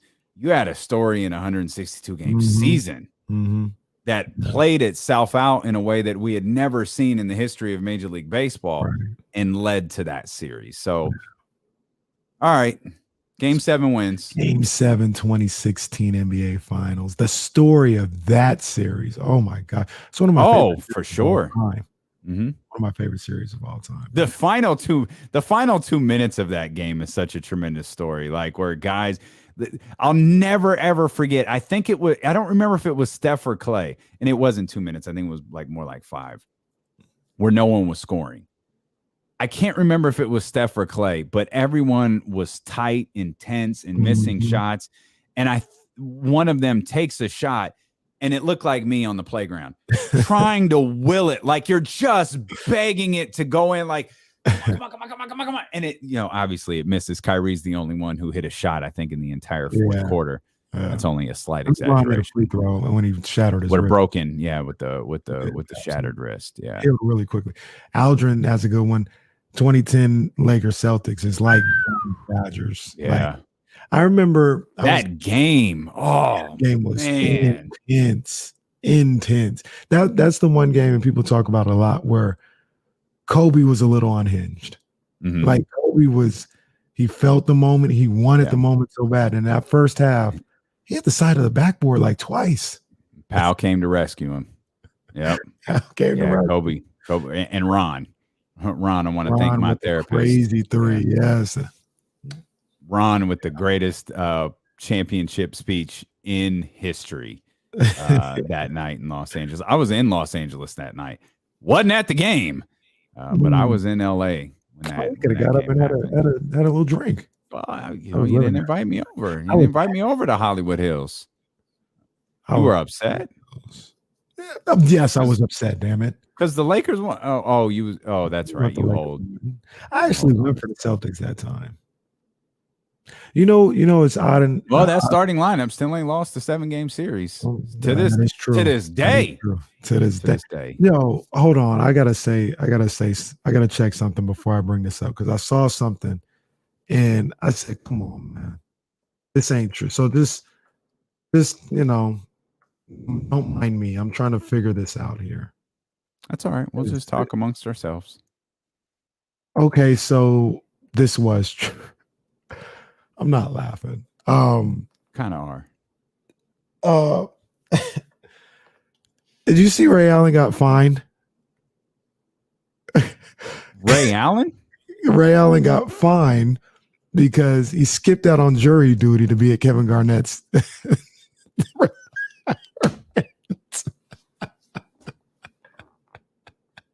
That's amazing. It says, I'm seeing Ray Allen. I've double checked it.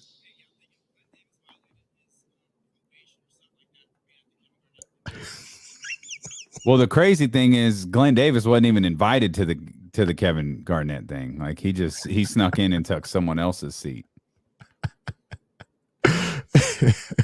That's an all-timer. That clip is an all-timer. But it says here, Hall of Famer Ray Allen appeared in a Miami courtroom on Wednesday after failing to fulfill his duties as a juror for a trial that took place while he was in Boston to attend former teammate Kevin Garnett's jersey retirement ceremony. Allen was issued a $1,000 fine for his absence. That was on a Sunday, right? I know they had court on Sunday. Maybe he left earlier than that. But I saw that. I saw it on Twitter, and I didn't follow it up. But I was like, nah. And then you mentioned the team that never lost together, and I was like, wait a minute, was that real? Mm-hmm. Yeah, it was real. I mentioned. I know you saw it. I'm gonna bring it up here just to rile you up on a Friday. Oh boy. I brought up the Dodgers Giants. I know you saw your boy Dave Roberts. Dave Roberts out here talking that talk. You talking that talk? I mean, you know what, Davion? Mm-hmm. I don't have a problem with that. What'd he say? He said the Dodgers, quote unquote, will win the World Series this year. We are winning the World Series. Is that a smart idea? Like, when all due respect to Dave Roberts, when you failed as many times as they have, is it really like you're the Dodgers? You already have a massive payroll. People already poke fun at the one World Series that you've won in the last however long that it's been. I get wanting the smoke, but like, do you really need to do all that? Is that really a good idea? Yeah, you don't need to do that. You don't need to do that.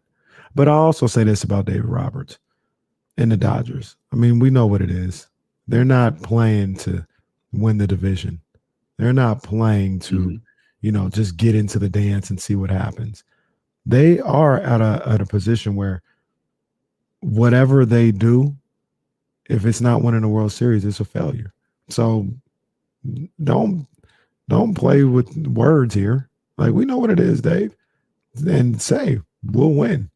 We're not looking to just, go 1-0 every day. Like, no, we need to, and we have to win the World Series. So I kind of don't have a problem with it. The only thing I'll say is, if it blows up in his face, and I think Dave Roberts understands, Dodgers fans need to understand too.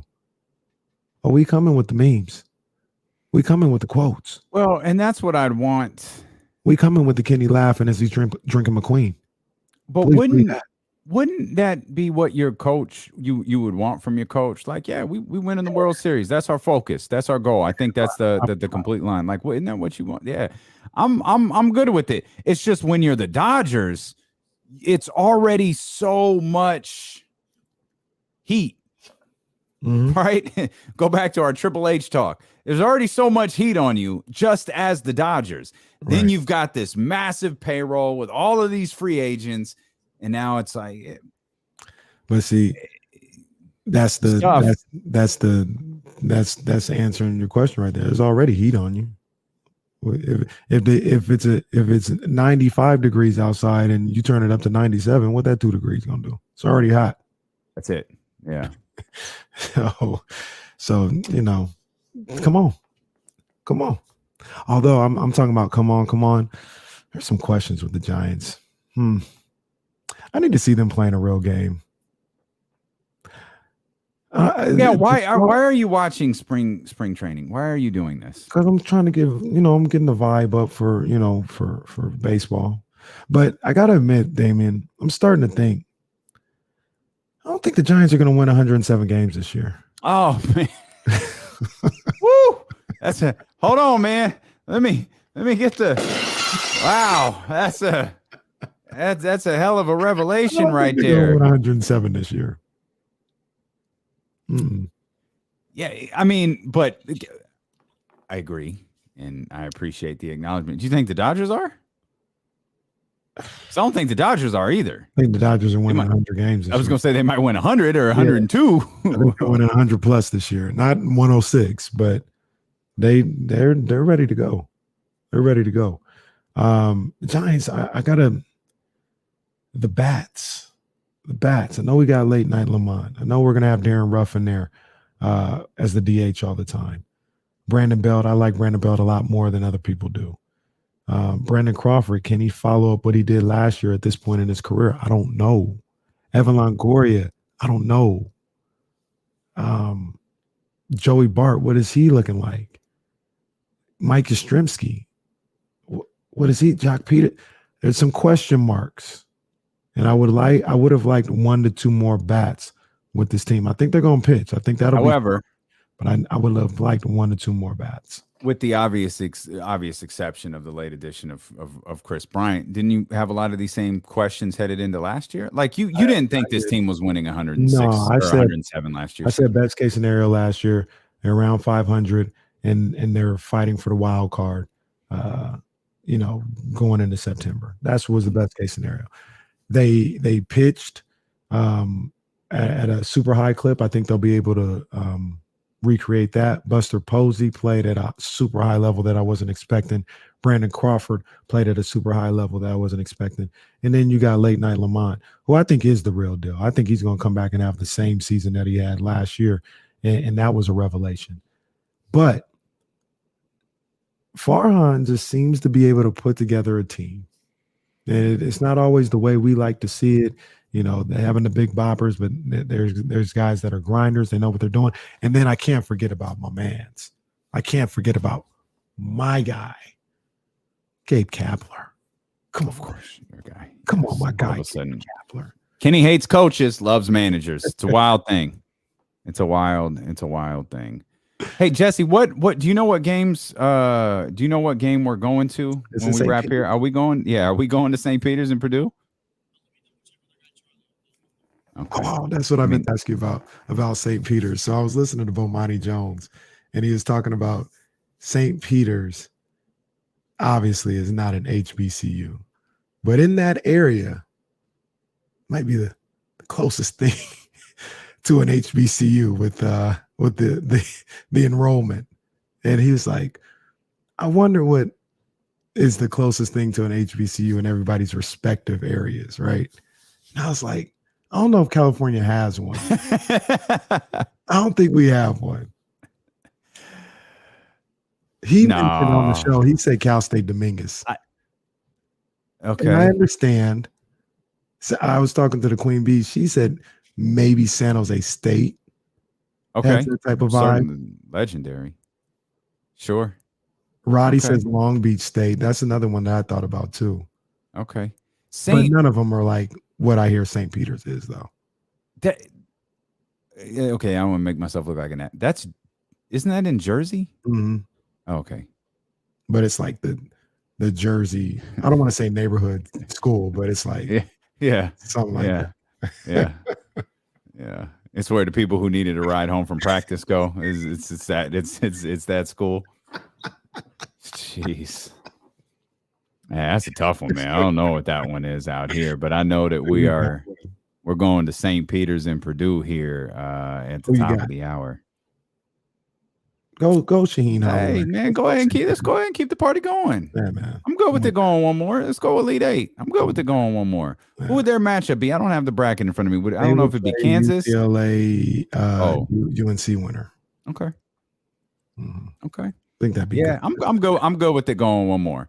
Be honest, just because I'm not invested in Purdue. I don't want to see it go any further than that. Okay. With all due respect, I don't want to see St. Peter's in there. I'm not invested in anything because I've lost the tournament challenge. So whatever. Let it be St. Peter's and Iowa State in the finals. I don't care. If I knew how to check the tournament challenge, I would. But shout out to who's ever leading the D'Lo and Casey tournament challenge, and shout out to you for hanging out with us, man. We greatly appreciate you being with us. We appreciate James Ham for joining us early in the show. Bonta Hill, Trysta Krick, most of all. We appreciate you. If you're on YouTube, hit the thumbs up before you go. If you're on Twitch, hit the subscribe buttons. If you're on the Odyssey app, hit the heart button. Save us as your favorite radio station. And no matter where you're listening, Drake Bar is on Monday. Oh, I think so. Let's get it. Make sure that you're here with us at noon on Sacramento's #1 sports station, ESPN 1320. Go Kings tomorrow. Oh, man. Made it through. Man, Sac stay up now 4-3 on Idaho State. Excuse me, softball.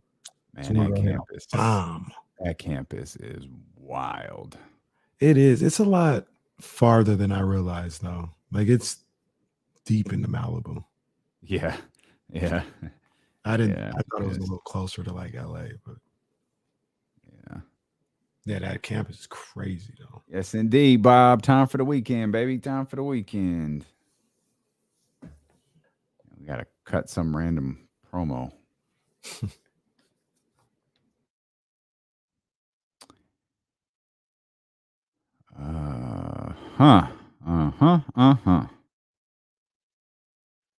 Appreciate you, Lizzie. Leads us, the notorious just. Oh, thank y'all for hitting the thumbs up too, man. That's good. We was scraggling around today. People dropped in today. It's kind of a weird number here on the stream, but it's they popped in for Ham and said the hell with y'all.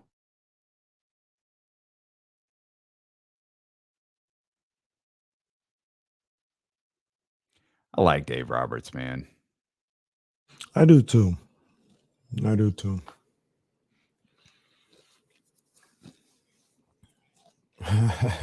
That's comedy. There's still Bobby Wagner with the Ravens right now. Yeah, get the hell out of California if you're not coming to us.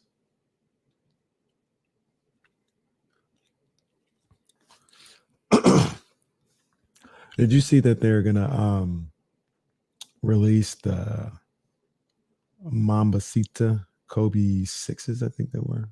Mm-hmm. That'll be pretty cool. Yeah. I wonder if. Well, one thing that I wonder about that is like Vanessa was really adamant about she didn't like how things were selling out and nobody could get it. Mm-hmm. And I wonder if I would like to think they're gonna fix that. You know, at least I know everybody can't get it, but it would be a little different than how it was. Mm-hmm. You know, they came to an agreement, I would think, because she was really upset about that. Yeah, I think part of that too is it drives up the prices on the secondary market, and that ain't got nothing to do with them. Right. Although conspiracy theorists would say they own the secondary market.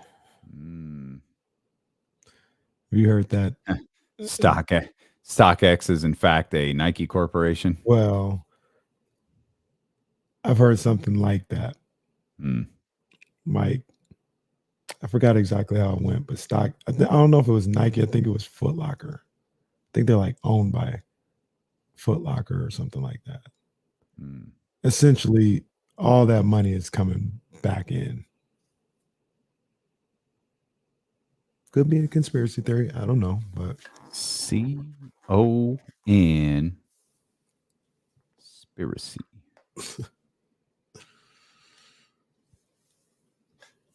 Oh, Dave Roberts is absolutely with us. That's not even Babe Ruth. That's just he is. I think he's like black and Vietnamese or something like that.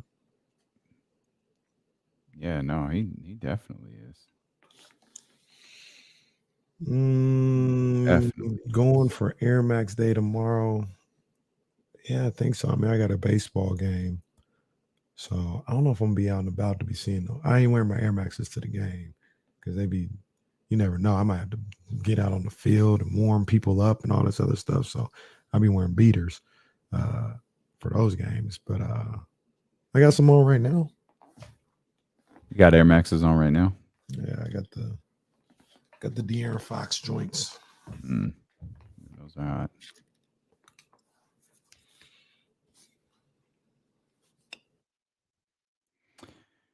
All right, y'all. We got more work to do, man. There you go. Waffle trainers. Okay. There you go. So good luck. I saw the Jackie Robinson joints. Yeah. Oh.